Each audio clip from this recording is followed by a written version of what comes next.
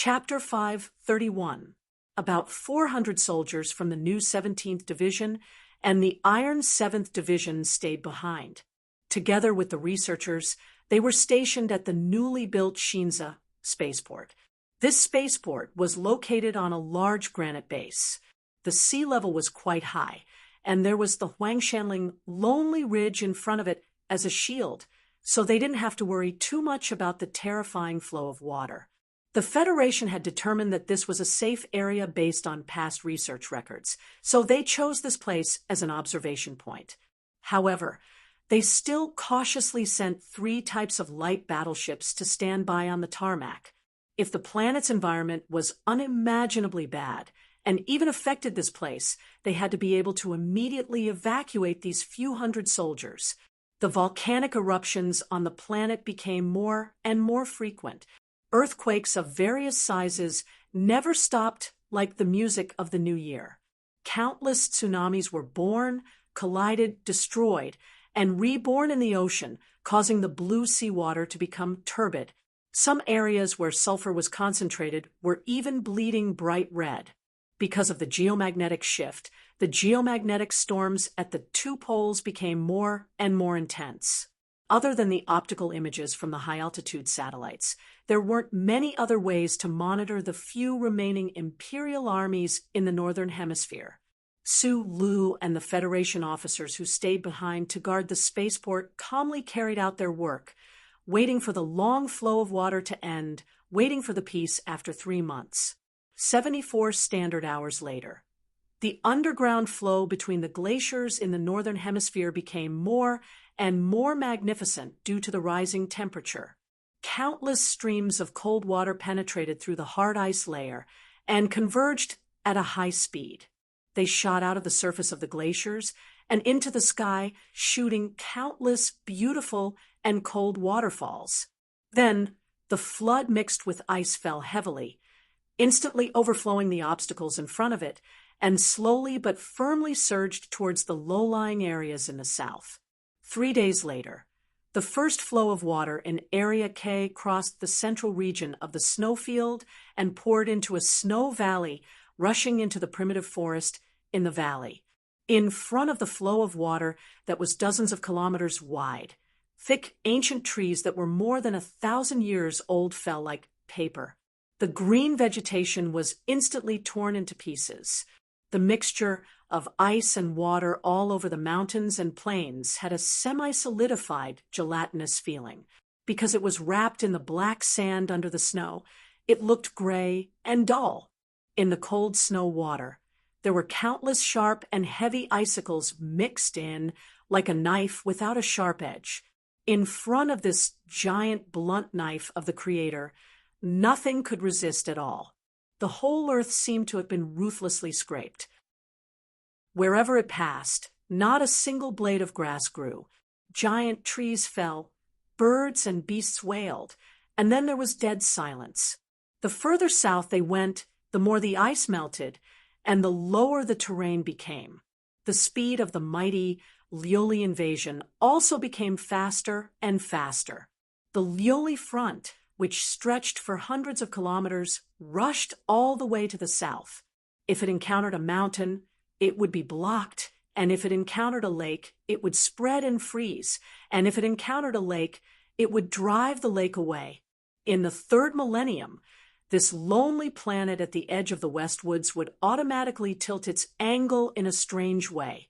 In this big movement that changed the sky and the earth, countless small earthquakes and volcanic eruptions would occur on the surface of the planet that was divided by ice and green. In the glacier area of 1/3 of the Northern Hemisphere, the most spectacular Lioli phenomenon would occur. Just like at this moment, the Lioli scene was so spectacular that it made people feel a sense of awe and fear towards nature. And this was only the first wave of this Lioli. With the help of the research of the previous generation of scientists and the support of the supercomputing power of the charter computer, the Federation was confident that they could leave humans on the surface of the planet for observation. However, Those who stayed behind could not help but feel frightened when they saw such an irresistible natural scene. Any big astronomical phenomenon would inevitably occur on a long scale. Even if a giant black hole swallowed a super-large galaxy, it would not be able to eat it in one bite. The soldiers of the Federation who stayed behind on the surface of the planet had to wait silently and nervously for 3 months.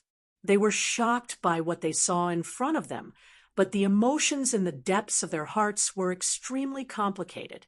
The Federation paid a great price. Countless comrades sacrificed themselves to force the Imperial Expeditionary Force into a desperate situation. However, just when the enemy was sure to lose, and they were about to win the glorious moment of glory, God came out to mess with them. Although the Lioli would definitely destroy the remnants of the Imperial Expeditionary Force trapped in the glacier, and victory was still there, this feeling was not very good. Su Lu definitely did not have this kind of emotion. He calmly completed his work in the engineering room and recorded everything that the optical lens captured. The Federal forces could be wiped out without a single person dying. This kind of victory was what he liked the most. Through the Federal Central Computer, he confirmed that there was not much crustal movement at the site of the massacre that was discovered a few days ago.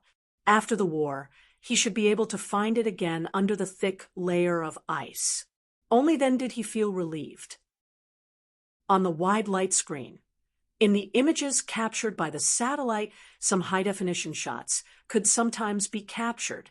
In the Lioli that was mixed with mud, rocks, and countless strange-shaped ice blocks, there were occasionally some thin corpses of the Imperial soldiers that were not wearing clothes that covered their bodies. Most of the corpses that were discovered had already been rubbed by the ice blocks and rocks until they were too horrible to look at. It was chilling to look at. Su Lu, who was extremely sympathetic, looked at the images on the light screen. He did not have the slightest bit of sympathy or emotion in his heart. His expression was calm.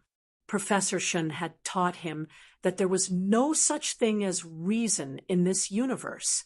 His experience over the years had also convinced him that God had never taken the initiative to punish any evil deeds. However, this time, the Lioli suddenly appeared more than 300 years ahead of time, which made him feel touched. People often said that God was not fair. Now, God was finally fair for once. This was the retribution of the Imperial Expeditionary Force that slaughtered the Federation civilians. Su Lu thought as he walked out of the room. He raised his head and looked at the gray sky that was mixed with strange lightning. He looked at the snowflakes that had just drifted down and narrowed his eyes. Because of the melting of the glaciers, billions of tons of Lioli carried countless ice blocks, boulders, trees, and even heavy mecha wreckage towards the south. At the same time, it also brought with it cold and relatively humid temperatures. In this season, it was definitely not supposed to snow at Xinqiu Airport, but it was actually snowing. I've never seen snow in Donglin. Su Lu narrowed his eyes and looked at the fluffy snowflakes that were fluttering in the air. He noticed that the snowflakes were a little gray because of the volcanic ash. After a pause, he continued, "That's why every time I see clean snow, I always feel very happy. I just suddenly thought that if it were to snow in Donglin, it would definitely be this kind of gray snow. You don't know how much dust there is in Donglin. I've always been curious. Boss, you're obviously from Shanglin. You've only been a soldier in Donglin for 2 years, but no matter how I look at it, you seem more like a person from Donglin." Bai Yulan held the cigarette between 2 fingers and took a deep breath. She looked past the fluttering strands of hair and asked softly, "Could it be that those famous stone miners really have such a great influence on people's behavior?" Su Lu did not answer. He just looked at the snowflakes in the sky and spaced out. The people in his hometown had never seen real snow. The cafe owner on Zhonglo Street had never seen real snow. The beautiful policewoman with long legs and boots had never seen real snow. His long-dead parents had never seen real snow. Oh, and his sister, Xian Yi, had never seen real snow either. Not being able to talk about his feelings for his parents, his sister, his hometown, and his childhood made him forget about it. This was the most difficult thing for Su Lu to accept in his life as a fugitive. Bai Yulan, who was squatting on the ground, looked up and saw a rare look of reminiscence on Su Li's face. After a moment of silence, she said softly, Bai Ziming has always liked to capture these kinds of scenes. If he were here right now, he would definitely be very excited. The documentary, Team 7 had already finished filming. The producer, director, guest reporter, and narrator, Bai Ziming, had already left and returned to the Golden Star Film Studio in the capital of S1. Only after hearing Bai Yulan's words did Su Lu recall this matter. Now that the production duo was no longer by his side, he actually felt a little uneasy. Although it was a spectacular sight, it would still be boring if one watched it too much. This was especially so if one watched it with a nervous and fearful heart. For a strong-willed professional soldier, this was a huge torture. Only the real scholars and researchers were extremely excited. They were screaming in the observation room. It was important to know that not all scholars had the opportunity to see such a rare sight that only happened once every 3,000 years. This was a temperament unique to the real academic community. Su Lu actually had a lot in common with these researchers. However, in the boring waiting time, he could not observe and record for a long time like them. This was because he was the deputy division leader of the new 17th Division, so he had to organize the study of the officers who stayed behind. Whether it was the new 17th Division or the Iron 7th Division, whether it was the troops who stayed behind on the ground or the fleet in space, at this moment, all the commanders gathered together seriously and checked the battle reports of the other two fallen stars on time every day. They were watching the command of a real military genius. In the eyes of the people, Zhong Suahu of the West Woods was a gloomy and violent dictator. He was the head of the 7 major families, a big shot who spanned both the military and the political world, and a big shot who ruled a corner of the empire.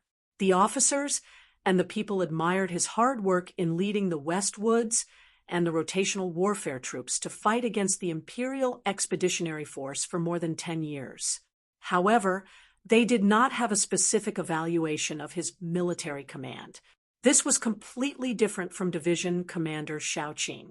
Because of some rumors, the people had always doubted the ability of the Federation's frontline commander-in-chief. These disregard and doubts instantly stopped when the Tiger of the West Woods went to the front line again and personally commanded the victory of the military operation. In the 163 and 3,320 systems, facing the most powerful force of the Imperial Expeditionary Force, this Tiger suddenly burst out with all his brilliance. The large army gathered by the Federation turned into an invincible iron stream under his command. He vividly displayed his amazing combat ability and announced to the entire universe that he was the most talented military genius with one shocking and ingenious tactics and meticulous strategic concepts after another. Who could have thought that the 3 divisions were the secret moves that Commander Zhong had prepared in advance? Who could have thought of it? I analyzed the battle report after the fact and still could not understand how he had arranged all this. How could those poor commanders of the Empire have guessed it in advance?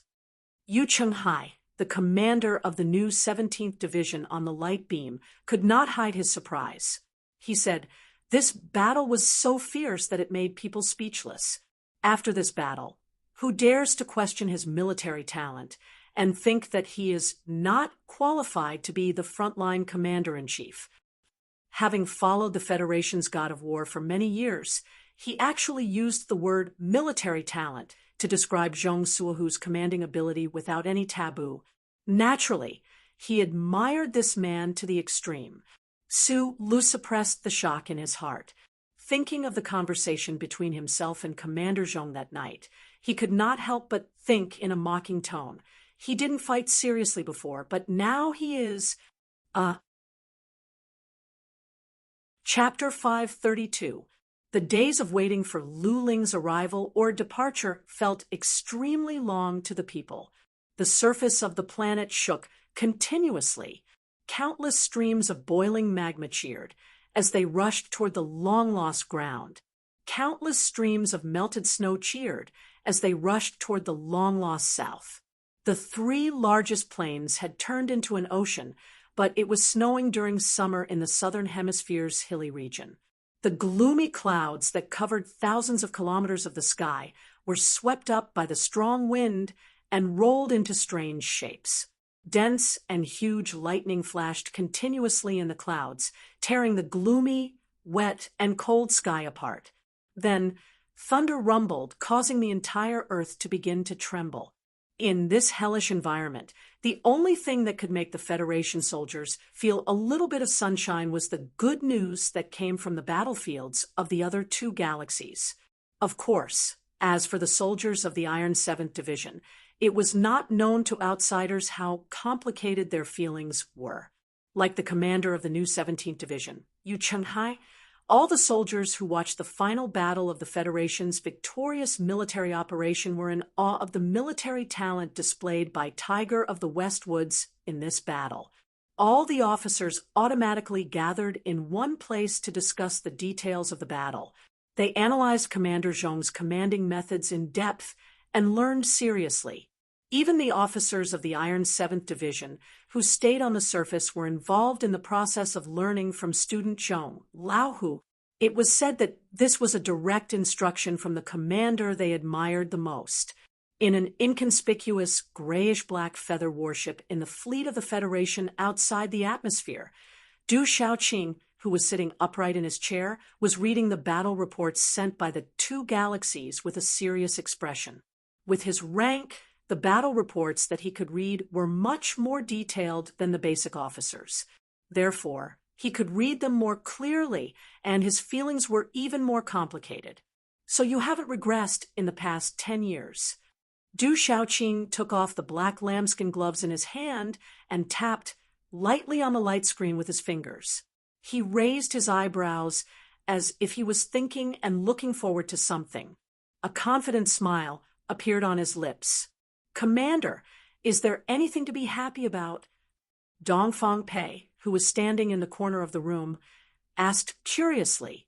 The Federal forces knew that Commander Shaoqing had a pair of extremely loyal subordinates. They were Shimin Jin, the commander of the defense battalion, and Dongfang Pei, the commander of the assault regiment.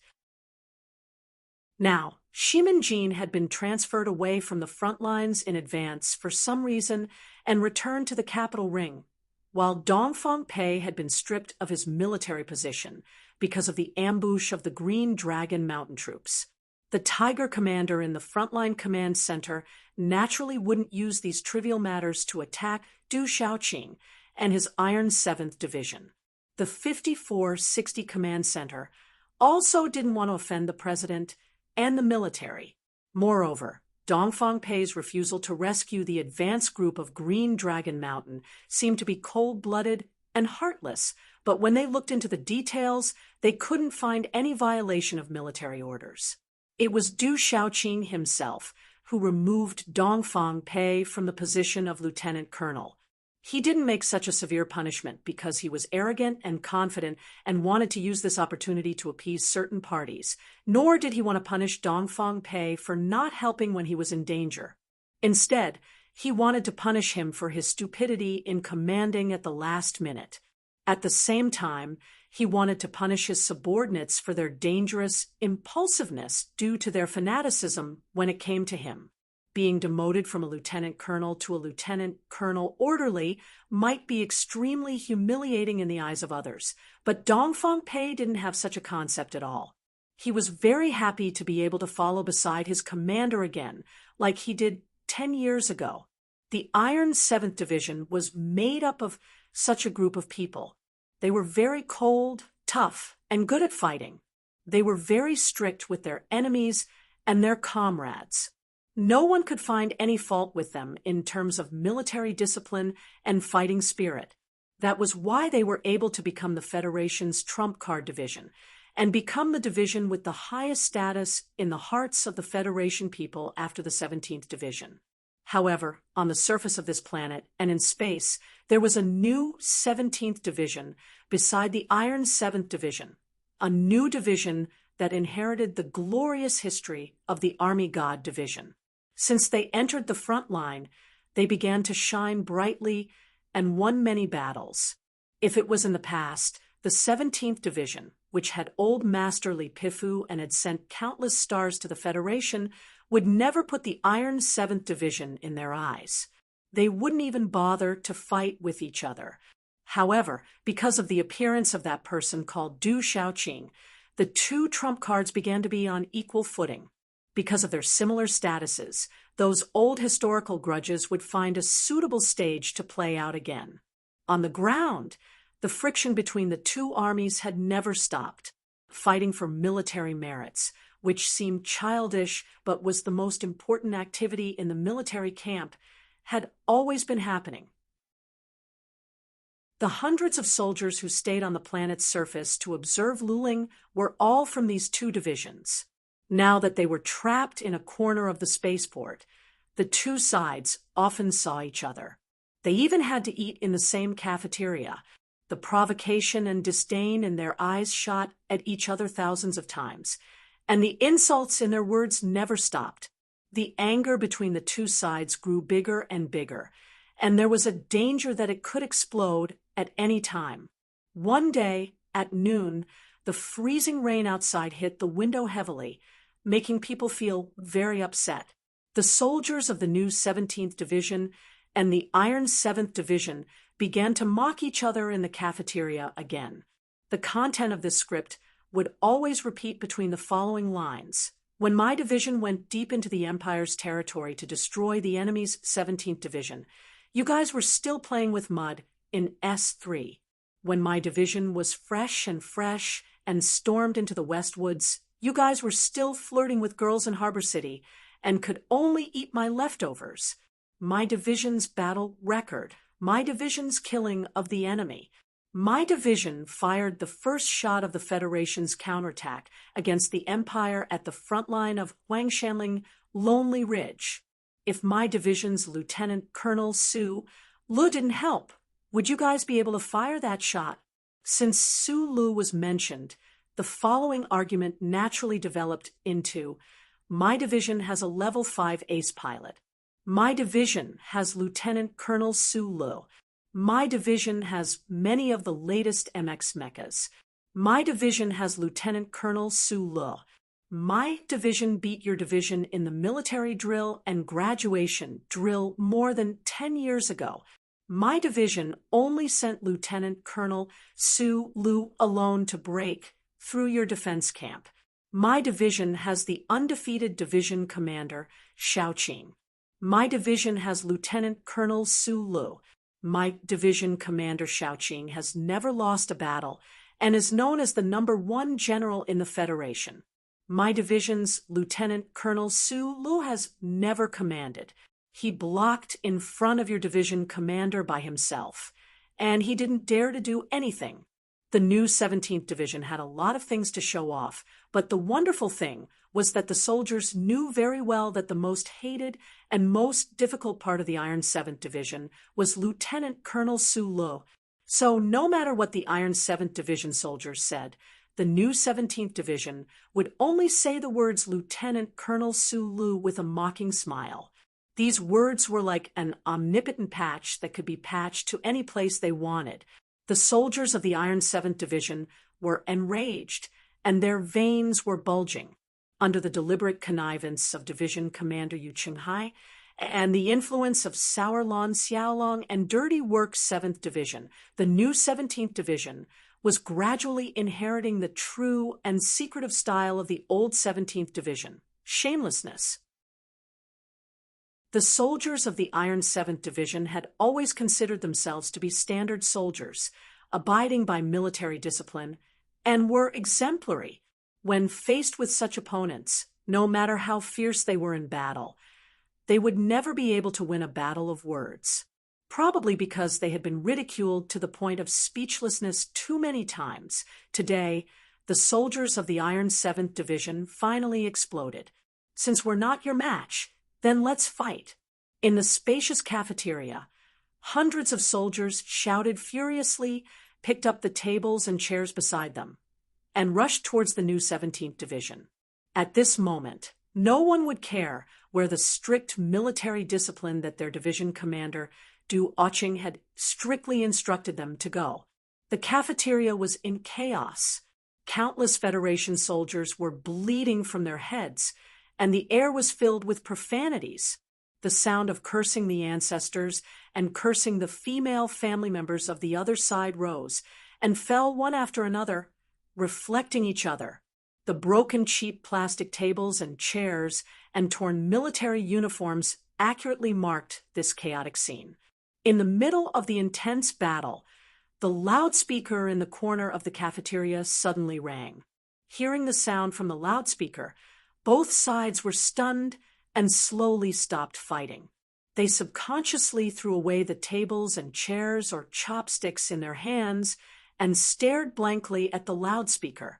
The loudspeaker was not Du Shaoqing's cold and angry rebuke, nor was it Lieutenant Colonel Su Li's sincere invitation from the sleeping lieutenant colonel.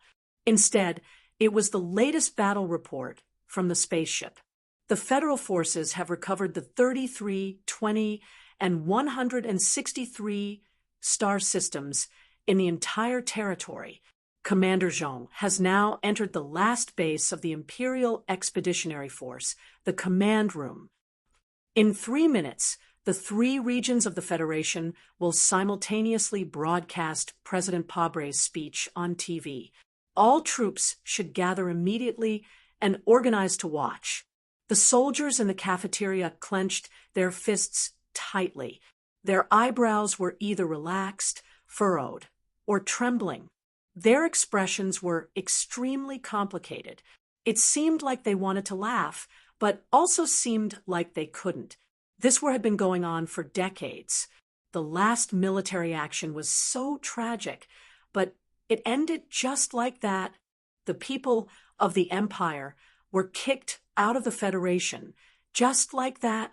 In the future, the children would ask their father, "What were you doing at that time? Are you going to say that you were beating up a detestable fellow officer?" The Federation's victory came so suddenly that not many people were mentally prepared. The people in the cafeteria were frozen for a long time before they woke up. The cheers replaced the curses, and the military caps that were constantly thrown into the air replaced the chairs and tables. All the soldiers excitedly clenched their fists and shouted, hugging the first person they could find and patting each other on the back. After a long period of cheering, the soldiers finally calmed down. They were shocked to find that the person they were hugging might be the person who was fighting with their lives just now. Their expressions changed drastically, and they turned around to go back to their own barracks to find wine to celebrate. They didn't look back at the other party again. Old General Ambly stood at the entrance of the heavily damaged fortification, calmly looking at the setting sun in the distance. Around him were traces of Liulin's rampage. The thick glacier was actually cut open, revealing the black rocks underneath. In the past few days, countless Liulin had poured into the underground fortification that the Empire had built for many years, completely destroying the last of the Imperial Expeditionary Force's strength.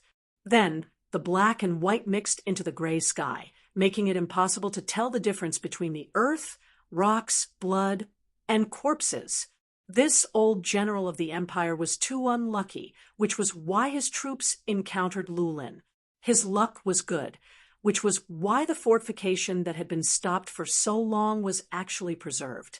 However, in reality, it was even more painful for him to be alive, because he saw with his own eyes the mutilated corpses of countless young people from the Empire. The military cap on his head was long gone, and the general's uniform on his body was full of small holes. The old man looked at the red setting sun and narrowed his eyes. The wrinkles on his face reflected the red light like a pile of burning paper. Chapter 533. No, General. Outside the black cave on the icy peak under the setting sun, the guard who had been following General Ambly for the past few days shouted in horror. He wanted to take the gun away from General Ambly's hand, but his ribs had been broken a few days ago, and even crawling was difficult for him. He could only reach out his hand in vain, trying to grab something. Ambly's arm froze, and he slowly lowered his head. His white hair was so dazzling under the red sun. After a long period of silence, he turned around and smiled at his loyal subordinate. There was a hint of consolation in his smile. If this was just a tragic war drama, the general who lost would have suddenly realized that he should cherish his life and live on bravely. He would have endured for many years and then lead a new army to launch a bloody revenge against the enemy. However, this was a real battlefield, not a drama. The Imperial Expeditionary Army had been annihilated, and General Ambry was just like his subordinates. They wandered around aimlessly, unable to find their way home. They would never surrender, and only despair awaited them.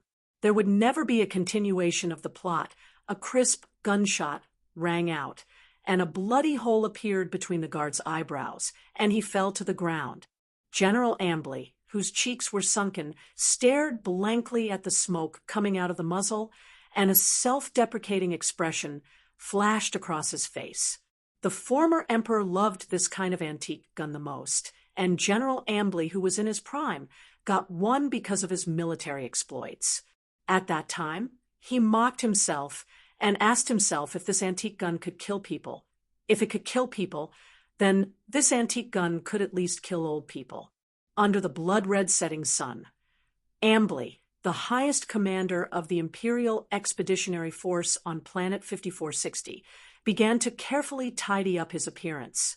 He took out half of a bone comb from his pocket, combed his white hair neatly, and then raised the gun to his forehead and pulled the trigger. After the gunshot, the old general's body suddenly collapsed. His senseless old and thin body fell forward and rolled down the dangerous black cliff. Along the way, he brought up some gravel, some snowflakes, and some dust before stopping. His head of white hair was already stained with blood and tangled into a ball. Su Lu, who had worked with the experts for 3 days and 3 nights, fell asleep. In his sleep, he could faintly hear the cheers coming from the canteen in the distance. A smile appeared on his honest and sincere face. He probably thought that he was dreaming about victory, but he still did not wake up. When he woke up late at night, he was somewhat surprised to find that the entire military camp was brightly lit and filled with cheers. The air was filled with the smell of barbecue and alcohol. Soldiers were lying on the ground drunk, forgetting about the freezing rain. He even saw a few old professors, who were usually serious, dancing the hip dance that was popular in the Capitol ring. What happened? Bewildered, he responded to the warm greetings from all directions, the cups full of beer, and the strong palms. It was only after a long time that he realized what had made the soldiers on the ground, who were about to go crazy from boredom, so excited. Victory! Su Lu responded to everything around him a little numbly, but for some reason, he was unexpectedly calm.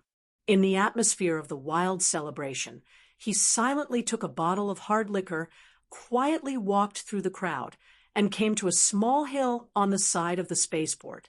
The clouds in the sky were still thick, and the freezing rain was still falling. His body was a little hot, but he did not feel cold. He did not know if it was because of the alcohol or something else. Almost half of the 3.5-liter bottle of amber liquor had already been poured into his stomach. His face was slightly flushed as he looked down at what should have been a grassland at the bottom of the hill, but was now a mud lake. He suddenly opened his mouth and said, "Did we win?" Yes.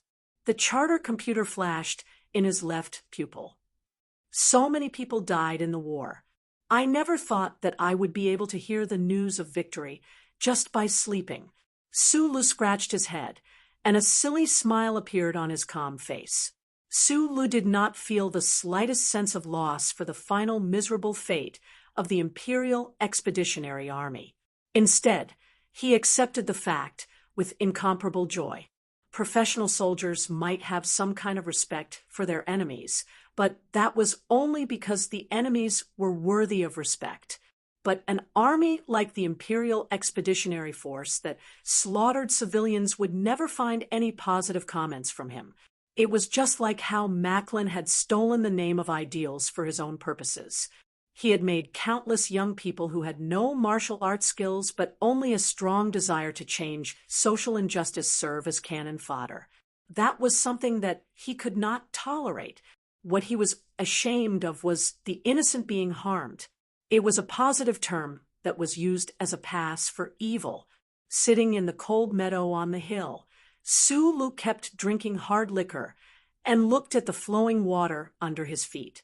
Thinking that the Federation had finally won, he could not help but frown and shake his head. Then he laughed foolishly again. That night, he laughed foolishly more than he had in his entire life. The TV camera was interviewing Jian Shuier, the national girl who rarely showed her face after returning from the front line. The producer, by Ziming, did not draw a picture. He still used his voiceover that was familiar to the people of the Federation to ask, according to the information that has just been declassified during the victory concert, Nutshell Group 7 was responsible for your security. Now, they have become a group of heroes in the eyes of the people of the Federation. Then in your eyes, what kind of army do you think they are? Jian Shuier, who was sitting on a circular sofa, wore a simple sportswear and a sports cap that covered all her hair. She did not seem to have expected such a broad question. She frowned and thought for a long time. In her mind, the lazy and rascally appearance of the members of Group 7 appeared. She could not help but laugh. Then she said seriously, I think they are the most adorable army in the Federation. The scene changed. It was still the same question. What kind of army do you think they are? Behind an office desk carved from Agarwood, the president of Nutshell Group smiled and said, They are the pride of Nutshell. They are the most outstanding young people in the Federation. The same question was repeated in the TV camera.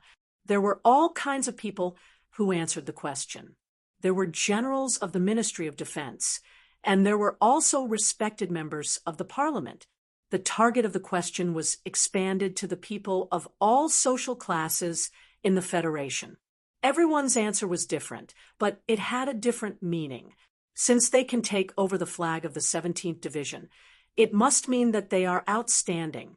As for the question of iron, I think it should be said that they are the trump card of the Federation. The person who answered this question was a young and proud officer of the 2nd Military Region. I don't know much about war. A female employee who was wiping the dust on her high heels was stopped by the camera crew. She stood up in a panic. Suddenly, a trace of shyness flashed across her face. But I have seen the TV. There are a lot of handsome young men in this army, especially Secretary Bai. He is very pitiful. Chapter 534. After a quick zoom on the TV screen, Xiong Lin Xuan's big face, full of mud, appeared. He was eating and staring at the camera in shock and said, Why are we fighting? Of course, it's to protect the Federation. Then he seemed to be honest, but he shamelessly admitted, But this is the answer you taught me to say. Miraculously, neither the Golden Star Film Studio nor the Federal News Channel cut out this part of the footage. The camera continued to film for a long time, from the big tree behind the camp to the entrance of the division headquarters. Gu Shifeng, who had been appointed as the new commander of the Electric Control Battalion of the 17th Division, answered the question innocently, Why did you fight? I say, Director, who came up with this stupid question? because the veterans are charging too fiercely. If we don't keep up during the battle, it will be very embarrassing. The muscular Yen Bingyen thought for a moment and answered seriously with a thick cigarette in his mouth. I really didn't think about this question. At the very beginning, we were sent to the West Woods for no reason. We were miserably drilled for 10 days before being thrown to the front line. Song Xiang frowned and thought of his friend who had left the army.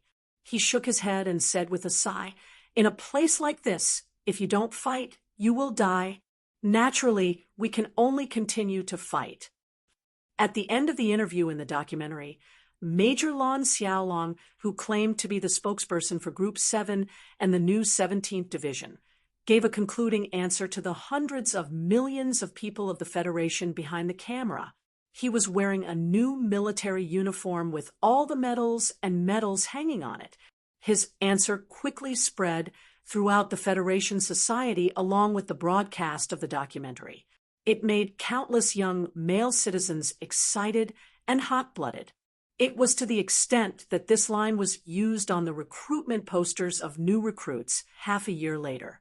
As for Major Lon Xiaolong, who said this line, it became the model for the best male Federation actors to learn how to act cool. Why are we fighting? Major Lon Xiaolong's expression was firm. His dark eyebrows were like swords. His gaze was deep and distant.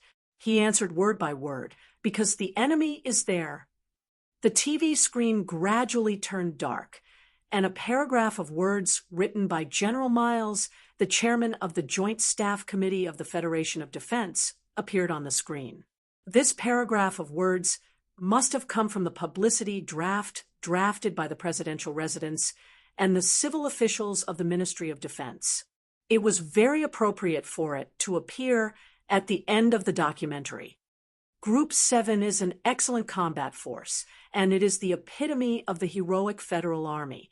They uphold a sense of discipline and honor, but their hearts are filled with precious free will. More importantly, they know why they are fighting. This is the biggest difference between us and the Empire's invaders. This is the most powerful reason why the Federation will definitely obtain the final victory. I, as a veteran who has participated in 2 major wars, would like to announce to all the Federation citizens that your troops are just like Group 7. They are on the path to victory and will definitely bring you more victories. I hope that this vast universe can bear witness to our great history. On the TV screen, this paragraph of words gradually disappeared like sand blown by the wind. It turned into darkness, and in the darkness, there was a dot of white light. It was a star, and then there were more stars. In the end, it turned into a sky full of stars. The magnificent universe appeared in front of everyone's eyes. Outside the TV screen, there was the gentle sound of a violin. In the sound of the violin, a clear and bright female voice gradually became clear and slowly sang, accompanied by a melancholy but strong and optimistic song. Countless pictures appeared on the black TV screen. These pictures were zoomed in and zoomed out to fill the full view. Then, one by one, they faded away and changed to the next one. 5460, the brightly colored planet. A close-up of a military vehicle's tires covered in red soil, Xiong Lingquan, who was hugging Darren's autocannon and roaring, and the 6 lines of fire in front of him. Magnolia, who was holding a small knife to cut down a tree, and a few strands of hair in front of his forehead with a calm and focused expression. The rapidly flashing black mass of tombstones in the hills, and the white pigeons flying above them. Hundreds of Federation soldiers were silently moving forward in the valley from a bird's eye view, maintaining a bowed posture. An officer in front was turning his head and shouting, his lips slightly open, but no one knew what he was saying. The battlefield, where the blood had dried up after a fierce battle, and the ashy faces of young soldiers who seemed to be sleeping with their eyes closed. The dense clouds of smoke formed by the dense explosions painted the clear sky with incomprehensible blocks of color. Several young soldiers were laughing and chatting, revealing mouths full of white teeth. In the close-up, there were two soldiers standing in the shadow of a tall mecha's alloy legs, lowering their heads and kissing with cigarettes. The last scene was Sulu sitting on the shoulder of the tall mecha. This time, he was finally not wearing that pair of sunglasses, but he was looking at the rising sun at that time. The red and warm sunlight occupied most of the screen, so the audience could only see his back. The TV screen returned to darkness, and the ethereal and warm female voice slowly ended.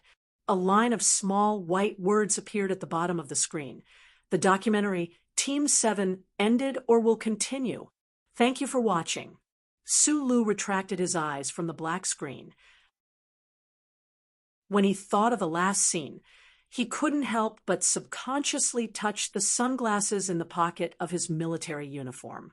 He forcibly suppressed the urge to put them on, picked up the eye drops, and dripped a few drops into his dry eyes. Previously, after completing the mechanical repair work in the Donglin mine, he had developed a good habit of protecting his eyes. Today, after watching 4 episodes of the documentary, he needed to take care of his eyes even more. At this time, he and the soldiers of the new 17th Division were on the Federation's battleship flying towards S1. During the short but somewhat boring journey, because of the interference of the signal from the spatial passage, the quality of the TV on the battleship was very poor, so the battleship began to play the documentary.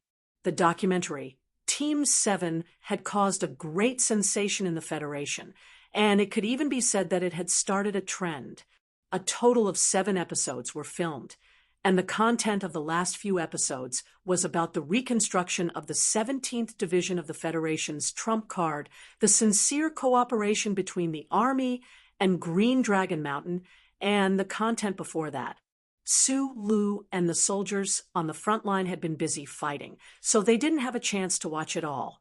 So today, they watched it from the beginning to the end with curiosity, vanity, and some uneasiness. You don't say, this documentary is really good.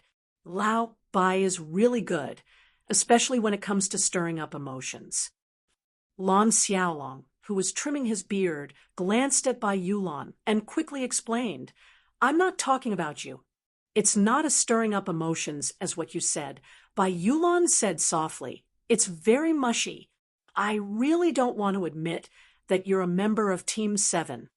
Sulu smiled, and in his heart, he admired the documentary's producer, Bai Ziming, as the subject of the documentary. He and his team members were all moved by the documentary, and it was easy for him to imagine what kind of emotions the ordinary audience would have.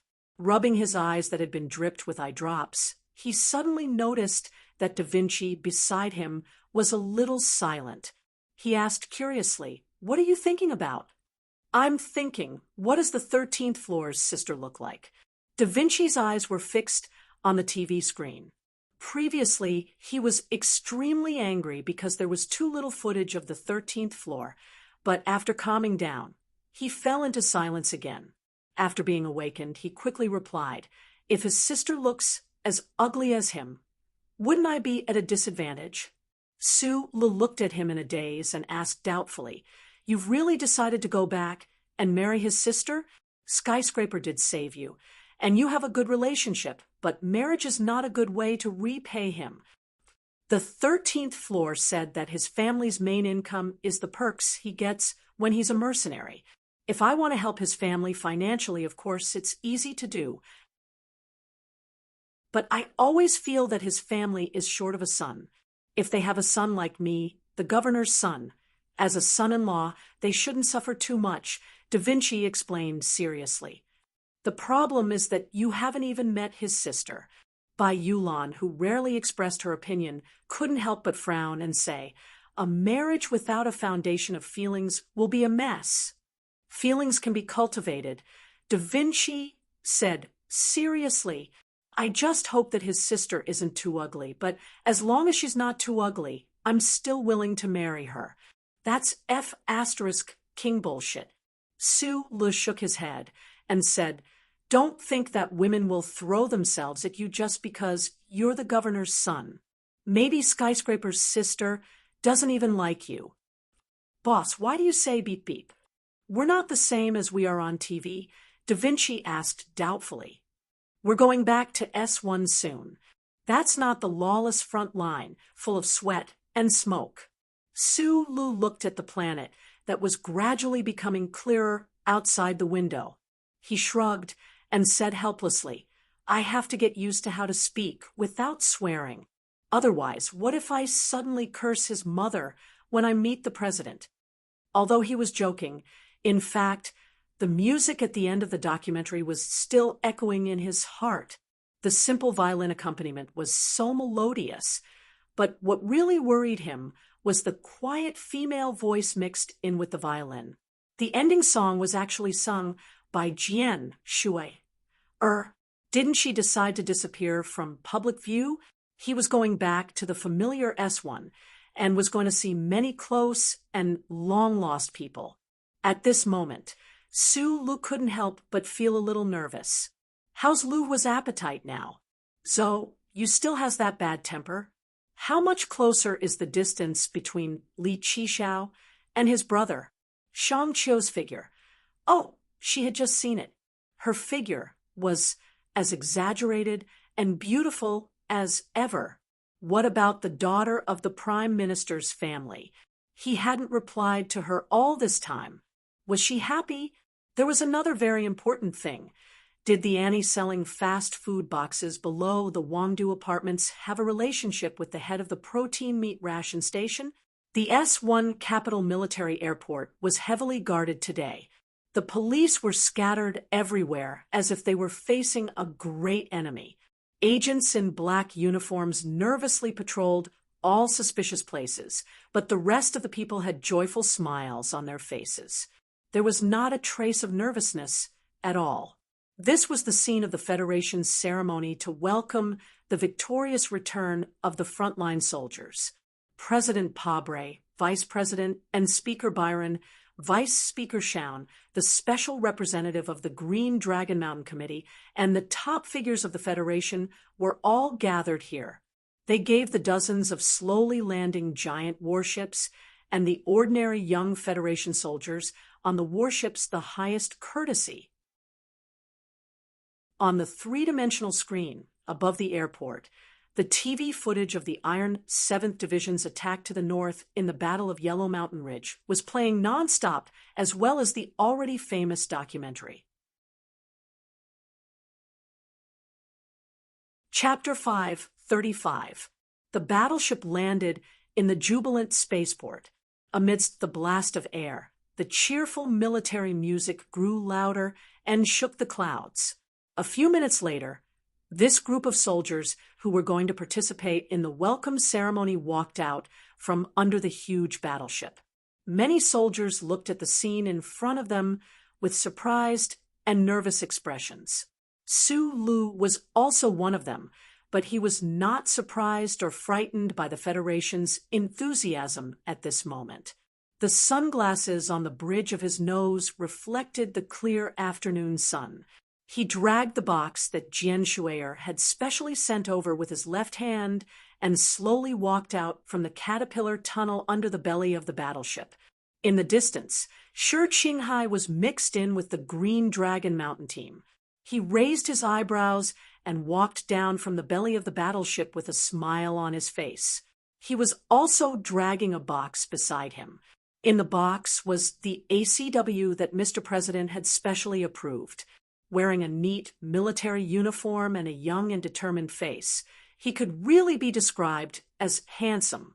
However, there were countless Federation soldiers arriving at the spaceport today, so the two of them were naturally submerged in the crowd. Most of the soldiers who participated in the battle had already returned to their respective planets.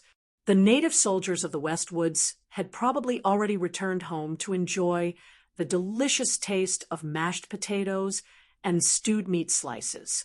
Only a small number of soldiers could appear at the Federation's welcome ceremony today. However, a small number here was a relatively new concept. More than 30,000 Federation soldiers gathered together, still a black mass spread over the entire tarmac. It was a very spectacular sight. The stern and austere military orders of the military commanders of the various troops rang out. Tens of thousands of Federation soldiers quickly lined up on the tarmac. In a very short time, they were divided into 3 square formations and lined up neatly in front of the rostrum. The military music gradually stopped. On the rostrum, General Miles gave a speech that was full of enthusiasm, but also full of the tone of a military camp. Then, he began to call the names of the soldiers who had participated in the battle to come up to the rostrum. The soldiers who could be praised at the ceremony were naturally people who had made outstanding contributions on the front lines. Sulu was not surprised to hear his name called. He lowered his head and rubbed his nose that was not used to the dry air of S1.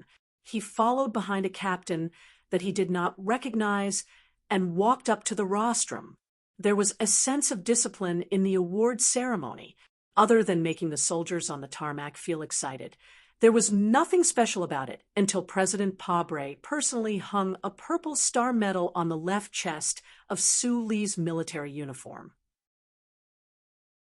The Purple Star was the federal military's highest honor. Even Madman Li, who had the most outstanding achievements on the front lines, had not won this medal until today. The people in the federal forces were very clear about the important role that Lieutenant Colonel Su Lu played in this victorious military campaign. They were very clear about the excellent performance he had displayed in the battle. However, when they saw the Purple Star medal hanging on his chest, they could not help but feel shocked. During the award ceremony, President Pabre's tanned face did not have any extra emotions. He calmly looked at Sulu and arranged his medal ribbon. His thick lips slightly opened and said in a low voice, "Little guy, this time we have returned what the Federation owed you." Sulu did not reply, as the person involved. He was very clear that this Purple Star medal, which represented the highest honor, was mainly a reward for assassinating Macklin and thus stopping the Empire's great conspiracy. The award from the president and the Ministry of Defense was just to make up for the past debt. After a moment of silence, he looked at President Pabre, raised his right hand, and performed a standard Federation military salute. He said, "Thank you, Mr. President." Following that, there were still quite a few officers who received awards. Among them, the most eye-catching one was, of course, that Du Shaoqing, who stood in the wind like a snow plum blossom, proudly admiring himself, yet was truly astonishingly brilliant and made people admire him. The award ceremony continued until the end. Zhong Shouhu, who stood at the front of the square formation, walked up to the rostrum with an expressionless face. He slowly raised his forearm, and the tip of his second finger was perfectly aligned with the brim of his hat. As the highest military officer who led the entire Federation's counterattack operation, Commander Zhong naturally had to have a different appearance. President Prabal stared at the Silan warlord whom the federal political circle viewed as an enemy and an irreconcilable enemy. After a moment of silence, he naturally opened his arms and gave the other party a warm and sincere hug, much to the surprise of the tens of thousands of soldiers present. "You've worked hard." President Pabre handed a square agarwood box to Zhong Shouhu and said with a smile, "The Federation has nothing to reward you with. This is just a personal gift from me to express the admiration of the female role in my family for your commanding skills." "Mr. President, you flatter me," Commander Zhong said with a smile. "I just didn't let you down." Hearing this, President Pabre put his hands on his waist and laughed out loud in a manner that was completely uncharacteristic of a politician. The ceremony was still going on.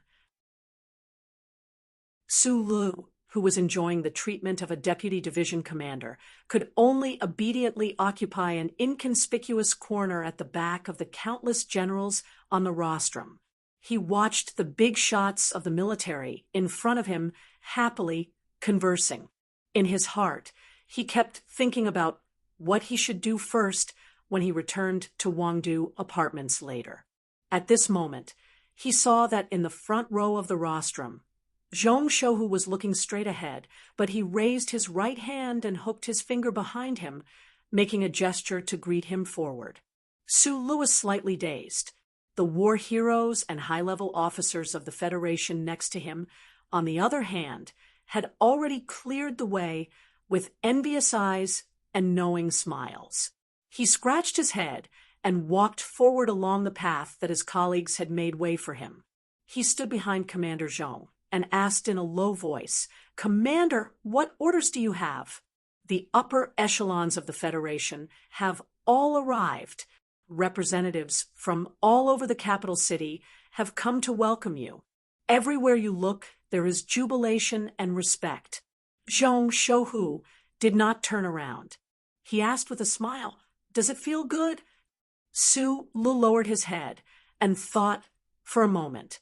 He then replied with a smile, "It does feel good." General Miles, who was standing in the middle of the first row, heard the conversation between him and Zhong Shouhu. He said indifferently, "Kid, this is the treatment we deserve as soldiers, so you have to get used to it." Zhong Shouhu looked straight ahead, shook his head, and said, "General, you stole my line. I saw this young man first." General Miles, as the chairman of the Joint Staff Officers, was the real boss of the military. Faced with the question of the local tyrant of the West Woods, he raised his eyebrows and said, "Is that so? The problem is that I got this guy out of Qingqing prison." Su Lu did not know how to respond when he heard the two top military bosses arguing about such a boring topic that was closely related to him. He could only lower his head and look at the dust on his military boots, keeping his mouth shut. At this time, he did not realize what kind of shock the scene of standing behind the two bosses and having a very private conversation would bring to the people present. This shock was not only the confirmation of some rumors, but also some problems in the future. "I declare victory. The military operation has achieved the most complete victory. From this moment on, no invader of the empire can stand on our own land." At this time, President Pabre finally began his speech. The president, who was born as a lawyer, continued his super-speaking ability that he had shown in countless elections. His words were like countless heavy fruits that fell on the fertile land, making the whole spaceport quiet down. The tens of thousands of Federation soldiers were focused, and a strong impulse and sense of honor was born spontaneously, making it hard to forget. At the end of the speech, the president waved his right arm vigorously, his body slightly leaned forward, and with a calm and determined look, he looked down at the participating troops and countless reporters and flashing lights in the spaceport, and said, "The free people will never be satisfied with the temporary victory over the despotic darkness. This year, or next year, I and all of you here will definitely fight to the homeland of the Empire." The Federation has never been a collection of belligerent citizens. The purpose of war is peace. It is still the same time, this year or next year, but we will definitely march forward bravely. Mr. Pabre stared at a young soldier in front of the dense square and said solemnly, "But we will not be blinded by victory. I can only promise you that that day will come, but I can't promise when it will come." Perhaps this is a strange remark that no one in the Federation who is used to winning is willing to say. But I have to say it. The president smiled and said, "Please maintain a certain degree of patience." There was still no timetable to enter the homeland of the Empire, and the political circle of the Federation was still hesitating. Even in such a grand ceremony, the president admitted it. Hearing those words, many people in the federal military standing on the rostrum lowered their eyes. What those generals and heroes hoped most was that the Federation could fight to the homeland of the Empire as soon as possible. On the spacious tarmac of the capital's military airport, it suddenly became quiet. No one applauded. The soldiers looked at the blurry figures on the rostrum with complicated feelings. They even had some bad omens. Could it be that during the glorious welcome ceremony, there would actually be signs of trouble on the stage? At this moment, Zhong Shouhu, the commander of the Westwoods military district, who no one expected, began to clap very seriously. General Miles began to clap without changing his expression. Then, Minister of National Defense Zhou Yingxing and Mr. Li Jiedu, the president of the First Military Academy, began to clap one after another. Applause seemed to be something that was naturally contagious, especially after the four military leaders made clear reactions. The participating troops, the government, and the high officials of the parliament all began to clap hard. In an instant, the thunderous applause soared into the sky. When the ceremony was over and Su Lu was about to leave with his team, a sentence suddenly floated into his ears. "Come to my house for dinner in 2 days." Minister of National Defense Zhou Yingxing stood at the front of the rostrum and didn't turn his head. No one could be sure if it was him who said those words. Chapter 536. Bai Yulan went to the hospital to visit her family members who were forever in deep sleep. Xiong Linquan had already boarded the long-distance train home. Lu Jiao went to the hospital to find her sister to check on her lingering abdomen. Lan Xiaolong took a military transport to the port. Da Vinci, accompanied by Gu Shifeng, nervously stepped on the road to Xiao Shisan's house to propose marriage. After the Federation government's welcoming ceremony, the soldiers of the participating troops ushered in a rare vacation. The new 17th Division was disbanded on the spot. The new and old members of Group 7 were busy with their own things, so Su Lu had a rare period of time and space to be alone.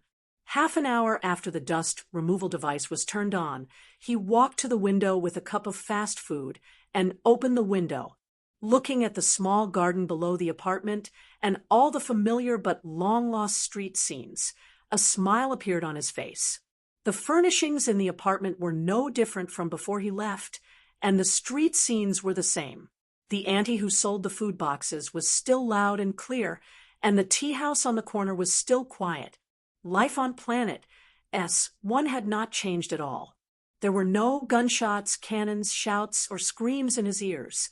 Only the beautiful music drifted out from the window next door, and the insects in the park below. There was no pungent smell of liquid explosives, no thick black smoke that covered the sun, no metal shells that dug into one's feet that one could not avoid no matter how hard one tried. And there was no blood flowing out, no gutted corpses, and no wounded soldiers howling in pain. There were only 2 quiet moons in the night sky, and a few clouds that slowly brushed against the faces of the moons. Su Lu could not help but feel a little lost. The fierce battles that happened at the front line did not seem to affect the rear at all. Between here and there, like the joys and sorrows of many people, it was a completely different world. But he had experienced, and clearly experienced, the great cruelty of life and death. Before he understood it himself, the experience at the front line had already left a deep impression on his life.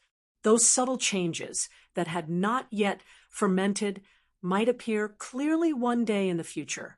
After casually finishing the lunchbox, he carefully cleaned the room and sat comfortably on the leather sofa that Zoyu had bought for him. He turned on the TV and watched the drama on Channel 23 with a relaxed and satisfied expression.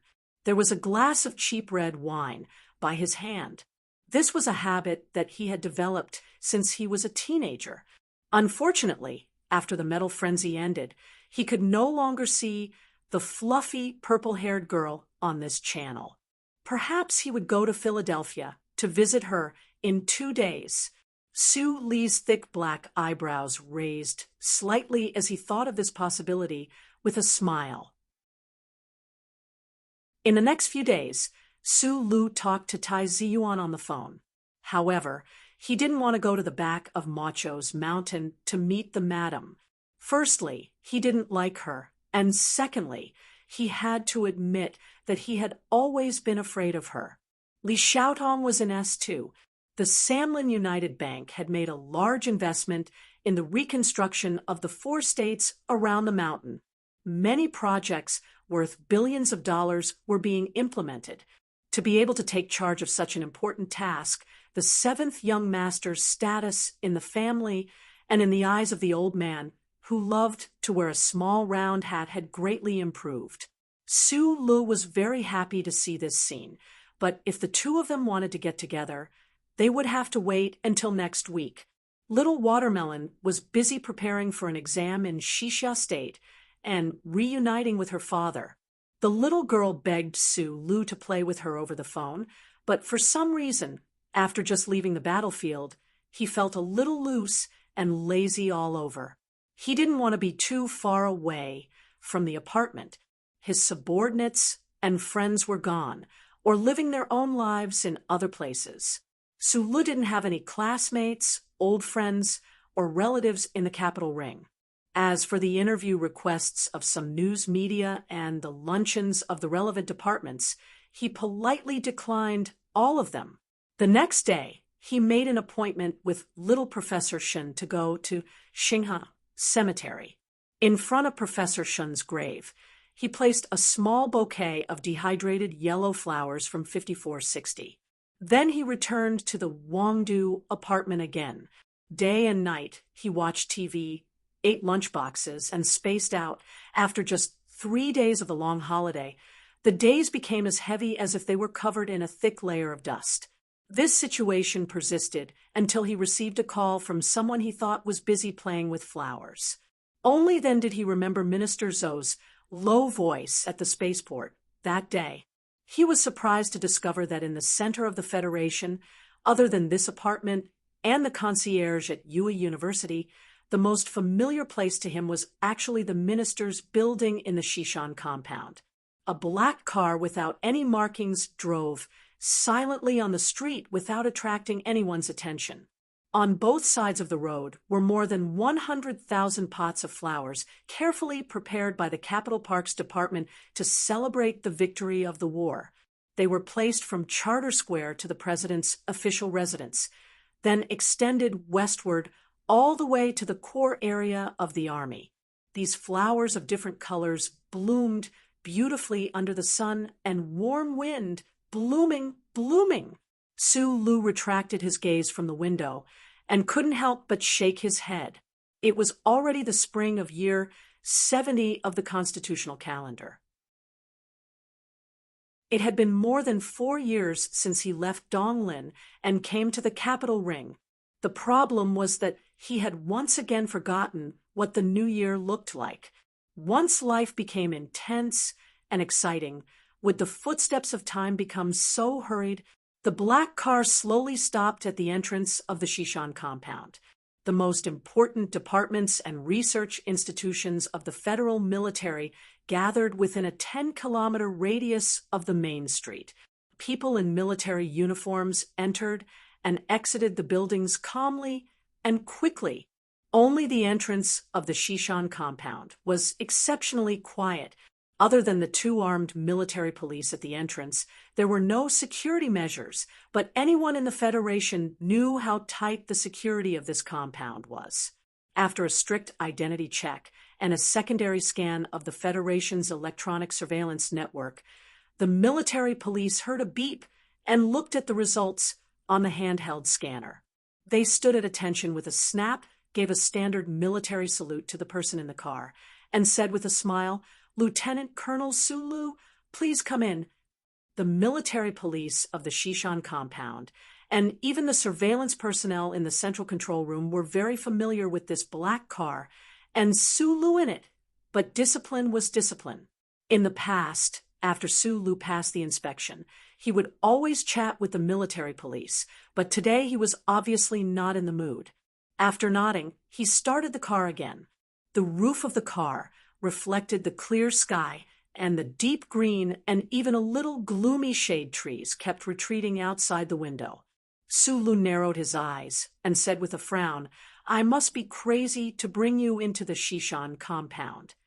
Sitting beside him, Shi Qinghai flicked the hard brim of his military cap with his finger, making a snap sound.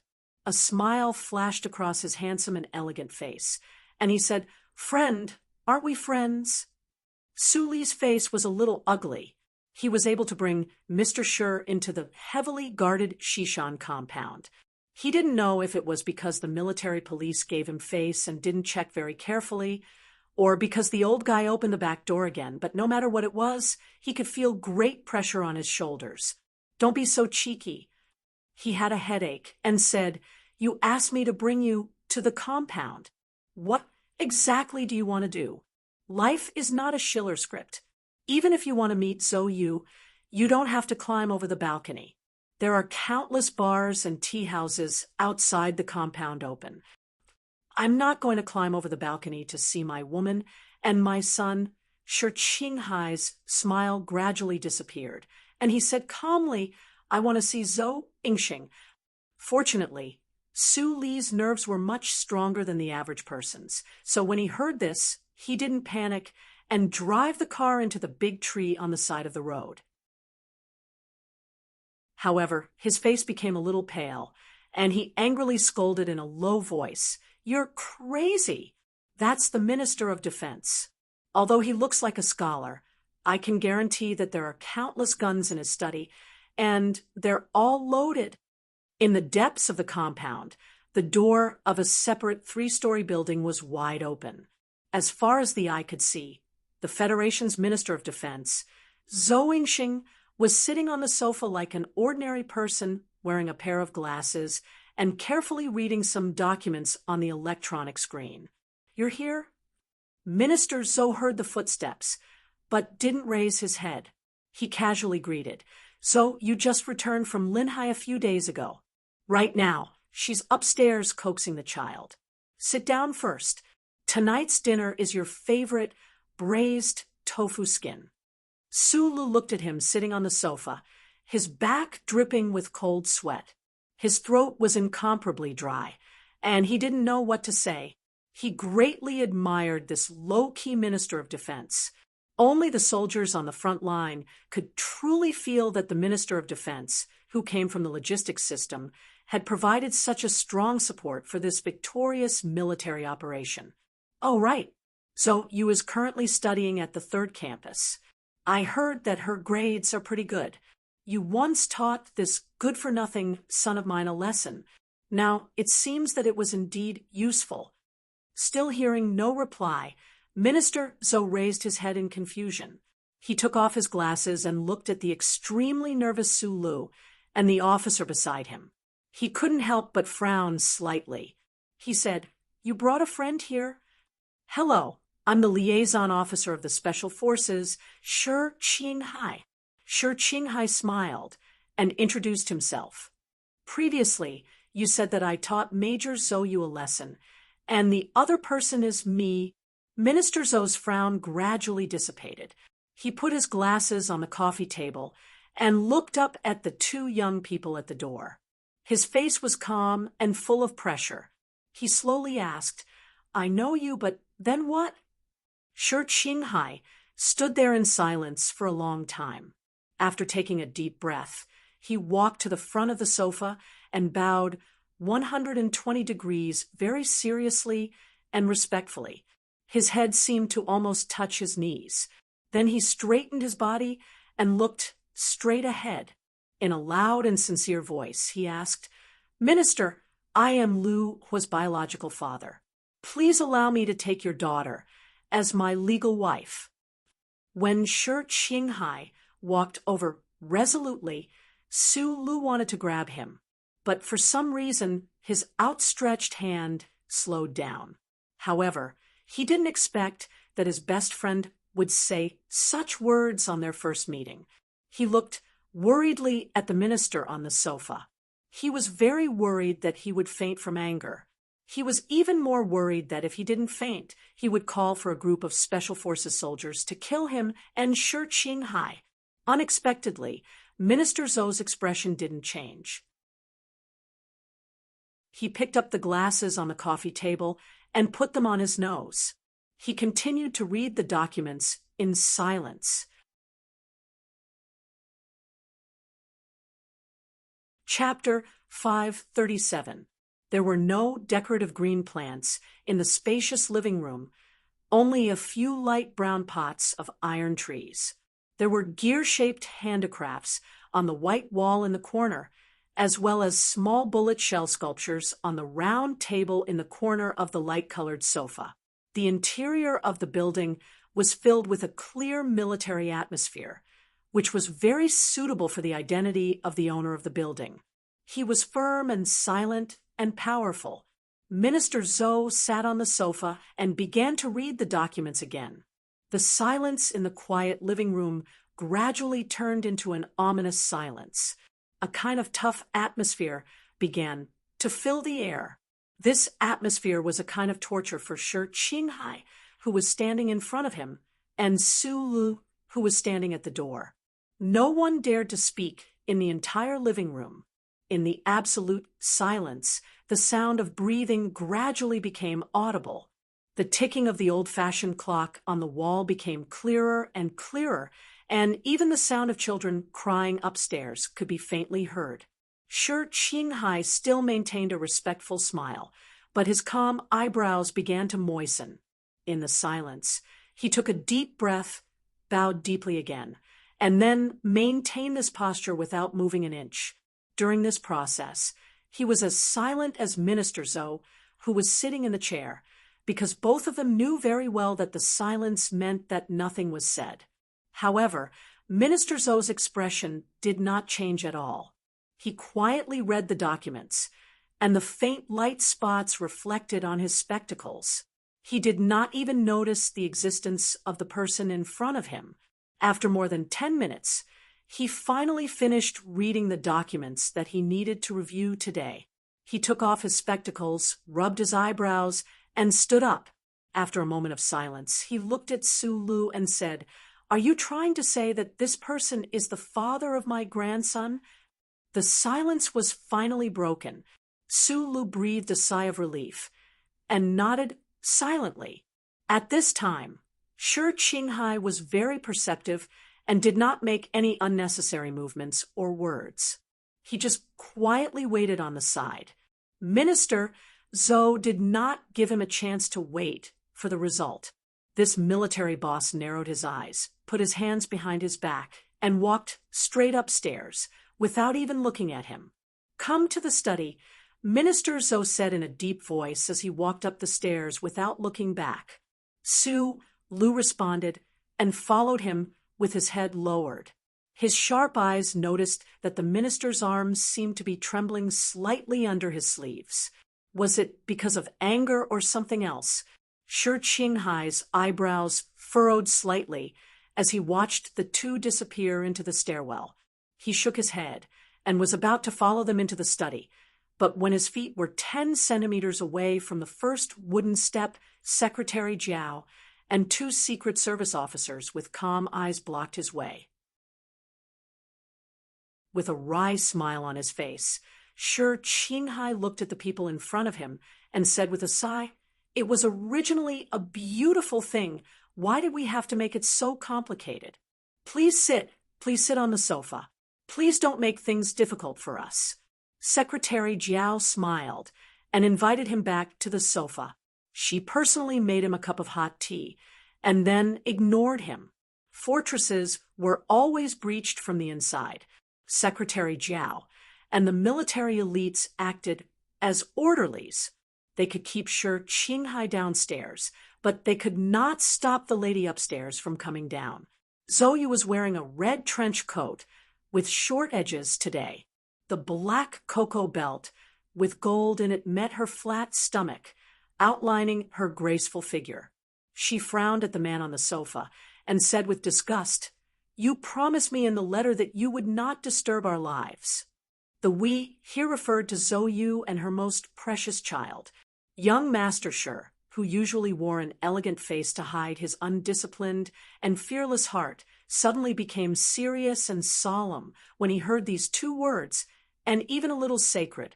He stood up from the sofa, looked at the beautiful girl in front of him, and said very seriously, like I said in the letter, after a long period of serious consideration and comprehensive consideration from a rational and emotional perspective, I think it is necessary for me to join your lives. In other words, we are together, and that is our life. Zhou Yu's bright eyes flashed with a trace of confusion and anger. She sat on the single-seater sofa, and her beautiful face flashed with strong sarcasm. She asked, "What do you want to do?" It seems that the way of explanation just now was a bit too artistic.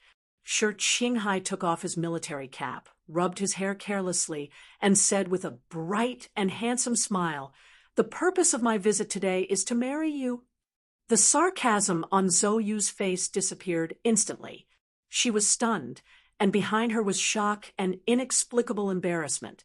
She slightly lowered her head and sneered to hide her emotions. After a while, she said, "This joke is not funny. This is not a joke. Just now, I formally proposed to your father. Because I don't have a family, I brought my best friend to be a witness and to show my sincerity." Shi Qinghai said in a gentle voice. Once this extremely handsome man showed such a sincere gentleness. Instead of the seductive charm in the nightclub, he appeared so warm and friendly. Zhou Yu was dazzled by this smile. She narrowed her eyes and stared at him in a daze. She thought about how Su Lu had seen this scene with his own eyes, and thought about how this man in front of her had pestered her for the past year. All kinds of complicated emotions surged into her heart. There was even a faint sadness, helplessness, shame, anger, and some kind of warmth that she was unfamiliar with. But after all, she was Zhou Yu, who was as cold and elegant as a piece of porcelain. Therefore, she did not move, nor did she cry. She just fell into silence. Then she picked up the kettle on the coffee table and made a second batch of tea for Shi Qinghai. The 88 degrees Celsius clean water mixed into the clean long glass cup, and the green tea spun nonstop. It rolled and stretched like fallen leaves in a stream, just like the mood of the silent two people on the sofa. Secretary Zhao quietly watched this scene. She gently waved her hand, and all the security guards in the building were taken away, so as not to disturb the silence in the living room. In the study room, Minister Zhou kept opening drawers everywhere, as if he was looking for something. Finally, he found a dusty cedar box in the corner. He opened the box and took out a thick stick of gray tobacco. He clumsily held it with 3 fingers, but he could not find where he had put the lighter. Because of his wife, the minister had not smoked for many years. Su Lu saw this scene and felt a little complicated. He quickly walked forward and respectfully lit the cigarette for him. After Minister Zhou coughed twice, he quietly looked at the red light at the tip of the thick tobacco for a long time. In the end, he didn't smoke. He put the tobacco on the stone and let the light green smoke slowly release into the air. "The first time I saw you was at Professor Shen's funeral in Xinghe Cemetery. It was raining that day, under a big tree. I told you, since you took the initiative to be the scapegoat, you should do it well." Minister Zhou looked up, his eyes calm but full of pressure. Under a tree on a rainy day, it is easy to be struck by lightning. It seems that my trust in you from the beginning was not very reliable. I understand. So, as long as Yuzi is willing, I can keep on being the scapegoat. But you should know that I can only be the scapegoat and have nothing to do with the scapegoat, Su Lu explained in a low voice. But the problem is that the scapegoat is not the style I like. So Ingxing thought of the person on the sofa downstairs, and his eyes became cold. He said, "And reckless, and brave to the point of being an idiot. Sure, Qinghai is my friend. Although he used to be a bit of a playboy, I can assure you that he will be the best husband if he is determined. Sulu looked back at him and said seriously, and after all, he is Lu Hua's father. No one can change that. Department head Zhou did not reply immediately. A thick sense of mockery appeared on his face as he said, one of the most successful spies in Green Dragon Mountain. He dared to assassinate Macklin with you. This kind of person, is it possible to be confirmed? The daughter of the Federation's Minister of Defense can marry this kind of person? I am not surprised that the Minister of Defense would know a lot of information when he heard the name Shi Qinghai. Su Lu tried to ease the tension in the study and said with a dry laugh, but at least this proves that he is indeed an outstanding person. It is not the Minister of Defense who is investigating him, but a father. Zhou Yingxing's voice sounded a little emotional. An anti-government spy who plays the violin every day outside the walls of the West Mountain compound. If he still can't figure out what is going on, it can only be said that this father has failed in his duty. Su Lu was shocked and then fell silent. Only now did he know that the minister had already determined who Lu Hua's father was. Speaking of which, although no one other than the two parties involved and Su Lu knew about the sudden drunken incident on that snowy night in Linhai with the Minister of Defense's monstrous power, it wasn't very difficult to find those minute traces after some suspicion. I will not agree to this matter because I do not want my daughter to marry a playboy, a spy, a playboy spy who can die at any time. Minister Zhou rebuked in a low voice, leaving no room for doubt. Su Lu did not have time to say more good words for Mr. Shi before he heard the minister's cold and simple last word. Get out. Su Lu was silent and walked out of the study with his head down. He finally understood where Zhou Yu's fierce temperament came from. The minister's highly respected scholarly image was just a facade. Zhou Yingxing watched Su Li's back as he walked out of the study. His anger subsided a little, and he could not help but feel a little complicated. The image of a young man carrying a pot and walking forward with a smile appeared in his mind. He felt very regretful. A minute later, Su Lu and Shi Qinghai were kicked out of the door by a group of soldiers. Zhou Yu, wearing a red windbreaker, leaned against the door and smiled, holding a cup of green tea in her hand. At this time, the phone in Su Li's hand rang. He shouted angrily, "Speak." The caller was Gu Shifeng, but the one crying on the other end of the phone was Da Vinci. They had been kicked out of the house by Xiao Shisan's father with an alloy shower head. What made Da Vinci sad and happy was that Xiao Shisan's sister was very delicate.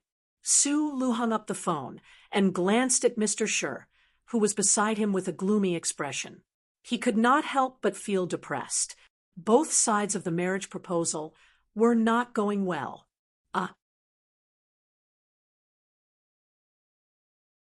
Chapter 538. The windows on both sides of the moving black car rolled down. Two hands stretched out, each holding a 37 brand cigarette. The cigarette had just lit up some ash, but it was blown away by the wind in front of the road, bright and red. Shi Qinghai took back his hand, took a deep breath, and licked his slightly bitter teeth with the tip of his tongue. He shook his head and said, "Speaking of which, I haven't said thank you to you since Soyu was pregnant." "You're welcome. You said it was something I should do. Maybe the taste was a bit strange, but I really didn't put in much effort. I just didn't end your family line, so I don't deserve your thanks." Su Lu said mockingly. His hand holding the cigarette was on the car window, and his free little finger and ring finger kept tapping the car. Shi Qinghai threw the cigarette but out of the window and replied, "If you can get my marriage done, I'll thank you properly. Although I also believe in freedom of marriage, you have to know that I'm not Judge Hiying, who can't even give face to Philadelphia." Su Lu said somewhat angrily, Her father is the Federation's Minister of Defense. What can I do? You have to think about this question yourself.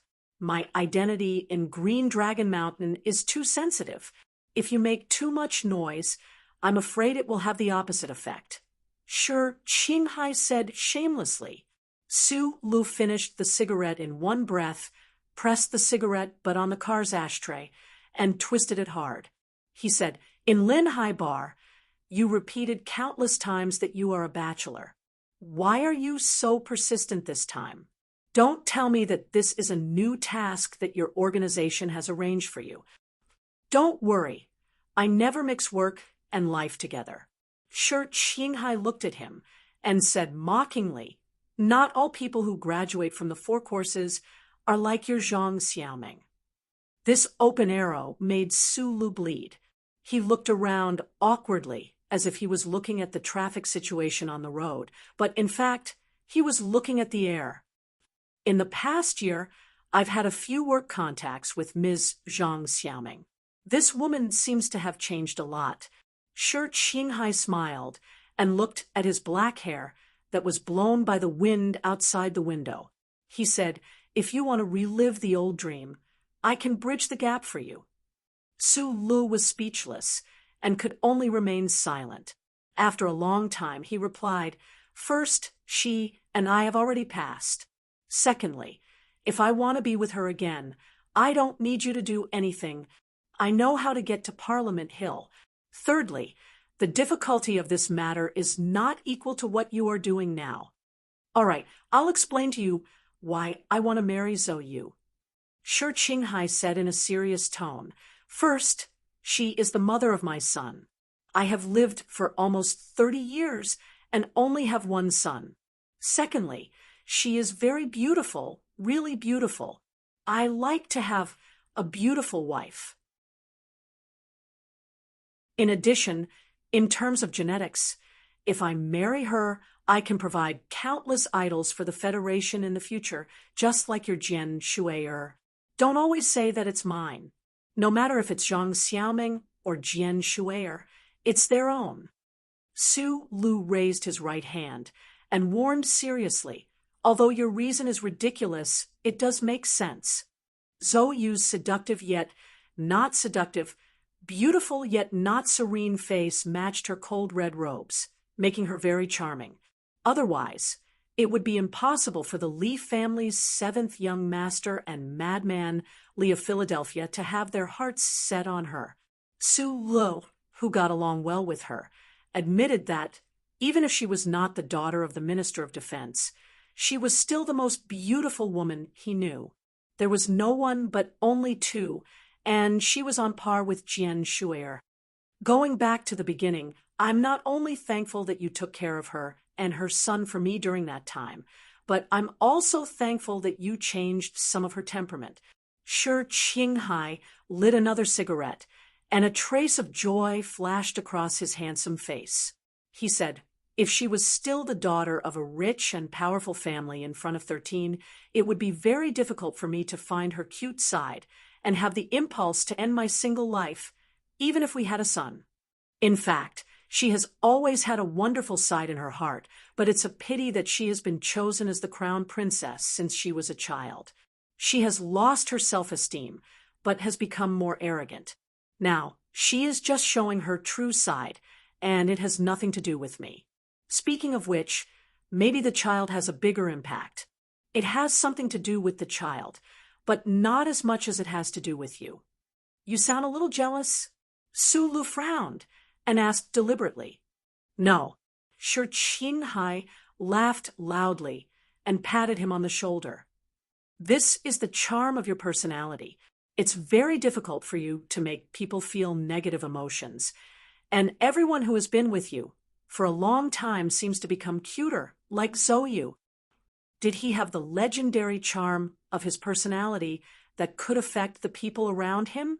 Su Lu thought about the comments made by Mr. Sher in the car and felt a little ashamed and proud.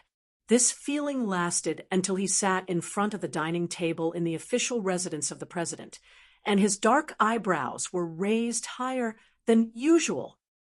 Lieutenant Colonel Su Lu What are you so happy about? Can you share it with us? Or would you like to share this plate of mashed potatoes with us first? That gentleman looks like he will be late for a long time, and I don't want the food I made to turn into a plate of ice later. Across the table, a lady in a light blue dress was holding a big bowl of mashed potatoes in her hand and putting them on an expensive antique porcelain plate. She looked at Sue Lu, who was deep in thought, and asked with a smile. Sue Lu suddenly woke up and nervously handed over the porcelain plate and said, "Madam, I just thought of something interesting."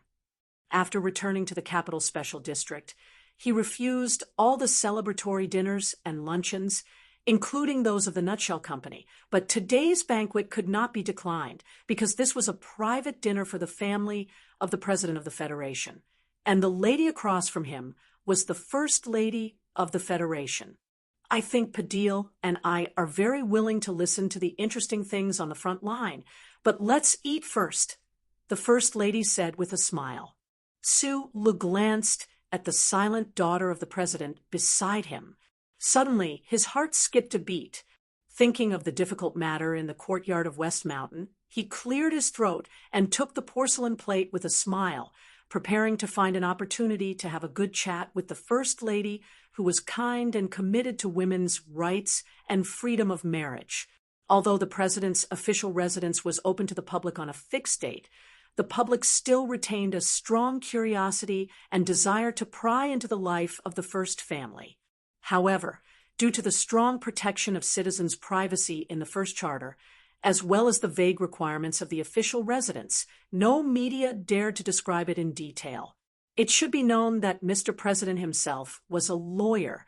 With his personality, he might really do something like sue the media in his capacity as president.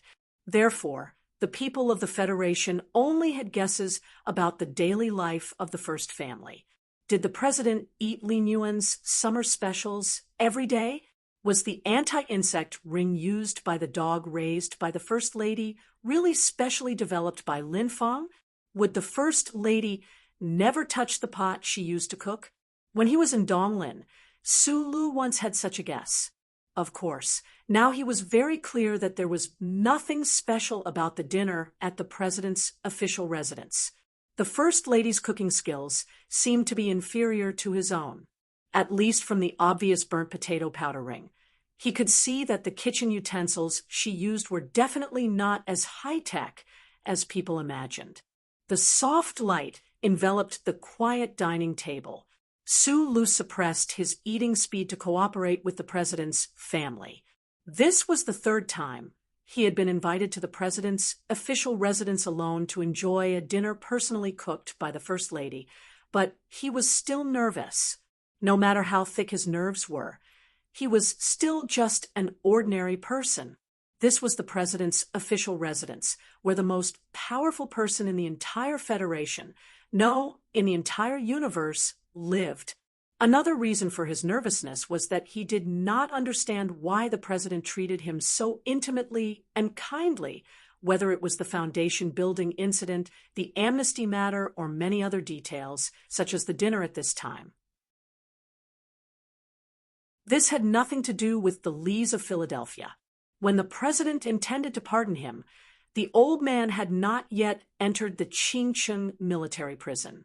This also had nothing to do with Macho's back mountain. It should be known that Lady Tai had already given up on him. This also had nothing to do with his contributions. When the president of the Federation awarded war heroes, there were always several rows of handshakes. How could there be such a private dinner that made him feel warm and surprised? "Sorry, I'm late." The president rolled up his sleeves and quickly walked in from outside the door. A simple smile appeared on his tanned face. He said loudly, "I finally understand why this job earns me more money every year than when I was a lawyer. It's because being the president requires more overtime than being a lawyer." Sue Lu stood up to welcome him. The three people at the table all laughed. President Pabre dotingly rubbed his daughter's head and then signaled for Sue Lu to sit down. He turned to his wife and said with a smile, "Thank you for preparing my favorite spicy mashed potatoes, but our young hero just came back from the front line. He probably needs some fried, high-fat meat the most." The First Lady smiled and was about to say something when Sue Lou hurriedly replied, "Mr. President," he thought of the protein synthetic meat that he had eaten since he was a child, and the fiber was terrible. After a while, he said hesitantly, "It's on 5460. The provisions of the army are very good, and we ate a lot of game in the forest. It tasted very good." President Pabre paused for a moment, then laughed and said, "I didn't hear that because I don't want the HTD Bureau to accuse our brave soldiers." The president's daughter, who was sitting next to Sue Lou, looked at him curiously and asked very slowly, "Did you eat it?" "It's okay. You also know that it's an enemy-occupied area. From a legal point of view, it's a temporary blank zone," Sue Lou replied with some embarrassment. President Pabre used a silver spoon with the insignia of the dynasty to pick up some sesame paste and mixed it into the mashed potatoes. After taking a big bite, he shook his head in satisfaction. He then looked up and smiled at him. "There's no enemy-occupied area anymore." Sue Lou smiled and replied, "Yes, Mr. President." President Pabre smiled and said, "Just now, General Hong Yuliang sent another piece of good news. The Federal fleet successfully set up an ambush in the desolate Star Zone outside the Westwoods. The Empire's expeditionary fleet that set out 6 years ago was completely wiped out." Sue Lou looked at the president in surprise. If this news was true, then the Federation's military operations in the Westwoods had truly come to a perfect end.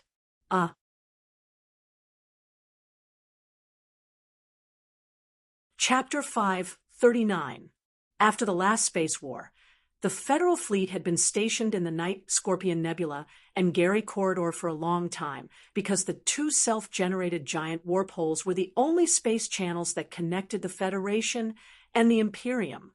The Night Scorpion Nebula and Gary Corridor were like two space gates made by the Creator, and the keys to the two gates had always been in the hands of the Federation. The Federation could freely choose the time to open the two gates and enter the Imperium based on the political, economic, and military situation. It was an indescribable advantage in terms of strategy. Everyone knew what the control of the two space channels meant for the situation of the entire universe. The Imperium had spent decades and generations of scientists researching without sleep and food. They had invested unprecedented resources and wealth, but they still could not achieve any success. To this day, they could only remain silent and frustrated in the face of the vast universe and launch a 6-year expedition to vent their anger and ambition. But the Federal Army had never let down its guard because no one knew whether or not the Imperium's technological level would skyrocket in a certain field because of the appearance of a certain genius. No one knew when, in the future, the densely packed small warships of the Imperium would pass through the space channels like a disgusting swarm of insects, silently appear in the black background of the universe, and march toward the prosperous and peaceful capital ring. Although the Federation's warships were much more powerful than the Imperium's warships, people would feel suffocated when they imagined such a bloody and terrifying picture. Because of the strong uneasiness and vigilance, the Federation had never relaxed its surveillance of the Gary Corridor and the Night Scorpion Nebula. Even when the resources of the crystal mines were seriously exhausted, they still maintained a powerful fleet and stationed it there for a long time. However, this time, in order to completely crush the Imperium's expedition strategy, the Federation had moved the main force of the Federal fleet to the desolate space zone outside the Westwoods. Because of the good news, the atmosphere of the private dinner in the president's residence became even more lively. Only the president's daughter, who was sitting next to Sue Lou, remained silent. The 12-year-old girl lowered her head and ate quietly. Now and then, she would subconsciously draw on the white tablecloth with her silver chopsticks, as if she was thinking about something. After dinner, the hot tea was served. Madam President knew that the men still had topics to talk about, so she smiled and exchanged a few words with Su Lu before preparing to take her daughter upstairs to do her homework. When the president's daughter walked to the entrance of the dining room, she suddenly looked at Su Lu and then revealed a pleading expression to her father. President Pabre smiled and nodded gently. President Pabre and Su Lu were the only ones left at the dining table of the official residence. Those solemn-looking staff members of the Special Task Force, dressed in formal black suits, were nowhere to be found. The president's residence is a side courtyard left behind after the palace was demolished. After the election, the first day I moved in, I was stunned by the luxurious decorations inside. From this, you can imagine how exaggerated the palaces that those emperors lived in were when they were still alive. President Pabre said slowly as he looked around the room at the famous oil paintings and wood carvings of the Du River. He picked up the silver cutlery in his hand, looked at Su Lu, and continued. The royal family uses these expensive cutlery, so naturally they have to distinguish themselves from the common people at the bottom. The cost of their meals is so high that the poor can never imitate them, so they can't eat like them. Su Lu listened carefully, not knowing what the president wanted to say to him, or if it was just purely personal. The people who want the election process to be expensive the most are the powerful, so that the poor can't get the right to be elected. The people who want the judicial process to be expensive the most are the powerful, so that the poor can't win the case. The people who want the media to be expensive the most are also the powerful, so that the poor can't get the right to speak. President Pabre said with a serious expression, the three elements that run through the spirit of the Charter, democracy, justice, and freedom of speech, all have a common characteristic in this environment, and that is the high cost of the process. So these democracy, justice, and freedom can easily become the democracy, justice, and freedom of the powerful. I couldn't become the president of the Federation without the support of people like Macho in the back of the mountain. But all the funds for the first election I participated in came from the people who trusted me. You may not be able to imagine how many disabled miners took out their meager compensation. That was the primary election for the state councilor of Nashi in Donglin. President Prabal furrowed his brows, but there was a sincere smile on his tanned face. He was probably reminiscing about his life, which was difficult but full of ideals. I also was a soldier in Donglin. Su Lu reacted, scratched his head, and changed his words. I know what the stones of Donglin are like when they're angry. In fact, I've always felt that your personality is very similar to the people in my hometown. The president laughed, and then the smile immediately disappeared. He said seriously, it is because I remember the people who raised money to help me in the election that I have never forgotten that I am an elected president. President Pabre had a pair of thick and charming lips, and his deep voice was full of firmness. So every decision I make must protect the interests of the entire Federation as much as possible. He looked at Su Lu and extended a finger. He said in a heavy tone, remember, it is the entire Federation, not the combination of politicians and powerful people. It has to be specific to every independent citizen. The entire Federation knew that the president was an eloquent speaker when he was a lawyer, but after entering politics, he became a leader with gentle words, but very influential words. At this time, listening to these powerful words face to face, although Su Lu was still silent, his heart was greatly touched. Everyone has their own position. The war against the empire has, to a large extent, eased the opposing feelings between the various levels of the Federation and unified our position. However, the military operation in the West Woods has achieved complete victory. Where should the Federation go in the future? Su Lu did not think that he had the right to discuss the future direction of the entire Federation with the President of the Federation, so he subconsciously thought that President Pabre's words were a heavy question to himself and not to him. However, after a moment of silence, he was surprised to find that the President had been looking at him calmly. "I am an engineer, and now you can say that I am a soldier. I don't know much about politics," he said with difficulty. Everything he said was the truth. "I can't give any opinions on such a big matter." President Pabre laughed and lightly patted the surface of the table. He spread his hands and said, "Then why don't you talk about this war from a military point of view?" Su Lu felt a little nervous. It should be known that the middle-aged man sitting opposite him was the most powerful figure in the entire Federation. At this moment, he could not help but think of the conversation in the restaurant in Sunset State. He could not understand why important figures like the President and Commander Zhong would value his opinion so much. Suddenly, he thought of a possibility.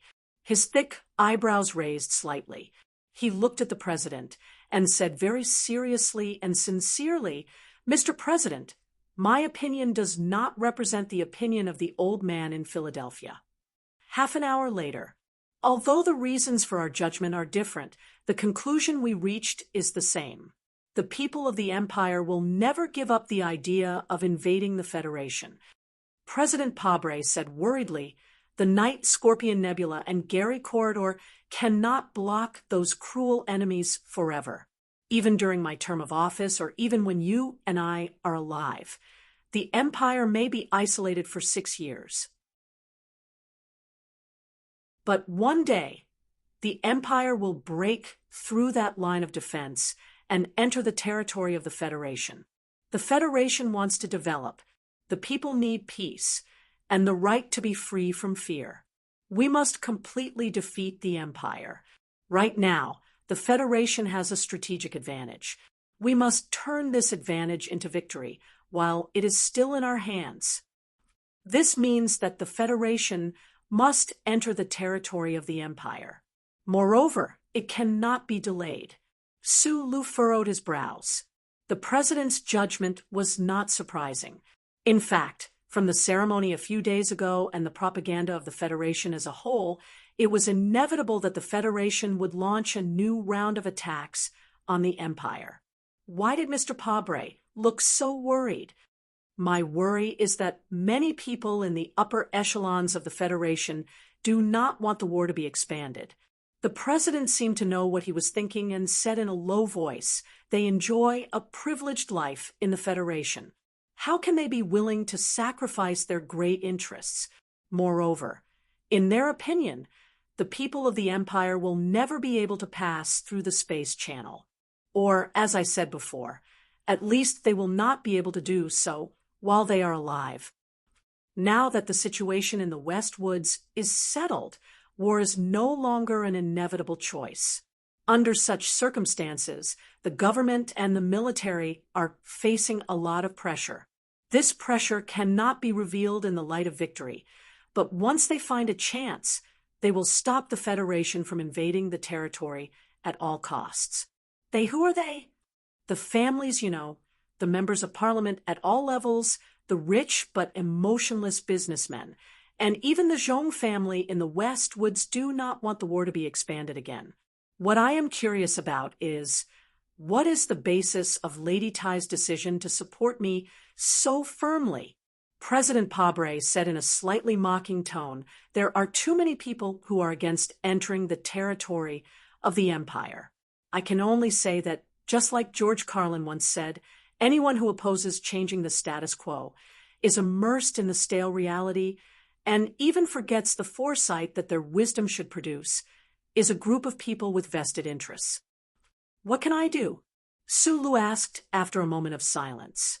President Pabre looked at the young man across the table, as if he was looking at his stubborn self from many years ago.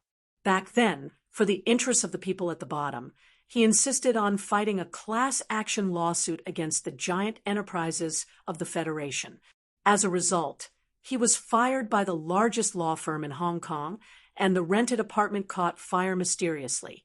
He could only drag the suitcase he borrowed from the guard, drag those heavy legal documents, and hold his newly married wife, stroll on the cold streets in the early autumn, and then sit on a bench in the park for a night. At that time, he was smiling, wasn't he? President Pabre slightly narrowed his eyes and looked at the simple face of the young man across the table. After thinking for a long time, he gave up his original plan and said with a smile, "Please send a message to Philadelphia for me. I want to ask the general to make a statement."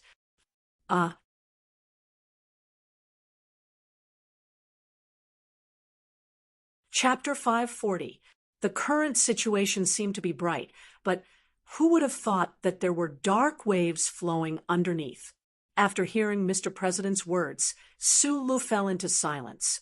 The god of war, Li Pifu, was an anomaly in the political system of the Federation. Even though he had been living in Philadelphia for many years, no one dared to ignore his existence. In the hearts of hundreds of millions of people, he had an incomparably high status. Although he did not deliberately control the voice of countless subordinates, in fact, he controlled the voice of countless subordinates. If this old man casually said a few words by the lakeside, all the noises in the Federation would disappear. Even those families who had inherited the imperial court's legacy and had extremely strong influence in the shadows of history had to politely avoid him in these few decades, again and again. From this point of view, it was natural that Mr. President hoped to get the support of the Lees of Philadelphia, through him, to complete the Federation's plan to attack the homeland of the Empire. But for some reason, Sulu always felt that something was wrong. Maybe it was because Mr. President had said too much at this official residence banquet, but in the end, he had asked for too little. In fact, in his opinion, Mr. President should be able to find a better middleman to invite the old man from the lakeside of Philadelphia, such as his political partner, Lady Tai, who did not worry about the back of the mountain. Sulu looked at Mr. President on the opposite side of the table, and his thoughts drifted to other places. The most common and the most complicated political affairs in human history were indeed a bit too complicated for him. Until now, he still couldn't clearly sort out the many clues of this banquet conversation and couldn't make his own judgment. However, he still wanted to help the big man on the opposite side of the table. A few days ago, Shi Qinghai said that he had a personality charm, but in his opinion, Mr. President had a kind of real personality charm. Maybe it was because they were both Donglin stones in their minds, or maybe it was because of what happened in the election, or maybe it was because Mr. President had shown a way of doing things that was absolutely different from ordinary politicians since he took office, but Sulu was definitely leaning towards Mr. President from a rational and emotional point of view. Actually, my relationship with the old man isn't as close as everyone thinks. At least, I'm definitely not his illegitimate child. Even Sulu himself did not find it funny. He scratched the back of his head awkwardly, and then his expression gradually calmed down. He looked at President Pabre and said seriously, "I will find a way to convey your thoughts to Lord War God." "Very good." Mr. President's voice was deep and his smile was sincere. "Next, I have another favor to ask of you." Su Li's expression turned serious as he said, "Please instruct me." "It's not an instruction. It's just a request from a father." President Pabre laughed and took a piece of paper and an ink pen. He pushed them in front of Sulu and said with great interest, "My daughter wants very much to have the autograph of a war hero of the Federation, but she is too embarrassed to ask for it in person." Sulu took the paper and the pen in surprise. Feeling that his cheeks were a little hot, he lowered his head and signed his name carefully, wishing the silent first daughter of the Federation a happy life and a happy smile. "How's Miss Padil's health recently?" he asked with concern. Everyone knew that the president's biological daughter had autism, when she was a child. Much better, but she still doesn't want to talk and looks at the TV screen every day, President Pabre said with a smile. Recently, she's been obsessed with the documentary called Team 7. Victory, victory. The two words full of power echoed on all the inhabited planets of the Federation. Even the mining engineers who endured the cruel space environment on the remote mining planets had painted the words on the enormous and heavy engineering mechas. It was needless to say that the young students who traveled happily in the bright spring were repeating everything that happened on the front line with high frequency and looking forward to the greater victory that was to come. In different positions, the perspective of considering things was naturally completely different. The ordinary people of the Federation yearned for one victory after another, while the big shots who could really influence the direction of the Federation stood on their own standpoints and made decisions that were in line with their own interests. War consumed a lot of resources and money, which would put tremendous pressure on the Federation's economic system. If they continued to attack the homeland of the Imperium, how long could the Federation's production capacity withstand the wartime logistics supply? How long could the military enterprises add zeros to the government's debt last? Would the terrifying amount of energy allocated in advance be repaid in the war? Would the continuation of the war bring any real benefits to the Federation? Or, in other words, would it bring any benefits to them? However, what President Pabre was worried about in the banquet in the official residence did not happen, although the old man on the shore of Feiching Lake was still silent in the current frenzied atmosphere. Those families who had opposing opinions on attacking the homeland of the Imperium, those rich capitalists, and the politicians they supported were also silent. Only silence. All the states of the Federation organized a grand welcome ceremony to welcome the brave soldiers who returned from the front line. The programs on the Federation's TV and those private TV stations were full of interviews with the soldiers and realistic and cruel battlefield recordings. Various entertainment channels began to broadcast a large number of military-themed TV series. Channel 23 of the Federation directly began to replay the first episode of Full Metal Rush in order to cater to the psychological needs of the people to celebrate the victory, from the political world to the literary world to the academic world. And so on, everyone was doing the same. However, all of this could not stop the people of the Federation from aiming the remote control in their hands at the news channel of the Federation on this night, because it was time for the annual Nebula Awards ceremony. Tonight was the live broadcast of the award ceremony of the literature and art category. The Nebula Award was an official award of the Federation, and the award covered all aspects of society. In previous years, the most eye-catching awards were undoubtedly the literature and art category, which was full of stars, but it was only eye-catching. In terms of importance, it was definitely not as important as the academic awards that had been given out 3 days ago. However, the atmosphere tonight was obviously different. Those cynics who were used to being indifferent to the TV series that anesthetized the ignorant, those scholars who only knew how to bury themselves in the laboratory, and those who were immersed in virtual life on the internet all put down what they were doing and sat in front of the TV screen with excitement, because they all wanted to know the answer.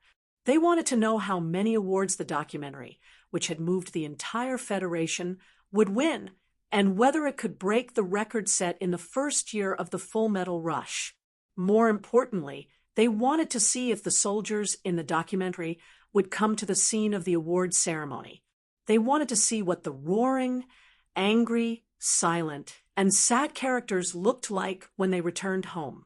The documentary, Team 7, which was produced by the Jinxing Documentary Film Factory of the Ministry of Defense and aired exclusively on the news channel of the Federation, was nominated for all the awards it could be nominated for, including Best Photography, Best Editing, Best Soundtrack, Best Film and Television Song, Best Soundtrack, Best Female Singer, Best Director. This documentary was not nominated for the Best Original Script or Adapted Script Award because it was a real story. And no, one could write such a realistic script.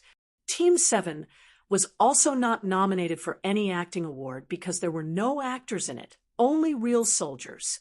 Including almost all the nominations, Team 7 was naturally nominated for the Best Documentary Film Award, but what shocked the entire Federation and more than 3,000 members of the jury was that Team 7 was actually nominated for the Best Film Award.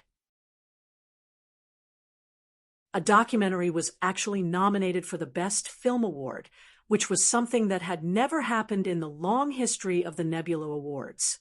After the shortlist was released, the Federation's press was in an uproar, but strangely, there was no harsh criticism or ridicule. There was only a wave of amazement and puzzlement. A member of the jury admitted in an interview with the official broadcasting agency anonymously that he had indeed filled in the name of Team 7 on the list of nominees for the Best Movie. However, at that time, he had been moved by the documentary and suddenly had a strong impulse. He did not expect that more members of the jury would do the same thing. The George Carlin Foundation Arts Center in the Southern District of the capital officially became the venue of the Federation's Nebula Awards ceremony 2 years ago. This decision was made by President Pabre himself. At first, it was to appease the angry protesting students, but now it had become the shortest historical tradition of the Federation, and no one was not used to it. Outside the large building of the Foundation Literature and Arts Center, thousands of people were excitedly waiting outside the cordon. Their eyes were collectively fixed on the huge light screen above the building. Those blazing eyes seemed to want to melt the picture on the light screen. The red carpet ceremony was over. They had already fainted from the excitement of cheering for their favorite stars, but at this moment, they were still waiting here, happily waiting for the results of the award ceremony. It seemed that tonight, the entire Federation was looking forward to the results. Inside the central building, a light blue and soft, three-dimensional light enveloped the spacious stage. It was empty. There were no award-winning actors or enthusiastic hosts. There was only a pillar of light formed by the blue light, and on top of it, words slowly appeared that left a deep impression. These words were the speech written by General Miles in the last episode of the documentary, Team 7. The art museum, which could accommodate thousands of people, was already full. The gorgeous stars of the Federation and the giants of the film and television industry were sitting in their seats. They were not smiling and leaning around to greet people as usual. Instead, they were looking at the stage, seriously. It was quiet on and off the stage. Only the breathing of thousands of people could be heard. In this silence and waiting, the melodious sound of a zither came. It was faint and beautiful, falling from the sky and falling on people's clothes and hair, adding a sense of harmony. In the sound of the zither, a beautiful girl that no one expected appeared in the blue light column. She gently clenched her fists and looked at the light in the sky, as if she was looking into the distance. She began to sing softly. Jian Shuier, the national girl who had disappeared from the public for a long time, sang the ending song of the documentary, Team 7, a mixture of sadness and sunshine, opening the curtain of the Nebula Awards ceremony.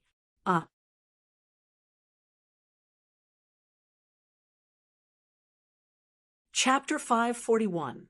Listening to the gentle singing in the large venue, Su Li's nervous body gradually relaxed. He loosened his grip on his sunglasses and quietly wiped his sweat on his military pants. At this time, he was sitting in the best seat in the audience below the stage. Around him were all celebrities that he could only see on TV. Nowadays, he was not nervous because of this, but it was his first time attending this kind of event, so it was inevitable that he felt very uncomfortable. Being a military officer or an engineer was not compatible with this brilliant world of literature and art. He had never thought of attending the Nebula Award ceremony. However, as a war hero deliberately promoted by the federal government, he had to do some role-playing. Even Xiaoqing, who was as cold and proud as a snow plum, had accepted an exclusive interview with the federal television station and was asked a lot of stupid and boring questions about the relationship between music and tactical deduction. During the interview, Du Xiaoqing frowned and answered that music was just a personal hobby. It had nothing to do with tactical deduction. The host was stunned for 3 whole seconds. Su Louis Du Xiaoqing. He did not have a realistic pursuit of a military career, so he did not care about the rules of the war hero game.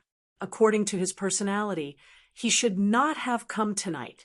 However, Director Breen personally called the president's official residence, and the Ministry of Defense gave him a clear order.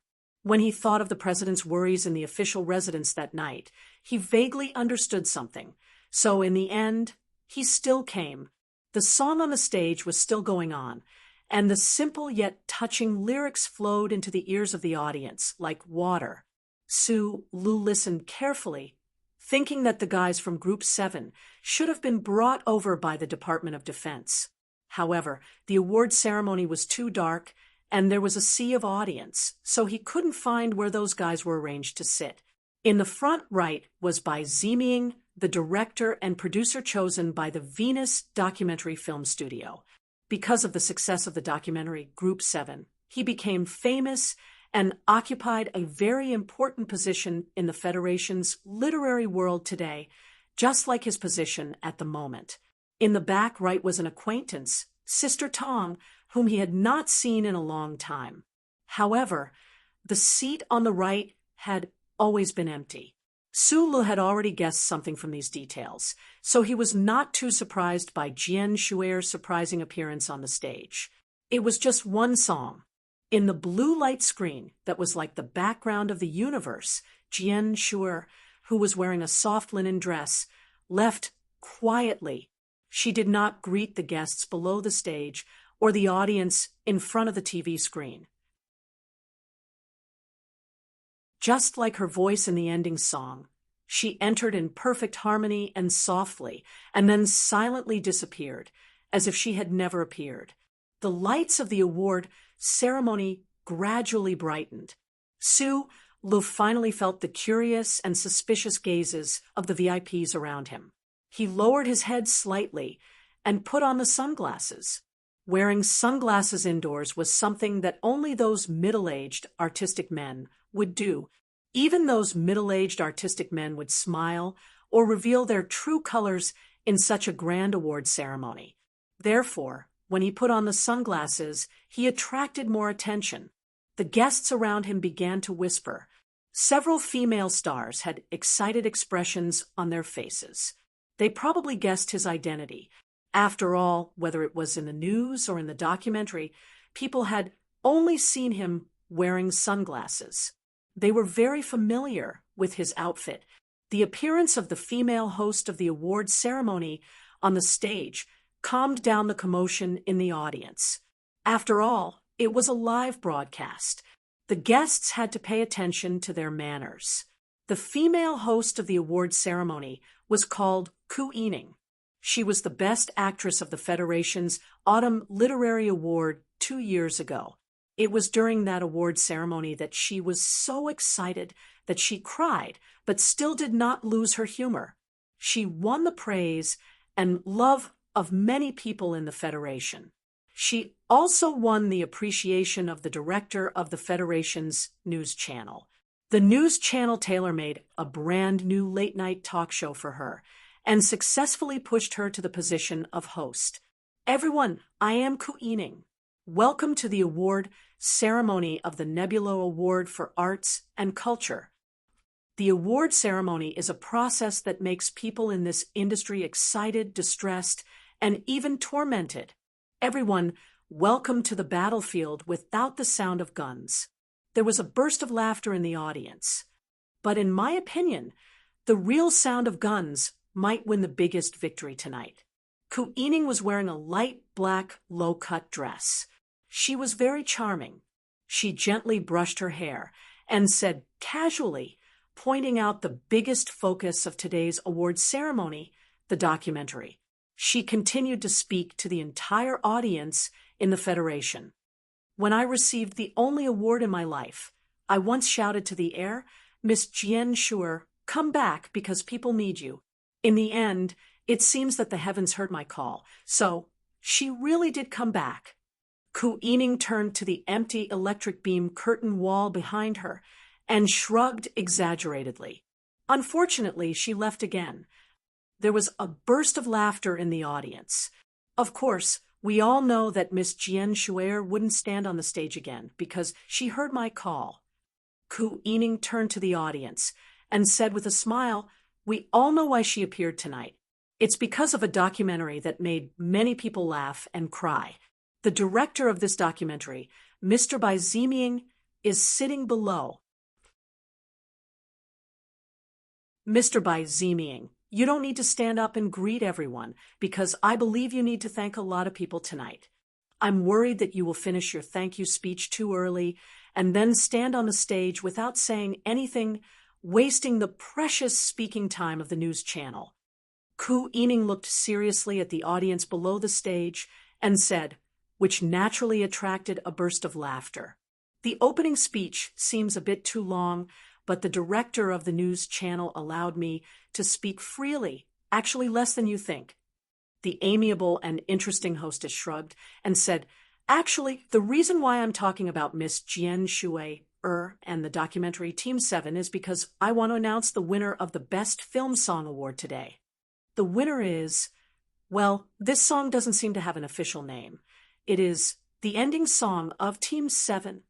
Songwriter and singer, Miss Jian Shuer."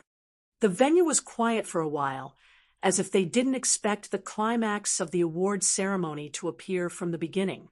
Then a burst of thunderous applause broke out. This applause was for the legendary Jian Shuer, who had already left the world, and for the documentary that had won countless praises. Nebula Award for Best Cinematography in the Arts category. Team 7, photographer Huang Taiheng.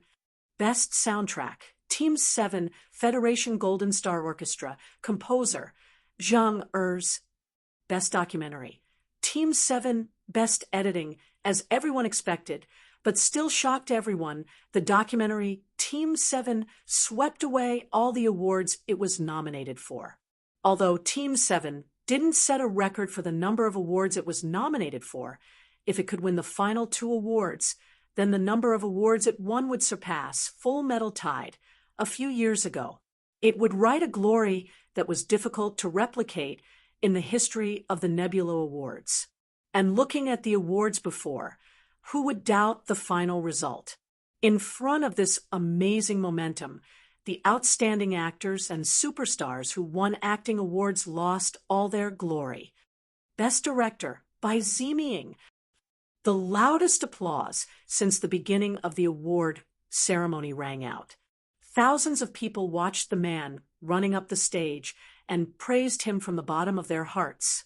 Documentaries were not easy to shoot, and it was even more difficult to shoot a war documentary. Bai Ziming and his team endured the fierce artillery fire for such a long time in the difficult front line. It was really respectable. Moreover, this war documentary didn't fall into the inherent pattern of tragic or heroic.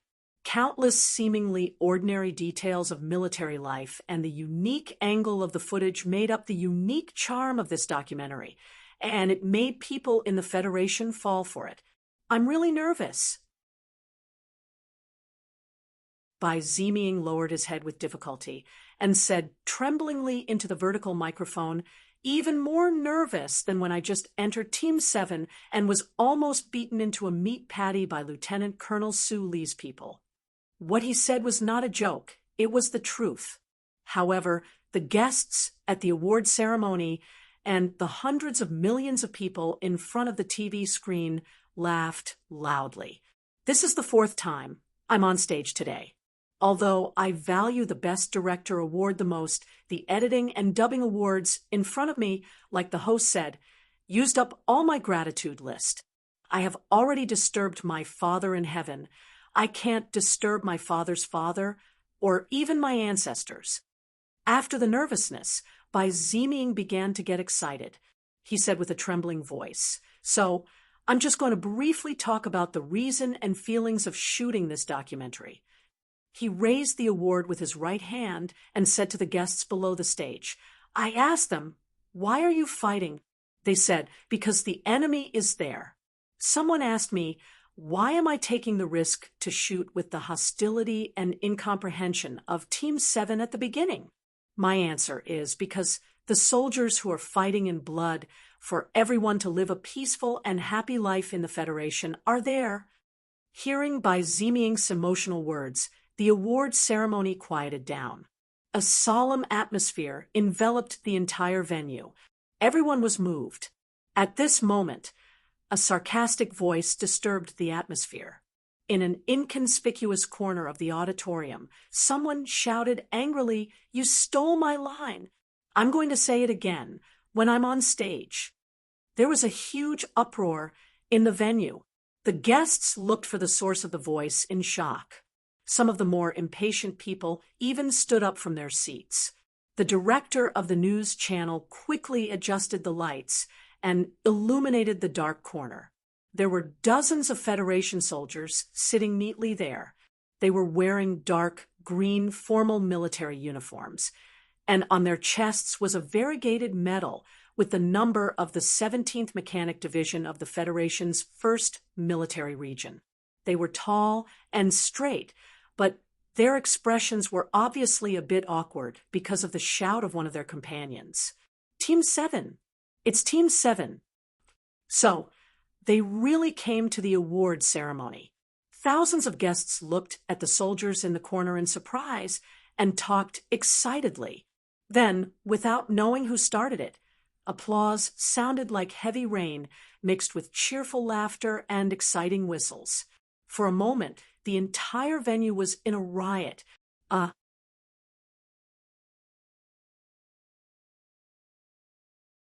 Chapter 542.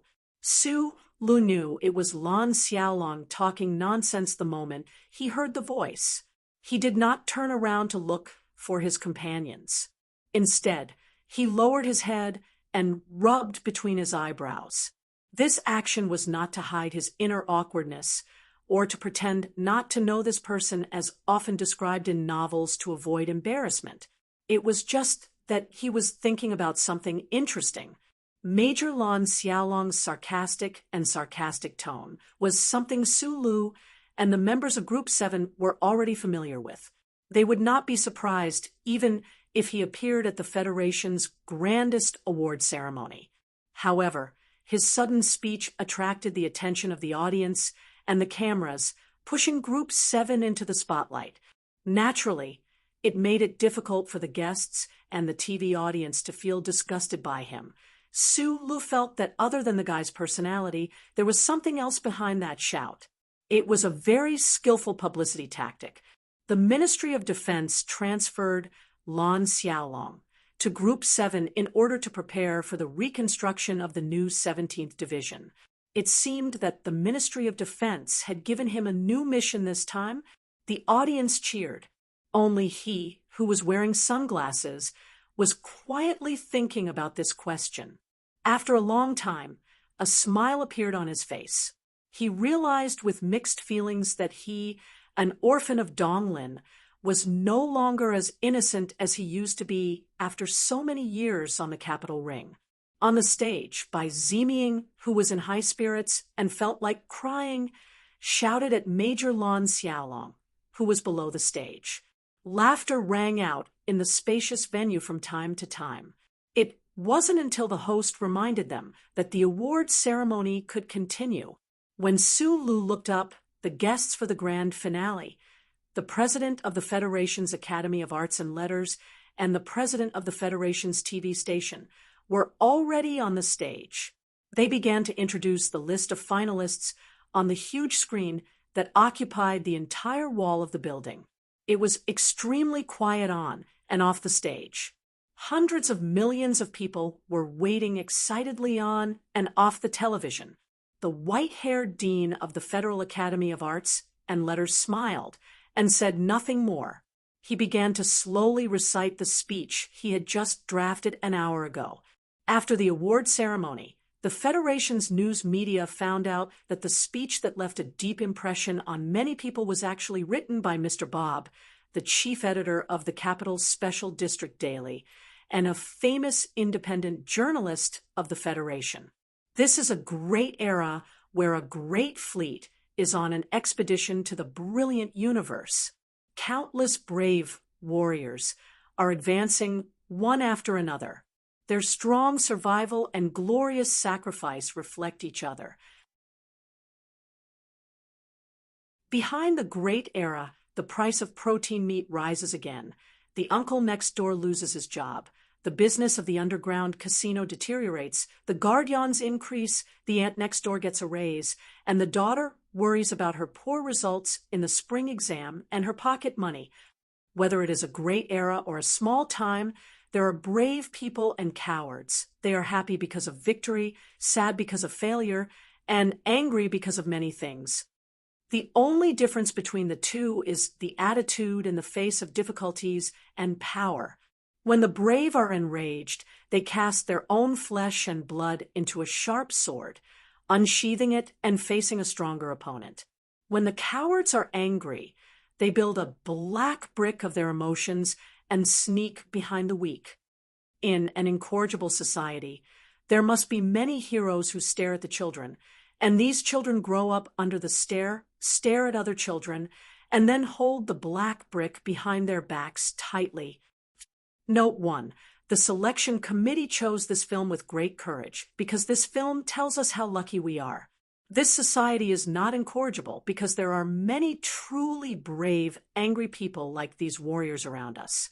Whether it is the filmmaker or the actors, they have all achieved true bravery. Perhaps some people think that these warriors are not actors, but I insist that life itself is a drama in a sense. What we need to do is to play our roles and live carefully but with great courage. The drama of life cannot be rehearsed, so we must have no regrets. After the director finished reading the speech, he closed the script and smiled at the quiet crowd below the stage. He said, "I did not write the speech, but I think there is no need to open this envelope. Let us give our warmest applause to the documentary Team 7 and the soldiers of the Federation, who are fighting a bloody battle for the peace of the Federation." From the middle of the speech, everyone in the venue and the audience in front of the TV knew the final result. No one was surprised by this. Although it should have been surprising for a documentary to win the most important award in the film category, everything had already been submerged in the collective expectations of society. In the building hall, the sound of chairs being moved rang out. Thousands of guests started to applaud like a tide. The applause was also like a tide that shook the roof. The enthusiastic applause continued until the co-producers of Team 7, the highest executives of the Venus Documentary Studio and the Federation News Channel, went on stage. After they, by Zieming and the three producers, excitedly finished reading the speech, they did not immediately leave the stage. Instead, they smiled and retreated to the back. The thousands of guests who had all stood up to show their respect did not sit down. The applause that had stopped not long ago rang out again. Countless pairs of eyes looked in a certain direction. The female host, Ku Ening, looked in the direction of the members of Team 7 in the audience and excitedly invited them to go on stage. The camera of the television station quickly aimed in that direction and captured the faces of the dozens of Federation soldiers with strange expressions. Then, it was broadcasted to various star regions of the Federation. The members of Team 7 sat in their seats without moving, as if they were not at all moved by the waves of applause around them.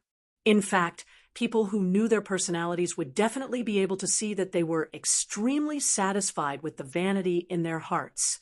They would also be able to see the discomfort they felt when they tried to hold back their laughter. However, they were currently under the gaze of hundreds of millions of people in the Federation. They were a little nervous and did not dare to move. Perhaps they did not even think that Chief Editor Bob had said that they would have no regrets. They simply did not want to embarrass themselves. The host smiled like a flower and did not say anything. The gradually passionate background music and the increasingly rhythmic, drum-like applause of the guests worked together to send out invitations and goodwill to the team members. Gradually, the guests who were standing even began to stomp their feet, pushing the atmosphere of the venue to its peak. Bai Ziming walked to the side of the female host and waved at the team members below the stage. However, he found that these hooligans whom he had known for a long time had actually become somewhat unfamiliar to him.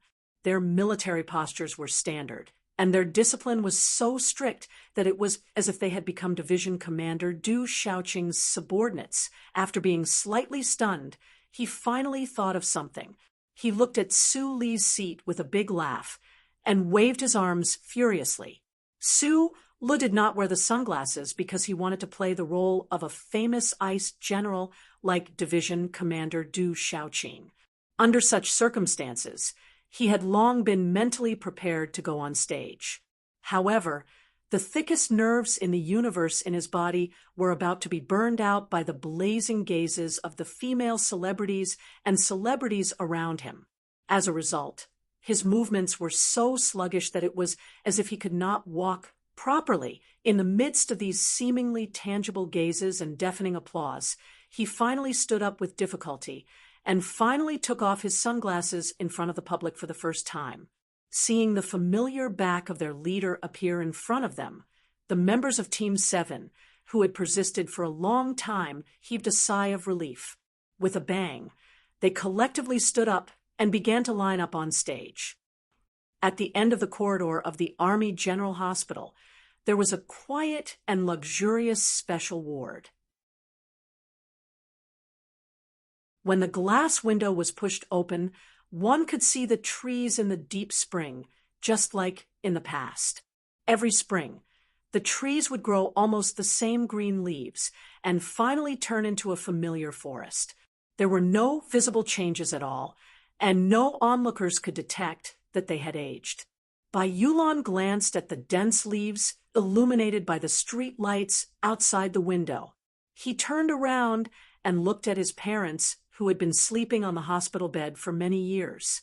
His parents had been poisoned by a gas leak many years ago. They had been in a coma and had never woken up. There were no changes, just like the trees outside the window. Usually, when Bai Yulan came to the hospital to watch over his parents, his mood would always be a little gloomy. However, he was in a good mood today. The scene on the TV screen made him smile from time to time. Of course, if the uninvited guest in front of him could leave earlier, that would be even better. Mr. Bai Yulan, I really want to know why you refused the long-term medical assistance provided by the Air Route Medical Foundation. It seems that your parents really need this assistance. A slightly chubby, middle-aged man wiped the sweat on his forehead and asked with a smile. The Tai family really has a lot of foundations. Bai Yulan took out a cigarette and lit it.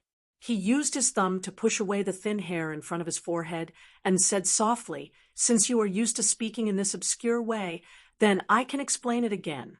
I am very rich now." He raised his head, looked at the man, and said expressionlessly, "The first time the boss met me, he gave me 20 million renminbi. Although I spend a lot of money, and the boss doesn't count the money he spends, but after these 2 years, I still have more than 10 million renminbi left. If I use it sparingly, it should be enough in the future." The slightly chubby middle-aged man's eyes were slightly cold. He immediately smiled and said, "It is indeed a lot of money, but I still have the authority to issue this kind of amount. You must know that I am in charge of the account signing, and I directly serve Secretary Shen. You still refuse to sign this account. I am under a lot of pressure. Can you tell me who your boss is?" From the beginning to the end, this foundation's agent didn't have any threatening words or strong actions, but his understatement revealed that the power he served was absolutely superior and powerful in the Federation. By Yulan's thin eyebrows slightly raised, her face was covered with smoke. She smiled and asked, "You are new, right?" The slightly chubby middle-aged man was stunned. "The lieutenant colonel hiding behind the crowd is my boss." Bai Yulan pointed at the awards ceremony on the TV and said, "My human relations is with the 17th Division, which used to be the 7th Division." It was quiet in the ward. Only the sound of the thick leaves rustling in the night wind could be heard. The fund agent took out a silk handkerchief and wiped the sweat on his forehead again. He said in a hoarse voice, "I'm sorry, I just took over the business last month. There might be some mistakes in the connection. Sorry to disturb you." The man neatly walked to the door of the ward. When he was about to leave, he politely said, "I don't have the authority to deal with your business. It may be handled by Secretary Shun himself." Bai Yulan didn't pay attention to him. She turned around and looked out of the window. She flicked the cigarette ash onto the thick green leaves that stretched towards the window lattice.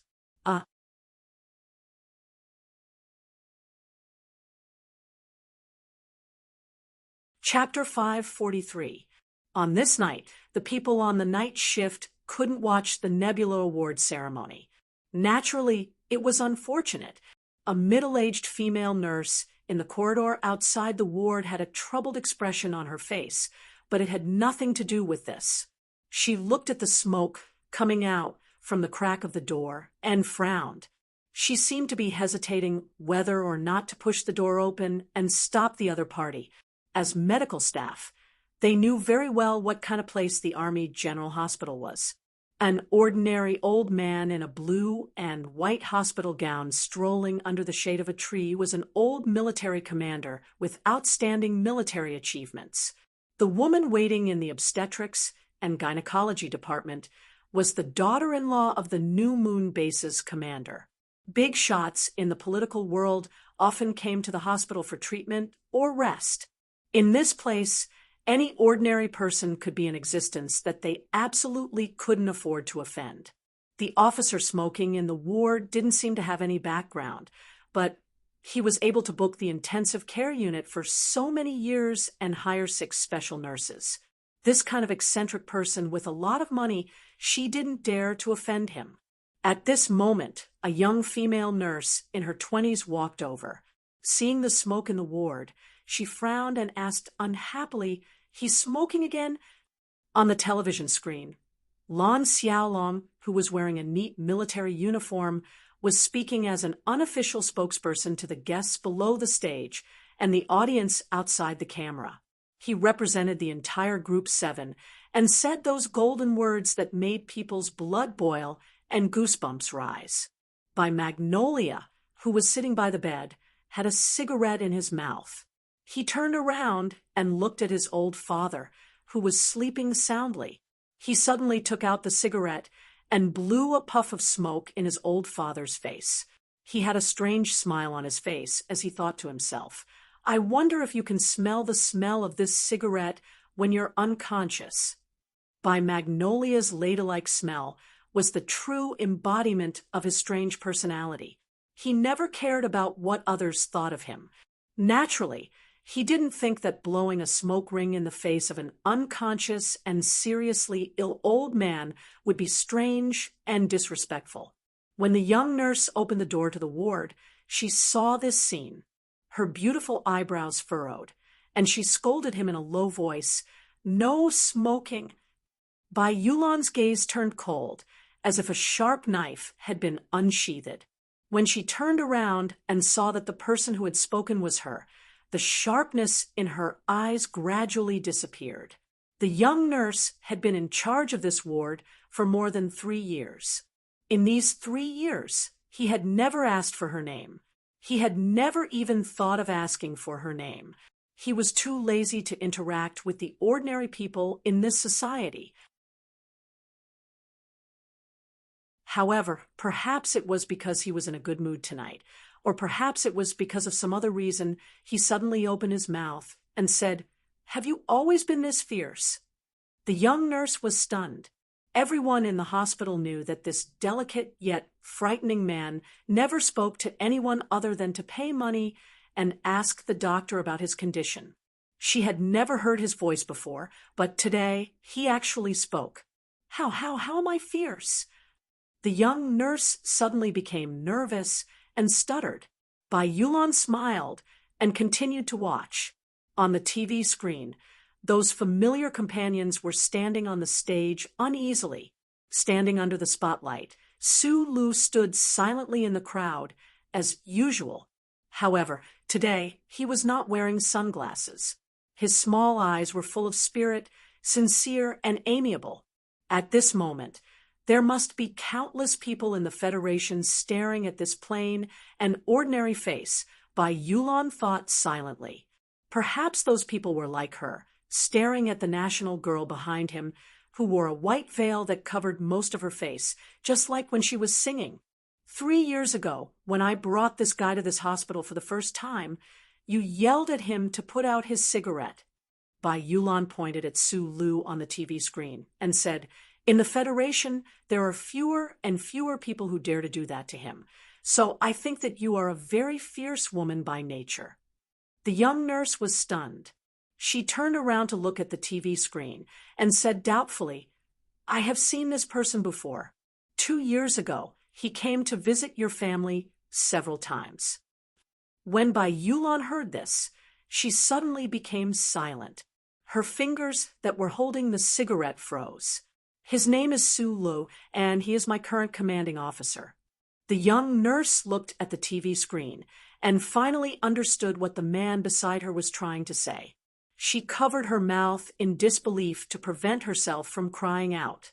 Immediately after, a sentence sounded in the ward, causing the young and beautiful nurse to become even more shocked. Bai Yulan used the hand that was holding the cigarette to lift the black hair in front of her eyes. She looked at the nurse and smiled. "What is your name? Are you willing to marry me?" Countless light years away from S1, an extremely distant place that had long surpassed the Federation's territory. It was a place that was even more difficult to reach than the Bermuda Triangle. At the end of a long galaxy surrounded by countless stars, it was a place that was often described as the time period of 7 years. It was the left sky star region where the Empire was located. In the tallest building on Tianjing, an entire wall of LED screens was broadcasting the Federation's news channel. At this moment, it was the climax of the Nebula Awards ceremony. The stage was filled with the excited members of Group 7 and some people beside them. No one would have thought that the Federation's TV signal would be able to travel so far across the galaxy and appear in the Empire's palace. Even more so, no one would have thought that the middle-aged man sitting in front of the sunflower oil painting screen would be silently watching all of this. The normal standard TV signal extended to the Empire's star region through the Gary Corridor Space Channel. Although it took the opportunity to travel through the long universe, the signal degradation was extremely serious. The Empire spent a lot of effort to successfully restore the data of these signals and send them to the military, the Royal Intelligence Agency, and the Imperial Palace that was held high in the clouds by giant alloy pillars. However, this kind of data restoration was still not complete. In order to prevent the mosaics from damaging the great middle-aged man's vision, the technical department used rendering technology to fill in the color blocks. However, in this way, the TV image seemed to be coated with a layer of light, appearing somewhat hazy. It was as if another world was illusory, as if it could not be touched with one's hand in front of the exaggerated and golden sunflower oil painting screen. The highest ruler of the Empire still only left the lowly servant, and the young officer kneeling on the ground with his back. This back was still valiant and filled with a chilling sense of oppression. The Emperor of the Empire stared at the scene of the award ceremony on the screen of light. He stared at the national girl at the back of the crowd, whose beautiful hair and face were completely hidden in the shadow of her hat. He stared at her left wrist and was silent for a long time before he suddenly sighed softly. His left hand rested on the back of the soft chair, slowly and silently tapping on the expensive Ladei calf leather. Below his fingertips was a vine stained with old bloodstains. I've always been thinking that since the Expeditionary Army was unable to capture this little girl, I don't know if I'll ever see her appear in front of me again in my lifetime. Of course, whether she's dead or alive. The Emperor of the Empire spoke in a calm tone, but his words were filled with a strong sense of unwillingness and mockery. Huai Chaoshi, who was kneeling on one knee behind the screen, could only remain silent. He did not need to be like the other officials and generals, constantly fawning over the emperor's emotions. The Federation was under the protection of the glory of the Charter. Even though the military's research had already achieved a breakthrough, he still did not dare to promise that he could infiltrate the Federation, capture or kill this girl, and bring back the bracelet. I approve of your plan. The middle-aged man in front of the screen said calmly, the Expeditionary Army was completely wiped out. The people of the Federation will have to pay a corresponding price for this. I will not ask for interest from them, but I will definitely make them suffer. Yes, Your Majesty. Huai Chaoshi thought of the plan jointly formulated by the military and the Royal Intelligence Agency. Even though he was calm and strong, he could not help but feel his heart beat faster. Walking out of the Imperial Palace, his military boots stepped on the self-propelled track leading to the military. His thin, even short figure was silent the entire way. When he passed through the security gate to undergo the strict inspection, there was not the slightest expression on his face. This was because he had been thinking about a certain question these days. He was thinking about the true reason behind the Emperor's decision back then. That female star of the Federation called Jian Shuier. What was so special about her that was worth paying attention to? What was the significance of the bracelet on her wrist? Regarding this point, the Emperor had never discussed it, and no one dared to ask him. Thousands of Empire soldiers had shed blood in foreign lands because of this inexplicable reason. Huai Caoshi's emotions were not as calm as they appeared on the surface. Previously, he had also watched the broadcast of the Federation's award ceremony. He had no interest in this kind of ceremony that was full of the Federation's unique hypocrisy and propaganda flavor. All of his attention was on Jian Shuier. He also noticed the young lieutenant colonel of the Federation in front of Jian Shuier. According to the Royal Intelligence Agency's intelligence, this person should be a war hero that the federal military focused on cultivating. He should have a complicated relationship with the Empire's biggest enemy in Philadelphia. However, the Emperor and him did not pay too much attention to Sulu. For people of high status like them, this kind of person was really too insignificant, deep underground of the Empire's military headquarters. It is my honor to report that the test of the new mecha has been completed. Regarding this, we are very grateful that you personally tested the mecha. A scientist's expression was humble but extremely excited as he reported. Hearing this very important good news, Huai Chaoshi, who had a cold expression, finally showed a trace of a smile. The Minister of Military Affairs, Prince Bo Wu, looked at him with a smile and said, "The success of the joint microengine technology in reality is due to your great contribution. His Majesty has given the naming rights to you. It seems that before you depart, you should quickly think of a better sounding name." The entire universe knew that His Majesty the Emperor favored this young officer. Prince Bo Wu did not feel any jealousy in his heart. In fact, other than this young officer, there was no one more suitable to name the most advanced Mecca of the empire. Wolf Fong. Huai Chaosher did not think too much and directly answered. The excited researchers were stunned. The chief scientist of the Mecca development said with a trembling voice, "Although it is quite common, it is very suitable for the new Mecca's combat style." You don't have to explain. I know this name is very common. Huai Chaosher narrowed his eyes and said, "But in my opinion, Mecca are used for battle. The name does not matter. P.S. I've been writing seriously recently. I know. I didn't want to ask for votes, but I felt that it would look much better to be in the top 10 of the monthly votes list. That's why I'm seriously asking for votes. I still have some left, so please give me a few. Thank you very much.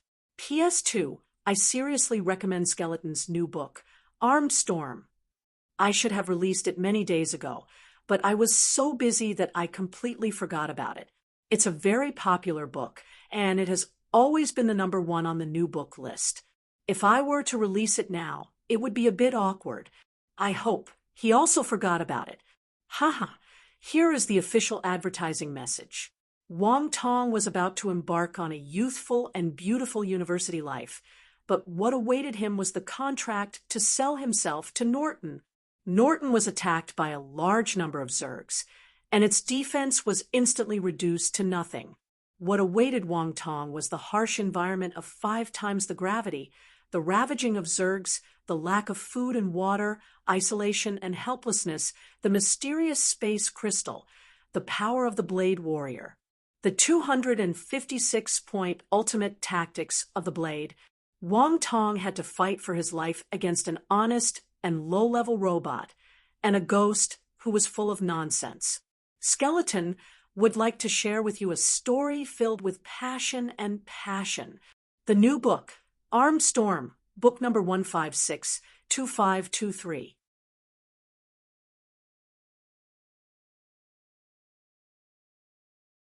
Chapter 544. How are the preparations going over there?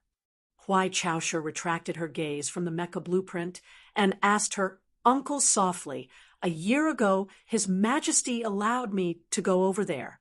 I hope you won't try to stop me." The Empire's military minister, Prince Bo Wu, had a strange expression on his face. He looked at him and sighed. Everything is going according to the original plan. There should be no problems with the analysis of the Royal Intelligence Agency and the military department.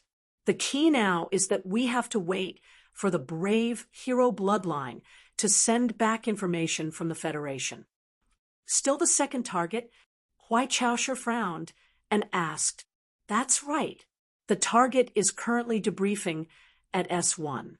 According to past practice, he will depart for Silin in about a month." Prince Bo Wu said slowly, "Li Pifu has been hiding beside Feiqing Lake. He won't appear at that time. If we choose this old man as our target, I'm worried that Keaton's mid-level fleet won't be able to complete their mission. There's no real god in the universe." Hearing the name of the Federation's war god, Huai Chaosher's eyebrows suddenly rose. Then she immediately calmed down and said indifferently. Prince Bo Wu had a cold expression on his face. It was rare for him to raise an objection. If he's not a god, how can he erase my father from reality? Huai Chaosher remained silent. The previous emperor of the empire had been assassinated by Li Bufu on the battlefield. This was the most shocking and humiliating event in the history of the empire. In the face of this fact, even if she hated him to the core, she had to admit that he was a terrifying person. After a moment of silence, Huai Chaosher said coldly, "His Majesty asked the military and the Royal Intelligence Bureau to ensure the safety of that hero. Even if they have to give up on this mission, they will do it." Prince Bo Wu frowned. The military had been preparing this revenge plan for more than a year. No one wanted to see them give up on it. However, he also understood His Majesty's feelings.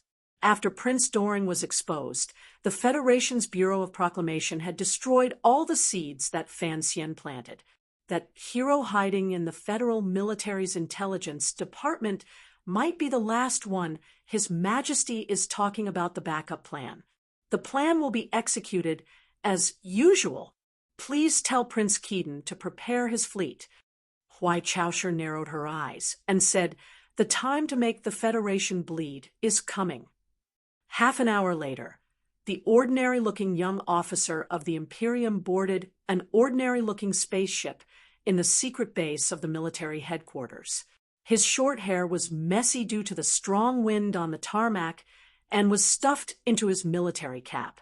Just like how his ordinary-looking appearance hid his noble identity, this ordinary-looking spaceship was, in fact, the latest superspeed spaceship specially made by the Empire's royal family. This spaceship would fly at the fastest speed to the edge of the star system that was filled with the turbulence of the warp hole.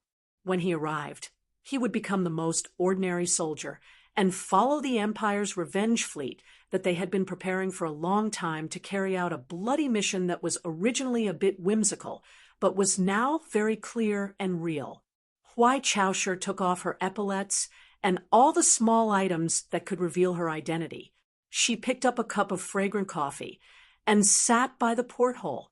She looked at the silent and eternal stars outside the window and narrowed her eyes. He had seen the information about the star system on the Federation's side before, but it was still unfamiliar to him. So he was curious and looked forward to it. This feeling was just like when he saw the national girl on the screen in the palace. At this moment, the young officer suddenly remembered the young Federation officer behind Jian Shui, who didn't leave a deep impression on him. It was said that this person and Li Pifu's grandson were known as the strongest mecha warriors of the Federation's younger generation. Huai Chaosher's eyes narrowed again. She thought with some regret that she probably wouldn't be able to encounter this person in this mission. Not being able to kill a war hero of the Federation was truly a pity. The Nebula Award ceremony had just ended when Su Lu and Jian Shui silently disappeared from everyone's sight. Many people noticed this and tried to find their figures. But on such an exciting night, everyone's attention was immediately diverted to the several grand celebratory banquets that were going to be held later. With the help of the Federal Central Computer, Su had a good understanding of the architectural layout of the George Carlin Foundation's central building, as well as the security measures tonight. Just like hiding a cat in his own attic, he led Jian Shui, and walked easily and freely in the darkness, avoiding everyone's gaze. They passed through layer after layer of security and arrived at an abandoned door in the shadows at the side of the building. Jian Shui, hand was held by him the whole time, and she kept looking at his back curiously. This guy's hands were full of calluses, and his back was very firm. His posture when he was sneaking away with her was calm and confident, as if the dark stairs and old-fashioned door locks before them didn't exist. The palms of the two hands holding each other were slightly damp. Facing her now, Su Lu naturally didn't feel the panic and helplessness of facing his idol, but holding her hand was still nervous. Along the way, the two of them didn't speak. It wasn't that the young man and woman were letting the ambiguity fester in the dark. On the contrary, it was a kind of closeness that only family members could have, which made the two of them more and more accustomed to each other's existence. At least, that was the case for Jian Shui. Apart from her family in Philadelphia, this was the first time she had such trust, closeness, and even a natural sense of familiarity. This was the same feeling she had when she was in the hospital. The abandoned iron door still had an extremely complicated electronic lock, but under Su Li's fingers and the small tools he carried with him, the electronic lock only resisted for less than 10 seconds before it clicked and unbuckled. It had no choice but to give way. A black car was parked outside the door. The door opened automatically, and Su Lu and Jian Shui got in. Suddenly, a voice sounded from the dark back seat. The voice was unusually calm, but because of this calmness, it revealed a kind of temperament and pride that could only be cultivated over thousands of years. Even if it was Mr. Pabre, I wouldn't have waited for so long. Sulu looked at the slightly thin face of his friend in the rear-view holographic screen and said with a smile, "This is normal. In my opinion, you're more important than Mr. President. Of course, the prerequisite is that you don't speak in such an annoying tone." Tai Ziyuan leaned against the back of the seat and closed his eyes to rest. The corners of his lips curled up slightly as he said, slowly, "I've already given up the front passenger seat. What are you still not satisfied with?" Jian Shui didn't say anything. She just watched the two young men bicker with great interest. In the uppermost circle of the Federation, there had always been rumors about the friendship between the young master of the Tai family and Lieutenant Colonel Su Lu. Many people didn't believe this to be true, including Jian Shui. Although she wasn't the daughter of an aristocratic family, she was the daughter of the god of war. She knew very well how difficult it was for someone like Tai Ziyuan to gain the friendship of ordinary people. However, when she saw it with her own eyes today, she realized that the friendship between these two men was actually deeper than many people thought. This kind of friendship must be extremely difficult to maintain. Jian Shui narrowed her eyes slightly and couldn't help but admire the two of them. The Leaf family's spaceship encountered a space storm, so its speed will be a bit slower. We don't have to wait for him. Su Li's hands were firmly on the steering wheel as he drove the black car towards the train station. "It's your honor to meet this seventh young master." Tai Ziyuan opened his eyes and looked at the rumored couple in front of him with the help of the streetlights outside the car window.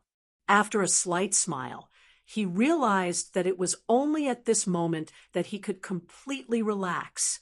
Su Lu understood what he wanted to say, so he smiled and nodded as a reply. However, he had a strange feeling in his heart. He never understood the relationship between the seven great families, but he knew very well that Tai Ziyuan's existence was completely different from the other descendants of the families. Whether it was the seemingly prominent successors of the other families, or even Tai Ziyuan himself, they all tacitly agreed that he was different and superior. The black car drove steadily in the spring breeze. At about the same time, Bai Yulan quietly left the Army General Hospital with a card with the nurse's phone number written on it. She got into a taxi and softly said to the driver, "Old train station."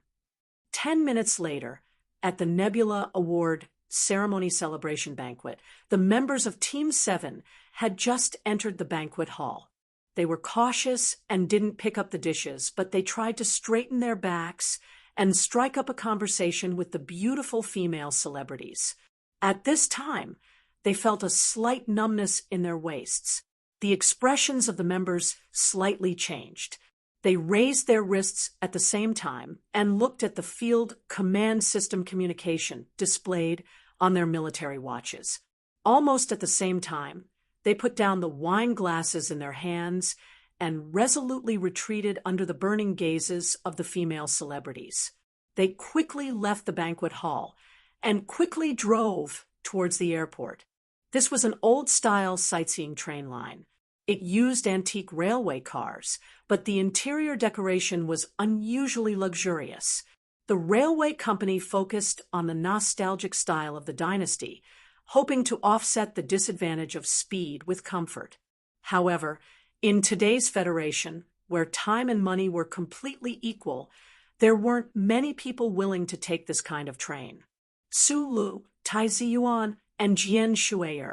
These three people had completely different personalities and backgrounds, but were the most outstanding young people in certain fields in the Federation.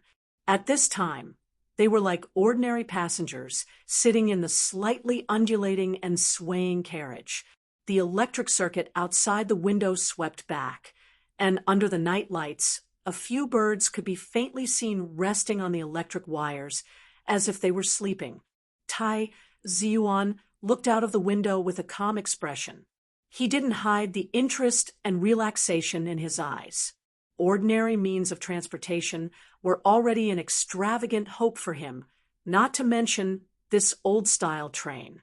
He didn't turn around and said, "I originally thought that you would choose to eat in Linyuan. I heard from Shun Li that you seem to like the food there." "I prefer the scenery in Linyuan," Su Lu replied. Linyuan was good, but unfortunately, there were too many people who could recognize their identity.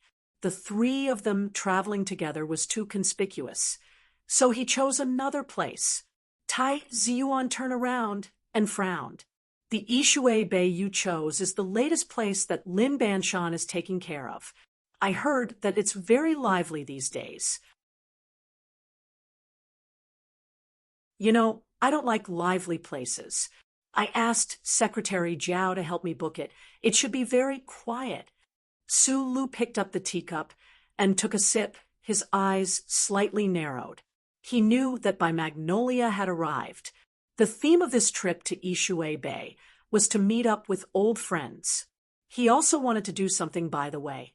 The two experts from Bermuda were dead, but there were still some aftermath to clean up. This was something that he had thought about when he was at the front line in the West Woods. In fact, even if he didn't do it, those people who were angry because of his assassination would do it.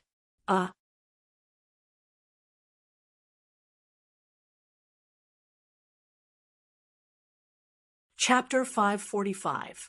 The next day, the train arrived in South Kazhou. When Su Lu and the other two walked out of the station, the black car without a logo had been quietly waiting for a long time. Back then, he would have shuddered at such a supernatural scene. However, after living in the capital ring for many years, he was mostly surrounded by people like Tai Ziyuan and Li Xiaotong. Naturally, he knew that many things that were incomprehensible to ordinary citizens were just a matter of a glance to those at the top of society. South Kazhou had the largest wetland reserve in S1. At the end of the long grass was the tranquil sea, famous for its beautiful scenery. The place they were going to today was a quiet manor on the shore of the tranquil sea, in the midst of dense forests and meadows. The black car drove through the entrance of the manor without a sign. They had gone through the cumbersome authorization code verification in advance, so they were not questioned. The manor covered a large area. The west side was the tranquil sea, and the north side was facing a slowly rising hillside. There were forests in the mountains and sand by the sea. Between the green forests and white sand, there was the smell of water blowing from the direction of the wetland. There were also countless white birds flying in between. The road was so long that it seemed to have no end. Walking along the side of the shallow water, after going around a certain mountain pass, the line of sight suddenly opened up. A vast and calm blue ocean, and a lonely hillside in the middle of the vast expanse of heaven and earth suddenly appeared before their eyes, causing them to be unable to help but feel refreshed and refreshed. Tai Ziyuan leaned lazily on the back seat. This posture was completely inconsistent with the strict family education he had received since childhood. Even his voice became a little relaxed. Something else. Lin Banshan's name has always been a little stylish. He hid the words mountains and rivers behind it, so that people who come in can fill in the 4 words in front of them. Something else, mountains and rivers, was the name of the manor. Lin Banshan, a member of the 7 great families of noble birth, had burst out laughing in the past. It was unknown how many earth-shattering events he had caused in the Federation and Bermuda. However, his interest in his leisure time had always remained in the courtyard. Lynn Garden was like that, and so was this manor. Even if it was just a hobby in his spare time, it was a structure that the elders of the Lynn family deliberately imitated, and Wood Valley Manor could not compare. It's rare for the 7 great clans to produce such a talented person like him, but in the end, he only puts his mind on these trivial matters. Tai Ziyuan commented on the owner of this place, shaking his head and sighing. The small matter he was talking about was not only referring to the Garden Rest House, but also the vast underground industry under Lin Banshan.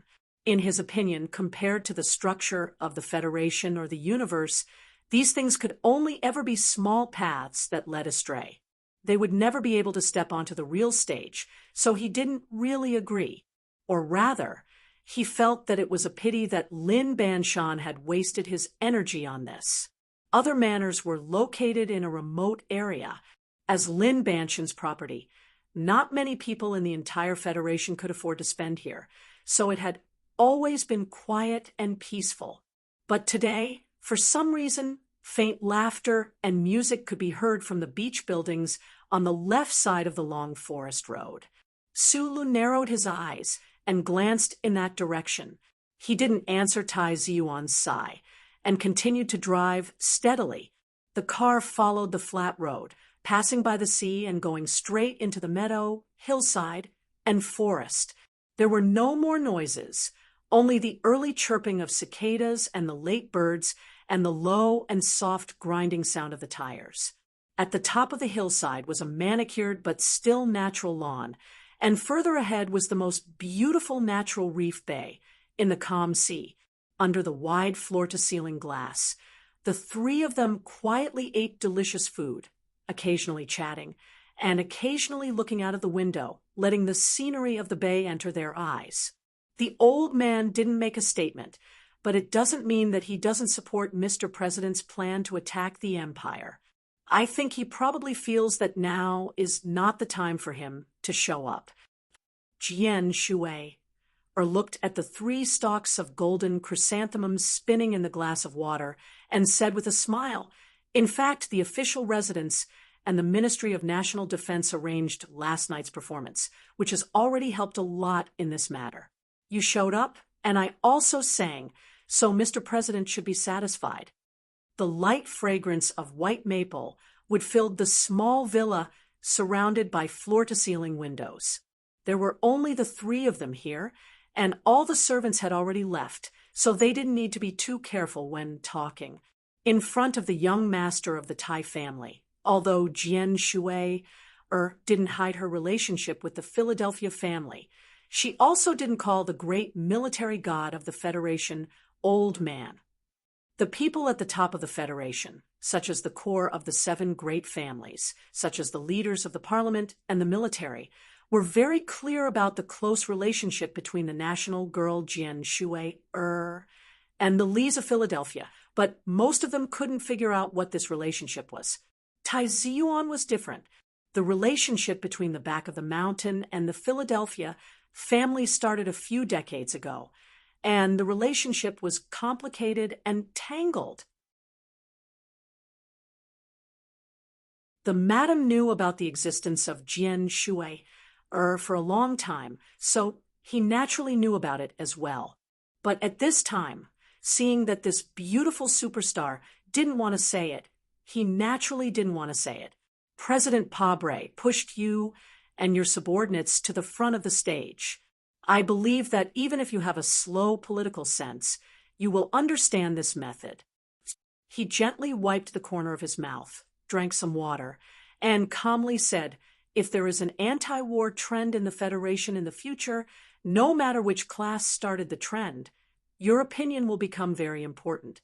When Su Lu was ordering, he very tastelessly ordered a large plate of his own creative dish, Caspian caviar with rice, and a large pot of Gata coffee.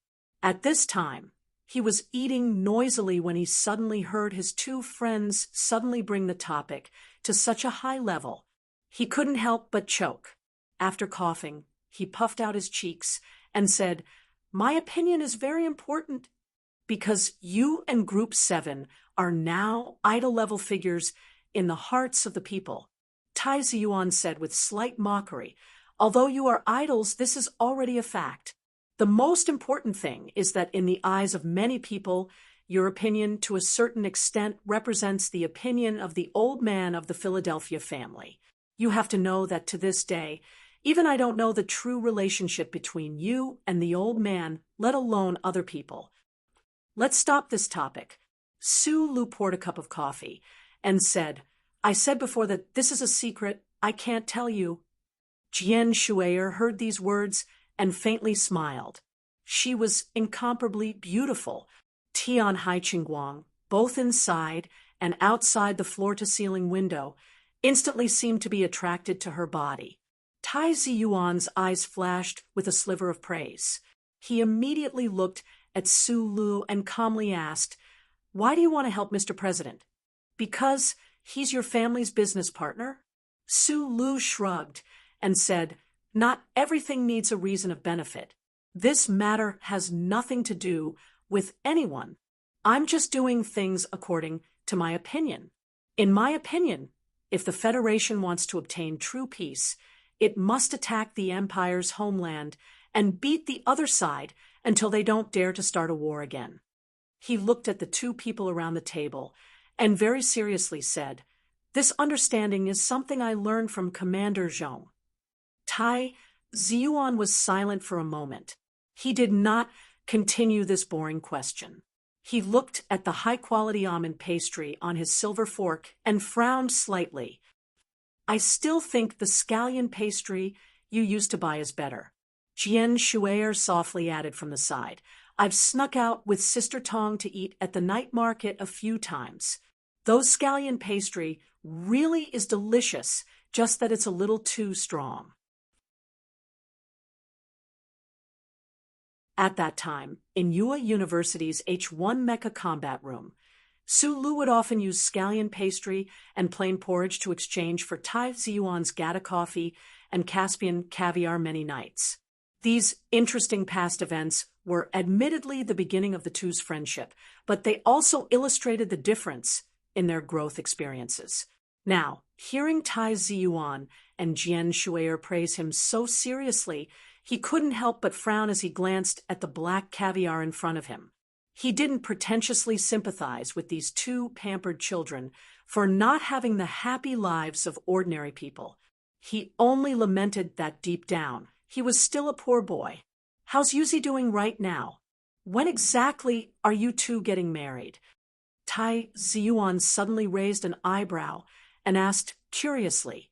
Hearing this, Jian Shuier's eyes lit up slightly. She looked quietly at Su Lu. She knew that this crown prince was trying to tease her and Su Lu, but for some reason, she really wanted to hear the answer from Su Li's mouth. Su Lu raised his head and stared at Tai Ziyuan. She's not your crown princess candidate right now. Naturally, it has something to do with someone else. As for other things, I can't be bothered to explain them to you.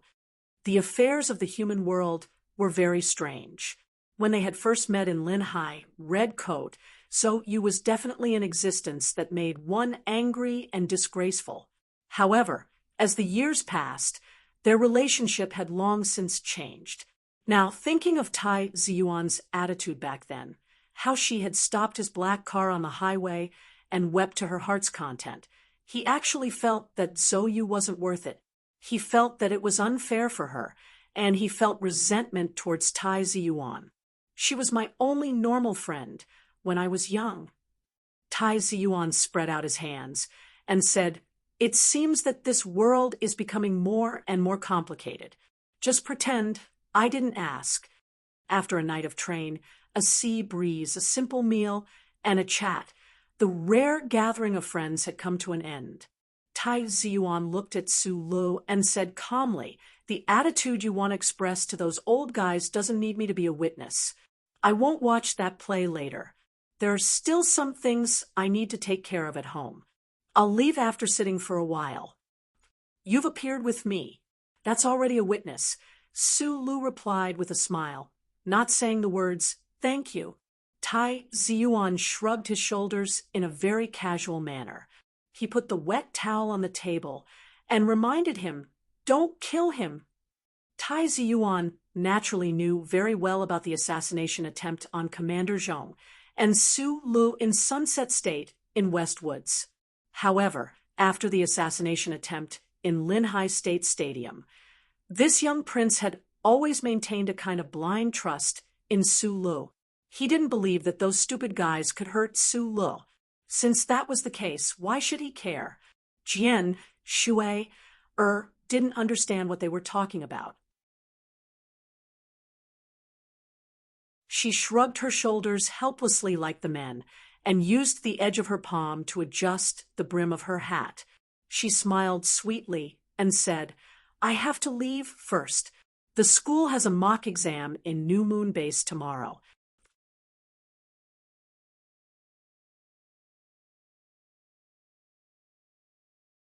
Chapter 546. The sunlight passed through the white curtain and shone into the bed. Lin Dohai frowned and cursed in disgust. He then got up and washed up. He casually put on a set of silk and linen pajamas and walked out of the room, listening to the laughter and music coming from the seaside, the corner of his lips slightly raised, revealing a happy smile. Last autumn, he, Zhong Ziqi, and Nan Mingxiu had arranged for that assassination in Sunset Province. Under the silent gazes of the important figures, the successors of the two great families, and the son of the anti-government leader of Azure Dragon Mountain used the power of their families. In the end, they still couldn't kill that person. After that, Nan Mingxiu was kidnapped back to Green Dragon Mountain, Zhong Ziqi was banished back to Jingwei, and he was directly escorted back to the S3 family manor by the elders of the family from the Westland Horsefield until a month ago. Although he was no longer under house arrest, there were still many places he couldn't go. The attitude of the Lin family was still cautious and even a little nervous, completely unlike the indifferent attitude of the 1,000-year-old family. From this point, it could be seen that they were afraid of Su Lu and the old man behind him. This kind of day was very distressing. Lin Dohai took a cup of specially brewed wine and sat on the deck chair in the sea breeze. There was a trace of resentment in his heart. The elders silently watched them do this, but in the end, the young people, had to bear the consequences of failure. His fingers slid across the smooth crystal cup. He thought of the woman's creamy skin last night and smiled with satisfaction. However, this smile immediately disappeared because he thought of his fiancée who had broken off the engagement. Although the marriage between the 7 families was not as rigid as within the empire, it represented the respect between each other and had a very strong sense of ceremony. However, Lin Banshan's words made the marriage between the Nan family and the Lin family disappear. The elders of the family were not willing to provoke that lousy disciple, so they could only transfer the pressure and reprimand to him. Lin Dohai's fingers holding the cup slightly tightened, and a faint resentment appeared between his eyebrows. He hated his elder brother, but he hated Su Lu even more for making Nan Xiangmei jump out of her gentle nature and dared to say no. "You don't seem to be in a good mood." A young woman of about 30 years of age leisurely walked over and sat beside him with a smile. The traces of time had indeed left some traces on her cheeks, but those traces did not reveal the vicissitudes of life. Instead, they were filled with a mature charm, causing the eyes and hearts of men who saw her to be unable to help but be greatly moved. Lin Dohai nodded politely. He didn't answer her question, nor did he stare at her like he was used to playing the role of a young master. He knew very well that this woman named Li Feirong was not someone he could touch. In the past few days in the manor, this woman had carefully taken care of his life. For example, last night she was a shy young flower. Lin Dohai stared blankly at the sea. There were beautiful sceneries, delicious food, and beautiful women in the manor, As long as he wanted something, he could find it. However, after staying there for several days, he felt that his body was about to become rusty from the sea breeze. He always wanted to go out for a walk. Even those friends who had just returned and gathered a few times couldn't make his mood happy. "Sister Rongrong, what are those guys playing at?" he asked. The young woman smiled sweetly and said, "What else could it be? Just those things that men like." A strange expression flashed across Lin Dohai's face. His friends in the buildings over there had been drinking all night. Naturally, they would be more presumptuous. However, the young people who could enter this manor had their own backgrounds and knew the rules of the owner. They wouldn't dare to mess around, right? He was still depressed. He frowned and turned his wine glass. As long as Su Lu was popular in the Federation, he would be depressed. However, it seemed that it would be more and more difficult to kill this guy. "I really want to play gliding." Lin Dohai stared at the empty sea and imagined his favorite scene of flying over Bitao at low altitude. He said angrily, "He's in Bermuda now. How would he know what we're doing?" Li Feirong spread her hands and said nothing, indicating that she was sorry that she couldn't help. Lin Dohai didn't lose his temper. He just looked at Kong Hai silently. There were no electric devices on the shoreline of the manor because his brother didn't like the manor to be too noisy. He respected the woman beside him because she was his brother's woman. The reason why this woman respected and treated him so well was because she had always wanted to be his brother's woman for more than a decade. Lin Dohai took a sip of the wine and thought to himself in a slightly mocking manner. There were many truths in the world that needed to be explained by these awkward words. Just like taking a mountain road, you always had to take a lot of detours before you could drive to the top of the mountain. Sulu never took a detour. On Tiger Mountain Road, he slashed people with his sword, and in the research lab, he only swung his hand in a straight line. From Donglin to the Capitol Ring, out of flowing wind slope, and into the foundation building, he was used to walking in a straight line. This couldn't be said to be a heroic spirit, but there was a certain biting sense of stubbornness. After coming down from the top of the mountain, he drove the black car and drove along the road to the buildings by the sea. The complex area of the manor was divided by security. The black car was completely ignored, but with the help of the old man, no automatic alarm sounded. There was a door on the outside of the building. Su Lu pushed the door open and entered without a sound. The security guard by the door was slightly shocked. He went forward to ask, but didn't get any answer. He tried to stop him, but he was shocked by the young man's expression. In just a moment, the young man had walked far away. Looking at the back, that made him feel a little scared. The security guard didn't hesitate to press the alarm button. However, there was still no alarm. None of the armed security guards, who were vigilant 24 hours a day, came out.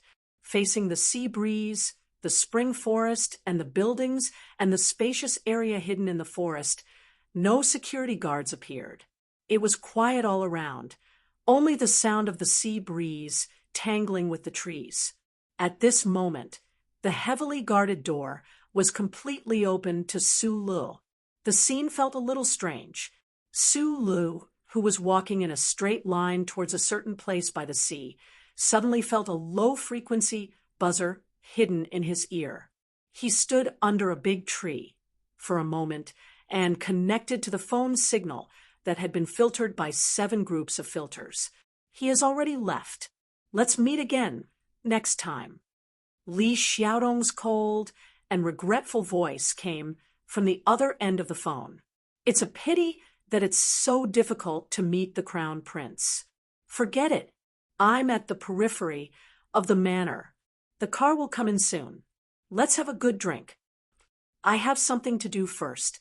Holding the phone, Su Lu looked at the faintly visible buildings in front of him and listened to the faint drumbeat of music.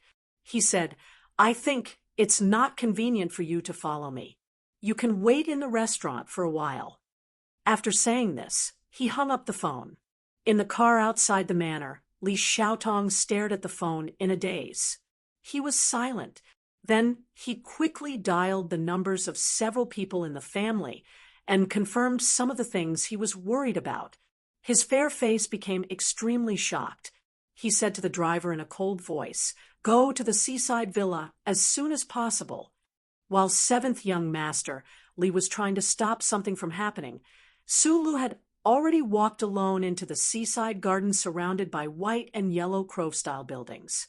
The garden occupied a large area. White stones and white sand were next to the clear water. The sun was shining brightly, and the scenery was very beautiful. The background music that reverberated around was controlled by an electronic central control, ensuring that the best sound quality could be heard in every villa. It played from the entrance to the seaside. It was the designer's proudest masterpiece. However, as Sulu walked into the garden, the background music seemed to be disturbed by his footsteps and fell silent. Wherever he walked, the music was silent. Only the sound of footsteps became clearer and clearer. There were some puzzled voices in the various villas. A few young men in luxurious clothes rubbed their tired faces after sex and walked to the window and the balcony to look into the garden. Then they saw a man in military uniform walking toward a deck chair by the seaside. The music stopped with his footsteps. This scene was very shocking. Gu Shifeng stopped the music. Su Lu, who was in the middle of the garden, said to the system, "Today is not a movie shoot, and you are not by Ziming. I don't need this kind of entrance ceremony." Following these words, the music by the seaside stopped. Below the salty wind and the cheerful waterbirds, the people in the villas watched this scene in shock. Su Lu walked to 10 meters in front of the deck chair and stopped. At some point, 4 bodyguards with guns appeared around the deck chair and stared at him vigilantly. Lin Dohai, who was sitting on the deck chair, looked at this person who suddenly appeared. He was so shocked that he could not speak. He wanted to sit up, but he found that his waist and legs were weak. His knuckles, which were holding the cup, were pale because of nervousness. Su Lu did not look at the bodyguards with guns. His eyes fell on the deck chair and looked at the young man, who tried to kill him. He narrowed his eyes and said, "I really admire you. Your family's elders know to avoid my revenge, but you still dare to come out and play." Lin Dohai did not speak. He slowly put the crystal cup on the short table beside him. It took him a lot of effort to prevent the specially brewed wine at the bottom of the cup from spilling out. "What do you want to do?"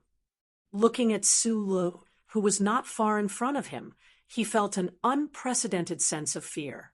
He felt that his throat was very painful, and his voice was hoarse. The 4 bodyguards stared at him vigilantly and carefully reached for their holsters. They believed in their own strength and shouldn't be afraid of this unarmed man in front of them. However, the silence outside and the young master's expression proved to them that this person was dangerous. "Put away your guns." The nominal owner of the manor, Madame Li Feirong, walked over expressionlessly and said calmly, "Even the Mecca of the Empire can't do anything to Lieutenant Colonel Su Lu, let alone a few guns."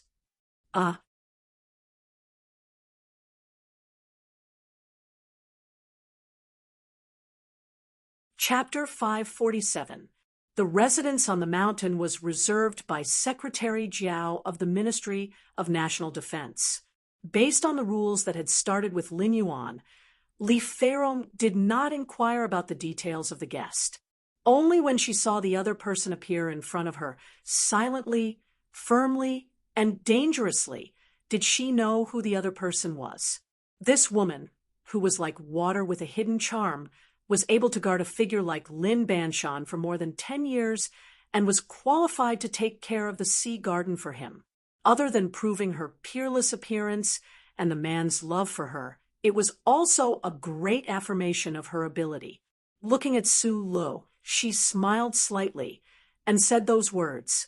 The originally extremely tense atmosphere seemed to be about to develop in the direction of relaxation. However, unexpectedly, the young man in front of her did not respond at all to her words. He only looked at Lin Do-hai on the recliner. The sea breeze blew gently. The corners of Li Feirong's eyes curled up beautifully, adding a trace of enchantment. However, her mood gradually became cold and slightly mocking. She was very clear about Su Li's background and origins. Naturally, she had to value him, but it could not be said to be reverence. It was probably because of the influence of that broken door.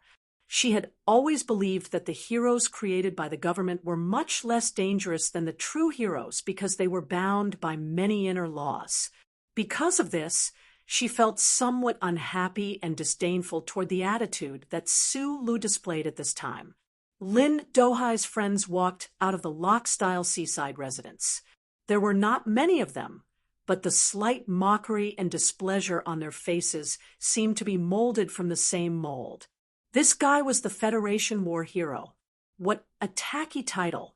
These nobles had more or less heard about Su Li's deeds and knew about his vague background. They might even have been sternly warned by their elders. However, in their eyes, rumors were always rumors. This young officer in front of them who had seized all the glory of the Federation suddenly broke into their world today and provoked them with such a cold and valiant attitude. Due to some psychological reasons, they especially had to show their confidence and disdain. But there was one person in the crowd who stood out from the rest. Shi Peng, whose eyes were sunken, looked at Su Lu, who was standing alone by the sea, and shouted in surprise, "Boss!" As the favorite nephew of the vice chairman of the Federation, he naturally had the qualifications to be a guest of the young master of the Lin family. After a few nights of partying and exhaustion, he suddenly saw his former superior appear in front of him, which made him extremely shocked. He subconsciously called out, as per usual, but after shouting, he was somewhat unaccustomed to the fact that he had already left Group 7. Su Li's appearance today was obviously aimed at Lin Do-hai. It was definitely related to the assassination in the West Woods Sunset Province. Shi Peng's expression suddenly became somewhat embarrassed and uneasy. She silently looked at Su Lu for a while, and then retreated behind her friends. If this was a camp between one person and a group of people, he didn't want to stand on the opposite side of the boss, but he also didn't have a way to deal with his companions. "Su Lu, I've tolerated you for many years." Wearing a nightgown, Lin Do-hai finally suppressed the fear in his heart and stood up. His cheeks were slightly pale, and he said in a low voice, "If you have the ability, you can try to kill me today." Among the nobles present, there were cousins of the South Minister's family, relatives of the Yi family, and officers who had just returned from the front lines. Behind them were armed bodyguards. Uncle Kong and the family's special guard should be on their way, but Su Lu in front of them was only one person and didn't seem to have any weapons. More importantly, this seaside manor was called Other Mountains and Rivers, and it belonged to a man called Lin Banshan. No matter what their relationship was, no one could deny that he was Lin Banshan's younger brother. It was because of these reasons that Lin Do-hai finally recovered some of the bearing of a successor of a 1,000-year-old family. Hearing these words, Su Li's thick eyebrows rose. These people were born high and mighty. It seemed that all of their logic was chaotic. You tried to kill me, but the result was that you had tolerated me for many years? The moment his eyebrows rose, Li Feirong felt a strange feeling for no reason. She suppressed the trace of anger in her heart and looked at Su Lu with a smile. "Lieutenant Colonel Su Lu, perhaps there was some misunderstanding between you and Do-hai. I think we should find a convenient place to talk. In her view, no matter how valiant and cold Su Li's performance was today, or even if he brought the legendary Group 7 to control the security of other mountains and mountains, he couldn't really kill Lin Dohai in front of so many people. After showing his attitude, there was always a need for negotiations, and negotiations naturally needed a quieter place. However, she was wrong about the most important thing. Even if Su Lu wanted to negotiate with someone, these nobles by the sea, Lin Dohai and her, were not qualified to negotiate with him. You can decide between me and him? Su Lu looked at the charming young woman and asked, "If you can't, please don't interrupt." A trace of shame and anger flashed between Li Feirong's eyebrows. In the final analysis, her status came from Lin Banshan's favor. Others respected and feared her because of this. However, if someone was not afraid of Lin Banshan's favor, the situation would naturally become like this.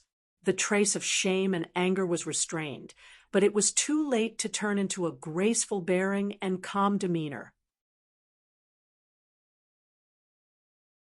The emotion froze on her face for a moment because she heard the news from the Manor's transportation department in her earpiece.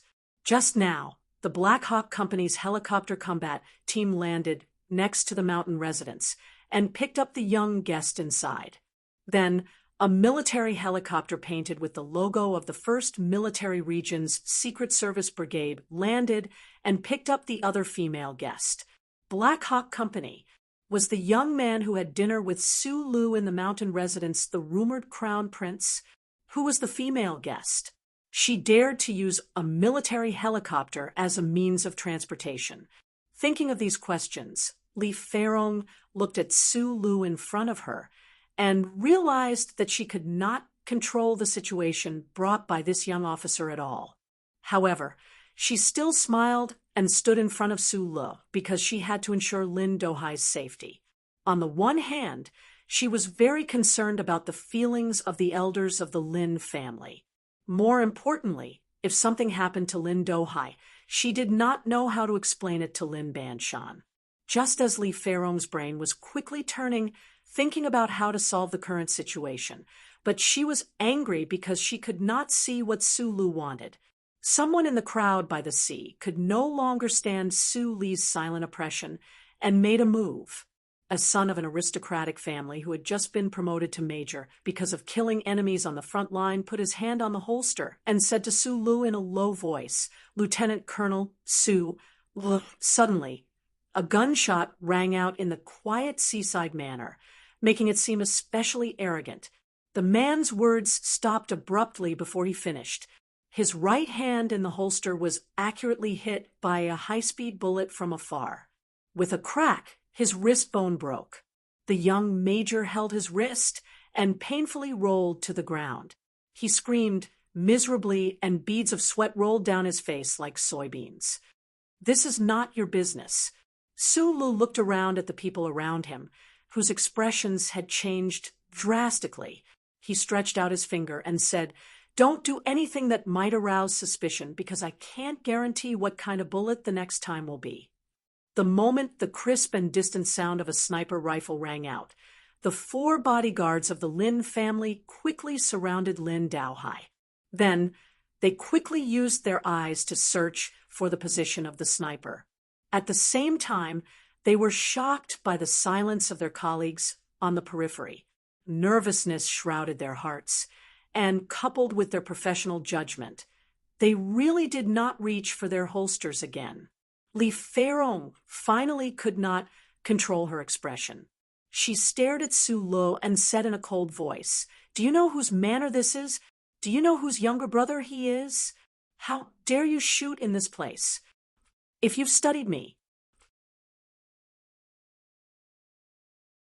Su Lu looked into the woman's eyes and said, "Then you should know that I never choose a place when I shoot." Li Feirong's pupils shrank. Thinking of the rumors of the man in front of her assassinating Senator Macklin, she could not help but take a deep breath. She suppressed the shock and anger in her heart as well as the unimaginable sense of absurdity. She asked coldly, "What do you want to do?" Li Feirong took a deep breath and suppressed the shock and anger in her heart. She said coldly, "What do you want to do?" "The purpose of my visit today is very simple." Su Lu looked at the pale-faced Lin Daohai and said, "A debt must be repaid with money, and a life for a life. It is only right." Hearing this, Lin Daohai suddenly roared angrily, "You're not dead." Su Lu was silent for a moment, then explained with a smile, "You tried to kill me, but you didn't. That's because my subordinates are capable. So I'm just trying to kill you today. As for whether or not I can kill you, it depends on the abilities of you and your subordinates." Very simple words explained a very cold truth. Su Lu and the team that had not shown up had already taken control of the manor. If he really wanted to kill someone, who could stop him? Lin Daohai's thin lips began to tremble uncontrollably. Li Feirong, however, understood something at this moment. She said with a slightly tense voice, "I don't think a promising war hero of the Federation is willing to become a murderer. You should be very clear about his identity. If you really kill him, no matter how many big shots want to protect you, you won't be able to find any shelter in the Federation." She said in a more serious tone, "And don't forget, Daohai is his younger brother. Even if you escape to Bermuda, you won't have any hope." Then the beautiful woman laughed. "The most important thing is that Daohai is still alive. Your subordinates didn't shoot him, which means that you don't want to kill him today, or rather, you don't dare to kill him. You're wrong." Su Lu looked at her and replied seriously, "Like I said just now, when I decide to kill someone, I never choose a place. Of course, I'm also prepared to flee or die. You people will never let others find legal evidence. Sometimes I'm forced to do things in secret. I know the rules of this society.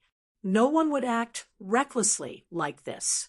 It's just that the path I'm used to walking has always been different from others. It's a bit awkward. This has nothing to do with courage or morality. It's purely a personal grudge. If the matter of the Sunset State is not resolved, my heart will not be satisfied. I won't be able to live well. But you're right. I'm really waiting for a call, although I don't know who will make this call. But if this call doesn't come, I'll prove it." Su Lu looked at the woman again.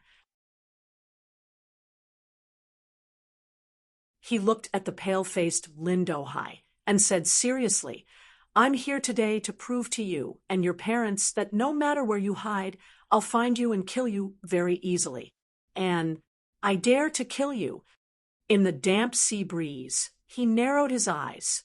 His slightly trembling, single eyelids appeared particularly refreshing.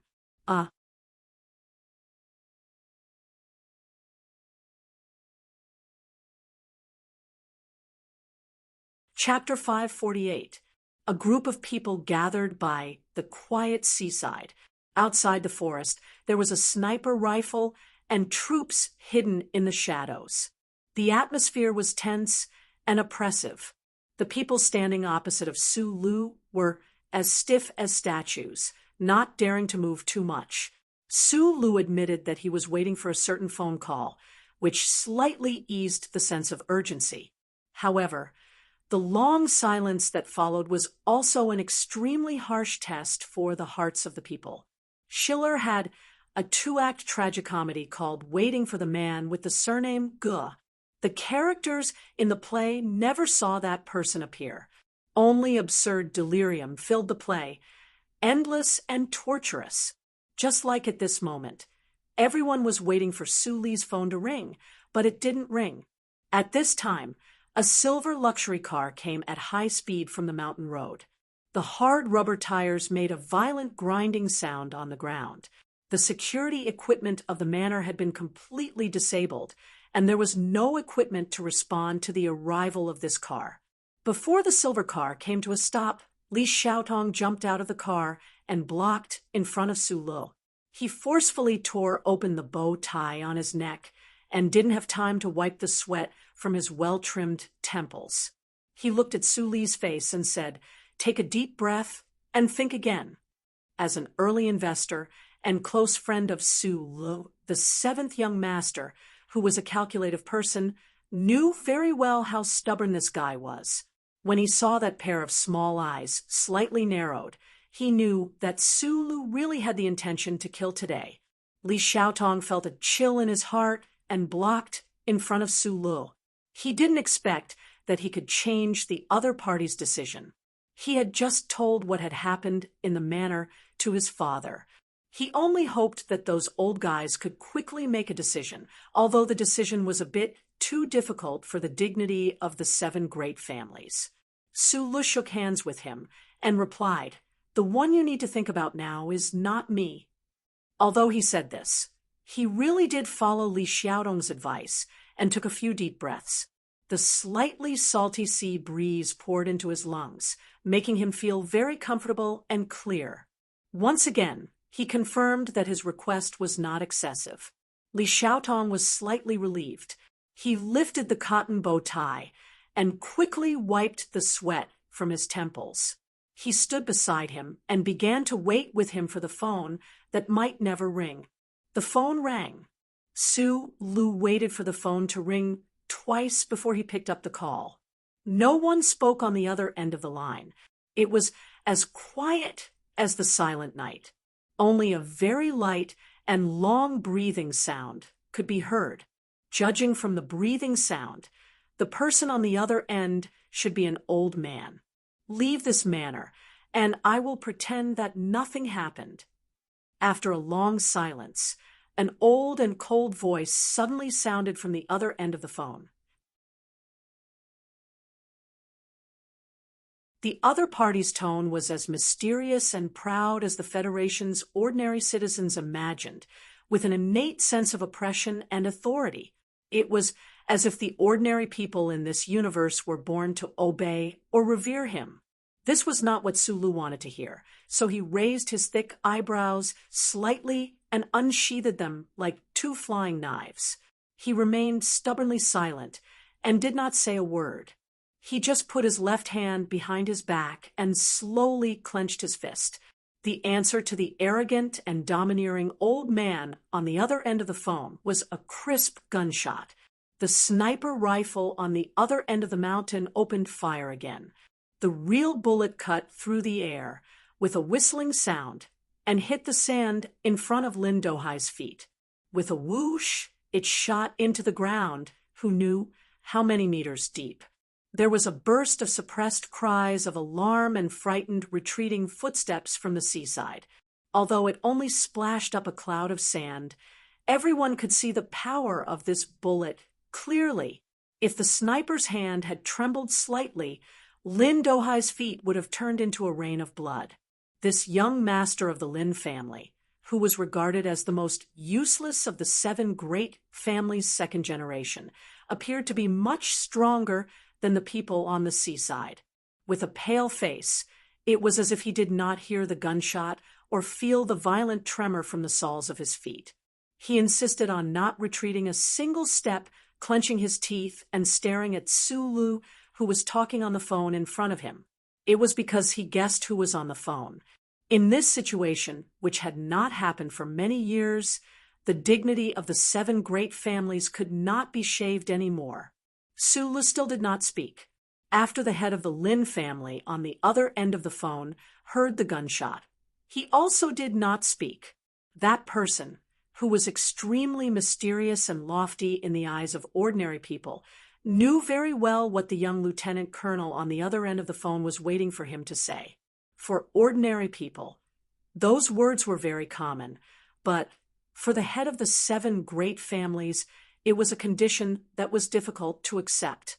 In the long history since the end of the Tai dynasty and the reconstruction of the political system of human society, these families, who hid behind the scenes of history and constantly influenced the direction of history for thousands of years, may have made substantial concessions or may have had to endure for some time, but there were very few people who could force these family heads to bow their heads because they represented the bottom line of the family's dignity.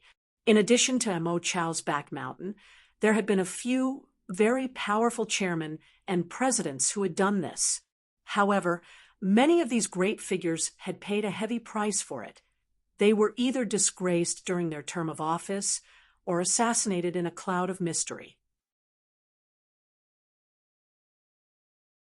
Some of them were as powerful as they were in the beginning until death, but they could not prevent their descendants from suffering the devastating revenge of the 7 great families in the 100 years after their death. Today, Su Lu brought dozens of people with him, and he wanted to do something that many people before him could not do for the head of the Lin family and those great figures who had just received the news. What an absurd and arrogant attempt this was. After a long silence on the oppressive and tense beach, there was a person lying across the blue sea and white clouds. The voice on the other end of the phone was very slow, self-restrained, and indifferent. "My son is useless, you can kill him." This was still not the answer that Su Lu wanted, or even the answer that he had not thought of. The moment he heard this, his pair of thick eyebrows that were about to fly up suddenly fell down. Looking at the deathly pale Lin Dohai from the corner of his eyes, he faintly understood why the 7 great families could fight against the Federation government for thousands of years without falling. In the logic of these families, nothing was more important than the survival of the family. Once this kind of abnormal family lost the extreme dignity, pride, and overwhelming desire for power, they would gradually lose the instinctive basis for survival. In a sense, the continuation of this kind of dignity and pride was even more important than the continuation of the bloodline.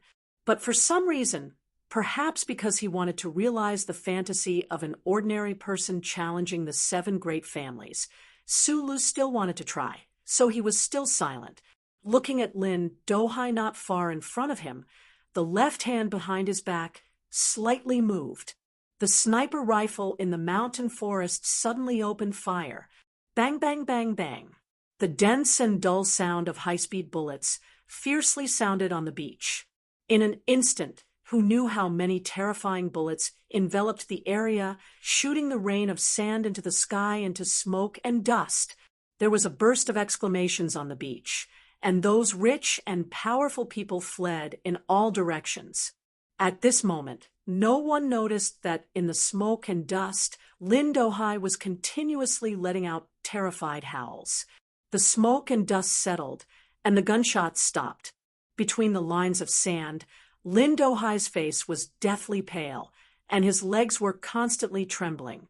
His eyes stared blankly ahead, and his pupils could not focus at all. There was a water stain on the front of his nightgown, and there was a stench. He was so weak that he was about to collapse. He did not know that he was still alive and had entered into a miserable mental state where he did not know whether he was alive or not. Su Lu put the phone to his ear and waited in silence. After the call was connected, the head of the Lin family said a few words in a condescending and indifferent manner. With just a few words, he was able to knead a person's heart into a crisp. His bearing and shrewdness were unfathomable. However, it could not knead Su Li's heart, which was as hard as a rock. He kept silent, simply and straightforwardly using gunshots to face the other's temperament. It was still that old saying, only the barrel of a gun could spray out light wind and light clouds.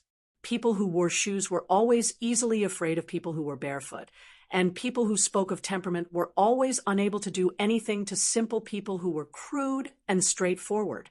Even if the 7 great families were omnipotent, at this moment, Lin Dohai was under the gun.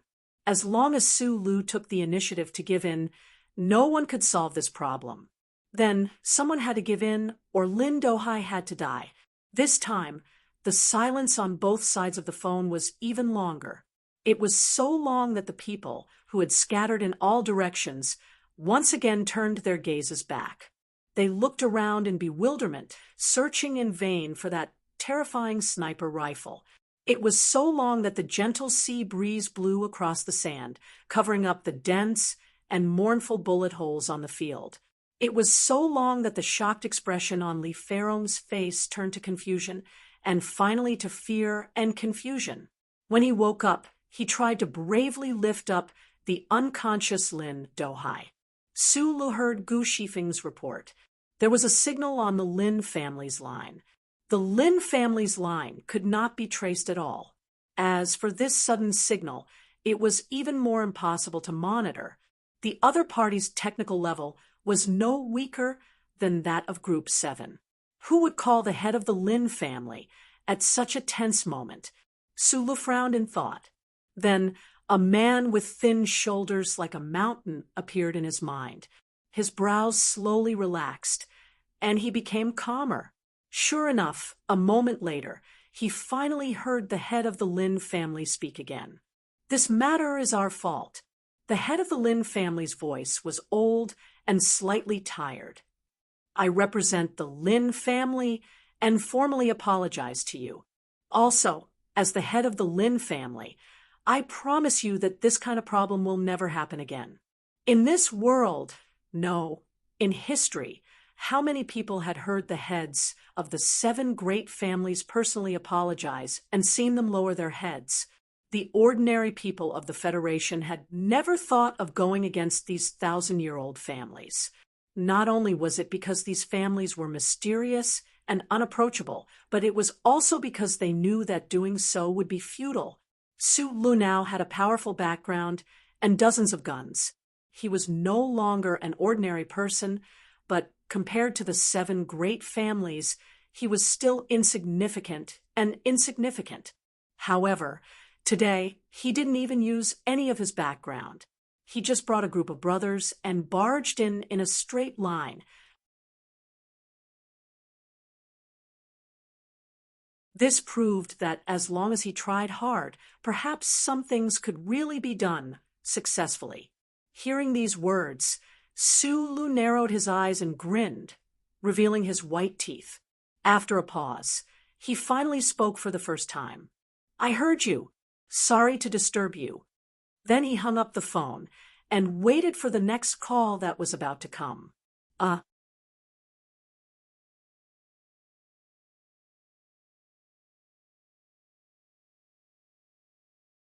Chapter 549. On planet S3 in the Northwest Star region, white snow floated in the cold air. The self-heating defrosting line in the mezzanine of the huge floor-to-ceiling glass curtain wall made a low buzzing sound. Water flowed down from the frost surface, looking like an abstract line painting.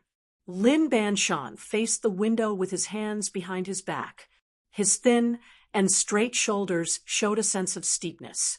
The gray coat that rarely changed was like the gray and snowy sky outside the window. "I heard that the speech for the best movie in yesterday's award ceremony was written by Bob. I have always admired this Mr. Chief Editor. The speech was written very well, very much like you." He looked out of the window or at the traces of water that slowly slid down the glass. He didn't look back. His voice echoed in the room, and then passed to another planet through the phone on the dark desk. "The speech was written very much like your character. There are many crazy people like you in this world. Those incompetent lunatics usually only dare to attack the weak, such as children or women, because this method of venting anger to find mental peace can be achieved safely and easily. But few people dare to slap the Lin family in the face like you did." The people were shocked and speechless, and the humiliation was unbearable. "It takes real courage and madness to trample on the family's glory that the elders value the most. Even I am sometimes afraid and deeply puzzled. Why can the 7 families survive for such a long time in the Federation without self-destructing because of too much energy?" Lin Banshan's calm and steady eyes showed a hint of a smile. He said, "The elders haven't met a crazy person like you for many years. They are not used to dealing with people like you. So I will talk to you about the follow-up measures. Speaking of this, the man who once shocked the 7 families paused slightly and said, "Although I have already broken out of the door, I believe I am qualified to be this representative." The phone on the huge black wooden desk was silent for a moment. Then Su Li's sincere and serious voice sounded. "I have heard a lot of stories about you, from the black car race near the special zone to Bermuda, many stories. The last time we met on the train, you left a deep impression on me. Sometimes I even feel like I worship you because you live a free and easy life, but I can't seem to be so free and easy. I have to remind you that now is not the time to talk about admiration." Lin Banshan replied with a smile, "Although the patience of the elderly is better than ours, there is still a limit, especially when the youngest child he dotes on the most could die at any time." He lowered his head and glanced at the Dafay watch on his left wrist. "I'm not in Bermuda right now. I'm in S3, but it's impossible for me to appear at the scene. I think in order to prevent the old people from exploding in anger and prevent a large-scale civil war in the Federation, we should reach an agreement as soon as possible." Hearing this, Su Li's crisp voice immediately sounded from the other end of the phone. "I'll let him go." Hearing this answer, Lin Banshan's brows finally furrowed slightly. He turned around and looked at the phone on the black desk. He didn't expect the other party to make such a decision so quickly and decisively. Sitting on a sofa in the corner of the room were Zhang Xiaohua and a pale-faced, middle-aged man in black. When they heard Su Li's answer, they couldn't help but raise their eyebrows and reveal a surprised expression. "The matter of the assassination in the Sunset Province ends here," Su Lu said on the phone. "I'll let Lin Dohai go because your father has apologized, and I believe in you. But this belief has nothing to do with your identity as a legend. Regarding the Macklin case, whether it was intentional or not, you helped me after all. His identity was revealed by you in Bermuda. Another thing is, last time in the carriage, you canceled the engagement between Lin Dohai and Miss Nanxiang. After thinking about it, I really admire you because this has nothing to do with your interests or even your style of doing things. It's just about the happiness of an ordinary girl. You're a good person." Hearing Su Li's serious evaluation on the other end of the phone, Lin Banshan was silent for a long time. The middle-aged man in black and Zhang Xiaohua in the room opened their mouths at the same time. Their expressions were a little strange, as if they wanted to laugh, but they didn't dare to laugh in front of him.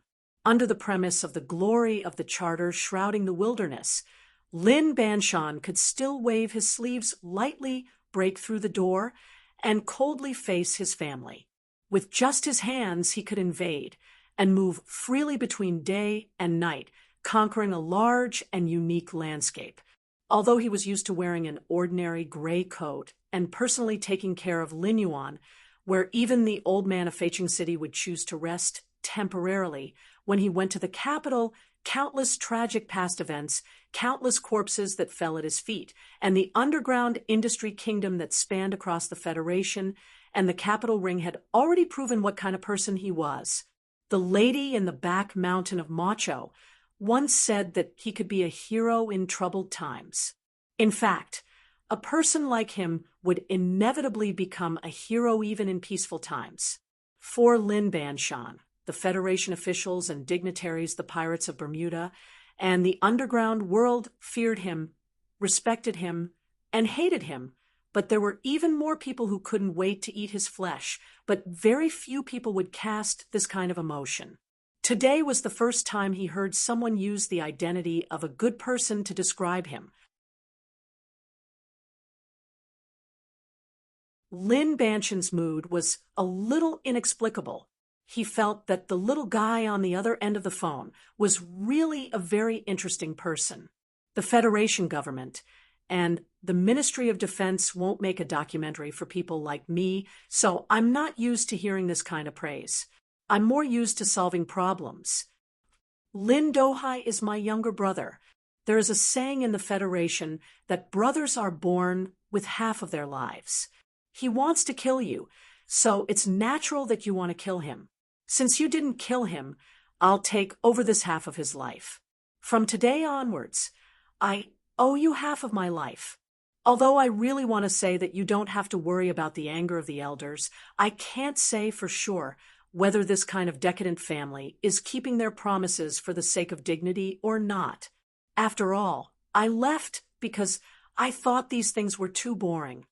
He continued calmly, but I can guarantee that Lin Dohai will be brought back to S3, and I will personally find someone to look after him. Group 7 under you contributed and took risks in the incident in Sunset State. 100 million in cash is their compensation. Of course, this money is paid by the elders in the family. I'm just saying. On the beach, in another manner, Sulu held the phone and didn't quite react. He originally thought that there would be countless soldiers and police surrounding the manor, or even later, the Lin family would show him the true power of the 7 great families. However, he didn't expect that the content of the phone call seemed to develop toward a ridiculous plot. In the dense green forest, a thick piece of wood covered with moss suddenly moved. Xiong Linquan, who was in perfect disguise, heard the words from the communication system and was so shocked that his body trembled slightly. He lowered his voice and said with a trembling voice, 100 million. That's much more generous than Mr. Nutshell. Old by, damn it, how many times did we have to do to earn that much money? 50 meters away from the manor's computer control room, in a dark underground sewer, 3 members of Team 7 were carefully listening to the conversation in their ears. Gu Shifeng, who was in charge of hacking and controlling the security system, froze on the keyboard. She excitedly said into the mini microphone, F***CK, following the boss to do private work. This situation is really different. Hidden in an inconspicuous gray building at the edge of the forest, all the bodyguards in the manor had already been disarmed and gathered. Bai Yulon, who was in charge of the operation, was in the office next door. He sat on a chair and listened to the voice in the headset. He couldn't help but smile. His nimble fingers gently flicked a delicate knife. A sharp military knife was hidden in the woven cloth scabbard at the bottom of his left hand. The H-12 long case pistol lay quietly on his thigh. That expert from the Lin family, Uncle Kong, sat silently on the chair opposite him. 7 groups of ice and fire quietly occupied the manor. White magnolia directly entered this place. When the two met, they sat silently facing each other. From the beginning to the end, they did not make a move. Uncle Kong's slightly gloomy cheeks carried a trace of regret of aging. After the phone call ended, Lin Banshan said to the pale-faced middle-aged man in black, "Last time you said that Li Xiaotong sent a young man named Li Wei to Bermuda, and in the end, it was found that he was Su Li's friend. It's been confirmed, but it's strange that we couldn't find out why Lieutenant Colonel Su Lu knew this person. What's even stranger is that I once asked for help in your name from the Bureau of Proclamation, only to find that many of the files had been classified as top secret." Hearing this, Lin Banshan's eyes narrowed slightly. After a long silence, he said, "That's all. Don't investigate anymore. Some things are not something we can touch." "Understood," the middle-aged man in black replied, simply, "Tell Bermuda to keep an eye on the man named Li Wei. Don't let him lose half an eyebrow." Lin Banshan said with slight ridicule, "It doesn't feel good to owe Su Lu half a life. Looking at this young man's ability, it seems that it will be difficult for us to save his life. Protecting his friend is also considered as paying back some interest. If the Lin family really wants to retaliate, Su Lu and his team members will definitely not be able to stop them. Will he ask for help from Philadelphia, Or will he say that he hopes that Mr. President will speak up? To be honest, I'm really curious about what kind of storm your family will stir up in the Federation once they launch an all-out attack. Zhang Xiaohua stood behind him and asked with a smile. The tattoo was deformed as it broke free from his collar, and it was exceptionally bright. If Father believes what I said on the phone just now, then there won't be any storm after this, only peace. Lin Banshan said with a complicated expression. You and I both know how ruthless the two experts who went to the Westwoods from Bermuda are. But the most frightening thing is not the result of them, not killing Sulu, but the absolute control Sulu showed in this assassination. The plan of the three idiots, if not for the tacit consent and help of the old man, how could it be woven so meticulously? The power of the family is spread in every corner of the Federation's structure. Even the tiger of the Zhong family would find it difficult to organize the plan, but Sulu, this guy, took a dozen people and solved it so easily and responded so accurately and concisely. I always have a feeling that from the beginning, Sulu knew all the plans. Lin Banshan frowned and said, I don't understand how he did it. In the earlier phone call, he sternly warned his loathsome father, such a person is not easy to kill. According to his character, if you can't kill him, you may be killed by him, and the probability of this is very high. If the 7 families were really omnipotent, why didn't they just blow up the president's official residence or by the lake in Philadelphia? If they couldn't do it, then they shouldn't provoke Sulu. Lin Banshan thought so.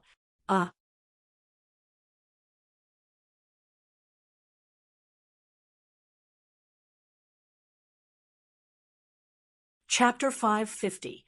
Today, Sulu led his troops and caused such a mess in broad daylight to warn those old men who are used to hiding in the shadows and controlling everything. Don't mess with me. This declaration may be meaningless, but firearms and strength are the real power. Now, this guy can summon at least 2 battalions at any time. The 2 battalions here refer to the loyal ones, the ones who are willing to violate military discipline and law for him.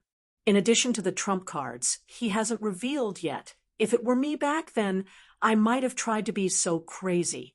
Lin Banshan took out a specially long cigarette from his gray coat and lit it. He took a puff and said with a faint smile, when we got off the train, we once said that he was too young and not frivolous. Now it seems that he finally has some of the taste of a normal person. He is a little frivolous, but I don't know where his frivolous confidence comes from. Using the word intelligent to describe Lin Banshan would be too shallow and shallow. The people in the Federation could only see the powerful combat power of Sulu and Group 7, the trust and affection the president had for him, and the secret relationship between him and the old man of Philadelphia. However, no one could gradually touch on the most critical issue from the assassination in Sunset Province and other details like him. This person resolutely gave up his identity as the heir of an aristocratic family. In his early years, arrogantly betrayed his family and broke off all ties with his father's generation. He relied on his own hands to start from the bottom. After a long time, the wisdom of the aristocratic family's education, coupled with the beast-like survival instinct forged from a bloody life, allowed him to smell the most dangerous scent. That was the part that made Sulu dare to be frivolous. However, no matter how sharp his mind was, there was no way for him to truly guess the truth of the matter. This was because that part of the story had already exceeded the imagination of ordinary people and carried a mysterious aura. Therefore, he could only seriously warn his father and those important figures that Sulu had tried to warn. As for whether those people would accept it or not, it was not within his control. Being able to know and accompany the Federal Central Computer and having sequence 1 authority was Su Li's greatest asset. This asset was far more powerful than the mysterious power in his body. It was more unshakable than the shadow cast by Mr. Pabre and the military god, Li Pifu, behind him. It was because of this confidence that he dared to directly challenge the 7 great families. No matter how powerful those families were, they could only hide in the shadows of history and try to influence the progress of mankind. In a sense, the charter computer he relied on was the history of mankind. The 7 great families, who had infiltrated all levels of the Federation and had unlimited potential, were extremely powerful existences to anyone. However, if these families wanted to launch certain actions against Sulu, no matter how secretive these actions were, it would be impossible to escape the omnipresent surveillance of the Federal Central Computer. Sulu and his subordinates would have an incomparable amount of time to draw up the most precise and even tailor-made plans to counter the other party's overflowing waves. The 7 great families, who were mysterious and terrifying in the eyes of ordinary people, were nothing more than countless dots of light in his left eye's vision. As long as he wanted to, he could know every order that the head of the Lin family issued. He could dig up all of the spies these families had in the government. He could easily find out the secret of the black chair that the Li family's elder had always sat on. He could even spy on everything in this half of the universe, such as entering the Nan Xiang family's manor to see what it was. Of course, the first charter's absolute protection of citizens' privacy would inevitably bring some inconvenience to Su Li's requests. At the very least, the intelligence hidden under the Bureau of Proclamation would have to struggle a lot with its self-righteous and impulsive ideas. Su Lu didn't want to accept himself as such a terrifying existence. He also couldn't get used to being like a god above all living things, overlooking the beauty and ugliness of billions of people. However, when he and the people he cared about were threatened, he absolutely didn't mind using this killing machine. 3 days after the Nebula Awards, the craze for the 7 teams and the documentary of the same name continued to heat up in the Federation. The Lin family, who had suffered unprecedented humiliation, was obviously still hesitating. Su Lu, who had left other mountains, and the 7 team members who were on vacation again didn't receive any official investigation or private revenge. There was only a vague feeling of wind and thunder accumulating in the atmosphere of this planet. It was unknown when it would explode like thunder or quietly disperse. The carnival of ordinary people was a sharp contrast to the tense atmosphere in the upper class, which they had never seen before. At 6:00 in the morning, the old man in old-fashioned clothes in Feiqing City took a fishing rod made of old green bamboo and sat on the boulder beside the lake. He began to fish silently, ponder, or recuperate from the exhaustion accumulated by the battlefield decades ago. His son, General Li Jiedu, the dean of the first military academy of the Federation, hurried back from the capital special district. His calm and elegant temperament had long been replaced by anxiety. After the father and son had a brief conversation that no one knew about, Li Zidao returned to the house and made a phone call. At 8:00 in the morning, the white presidential residence, which was separated from the charter square by a forest, began its daily busy work. Countless electronic documents from various districts were gathered here, waiting for the opening of the joint conference and for President Pabre's review and signature. The officials were negotiating with a solemn face. They were calculating the final probability of passing an important bill in Parliament Hill in 12 days. They were confirming which senior members of Parliament needed to talk to the president in person or even talk to him in person to change his attitude. At this time, Director Breen, who was supposed to be having a headache in the conference room, unexpectedly left the official residence building. He was listening to the morning birds singing under a gold locust tree. With a serious expression, he called M.O. Cho and conveyed the opinions of Philadelphia and Mr. President to the lady. Madam Tai didn't express any opinion on this matter, but after lunch, Big Secretary Shin got her approval and made a phone call to Iron Accountant Lee's manor. No one knew what the father of finance of the Federation, who liked to wear a small round hat and was used to sitting on a black chair, had made in his old and cunning, or perhaps it could be said that he was full of wisdom. People only knew that Li Gongyuan made a phone call to the Lin family before dinner. After this phone call, Li Gongyuan slowly raised the corner of his old lips and said to Li Xiuzhu, who was standing quietly in front of him, "I told you before that someone in the Federation once laughed at my small round hat. I didn't expect that there would be another person like Sulu in the Federation." Looking at the attitude of the lady in Philadelphia, as well as the changes in the past few years, I am really curious. What is the relationship between Sulu and that guy? Li Xiuzhu's face was calm, but his heart was shocked and speechless. He didn't understand why his father would persuade the Lin family to let go. This was definitely not just because of Philadelphia, the official residence, and Mo Cho. It was because of some other reasons that he didn't understand. However, when he heard his father's answer, his shock didn't fade, but instead became more intense. Someone in the Federation actually dared to laugh at his father's sacred and inviolable small round hat. He had heard his father talk about this in the past, but he didn't want to believe it. And that person had something to do with Sulu. Lin Banshan betrayed the family, and his distant relative Lin Yuan, who also died. Other than the old man, there is really no other talent in the Lin family. They can't even understand these things. I want to praise you again. In this incident, you did very well.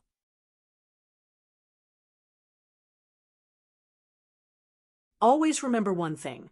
We are businessmen, not killers. Your brother has always been good at this. You have to learn from him. I understand, Li Xiuzhu replied without complaint. There may be some past events and secrets in this world, but we don't need to take the risk to inquire and verify them. Knowing these is enough. Knowing is sometimes the capital. Li Gongyuan smiled and said, "But if you let others know that you know, it will be a road to disaster." A few simple phone calls were in fact not simple at all. From fishing in the morning to lunch in picturesque landscape to dinner, the most powerful big shots in the Federation had spent an entire day thinking and making a decision for a certain matter that had suddenly occurred. Perhaps it was the attitude or persuasion of various parties that made the Lin family, one of the 7 big families, feel pressure that they hadn't felt for many years. Perhaps it was the serious warning of the broken door outside Lin Banshan, whose words were getting more and more powerful, that made the elders of the Lin family think again and again. In short, a conflict that should have been like a flood disappeared silently. No one knew that on the night when the decision to stop was made, there was a top-secret call from the Bureau of Proclamation that directly hacked into the landline of the Lin family's study. The director of the Bureau of Proclamation, who had never been in contact with the political figures of the Federation or the leaders of the big families, didn't say too much on the phone. He just gently reminded the other party that once things started, they would be forced to continue. And the Bureau of Proclamation, which had never interfered with the specific social affairs, might do something because of some procedural issues that had no choice but to do. What a beautiful spring day. Su Lu, who had vented all the pent-up anger from the assassination, looked out the window at the black and white mountains in the distance and revealed a happy smile. He knew very well that behind this peace and tranquility, there were certainly countless people wrestling, but he didn't care. Lin Dohai was under house arrest again. Zhong Erlang in the west woods would probably find it difficult to leave Jingwei too. The good-for-nothing son of the leader of Nanshui would probably only be able to pass his days in Green Dragon Mountain. The beautiful scenery outside the window was still beautiful, and that was enough. angry reprimands constantly rang out from the phone that was held far away from his ear. Su Lu answered very sincerely, and then heard the Minister of Defense on the other end of the phone ask in a deep voice, "If there is a next time, what will you do?" Su Lu was silent for a moment, and then answered seriously, "I will directly kill him." Minister So was also silent for a moment, and then said, "I didn't hear that." You're tuning in to the Mystic Fist YouTube channel. Don't forget to subscribe and join us on this journey to catch the most captivating stories.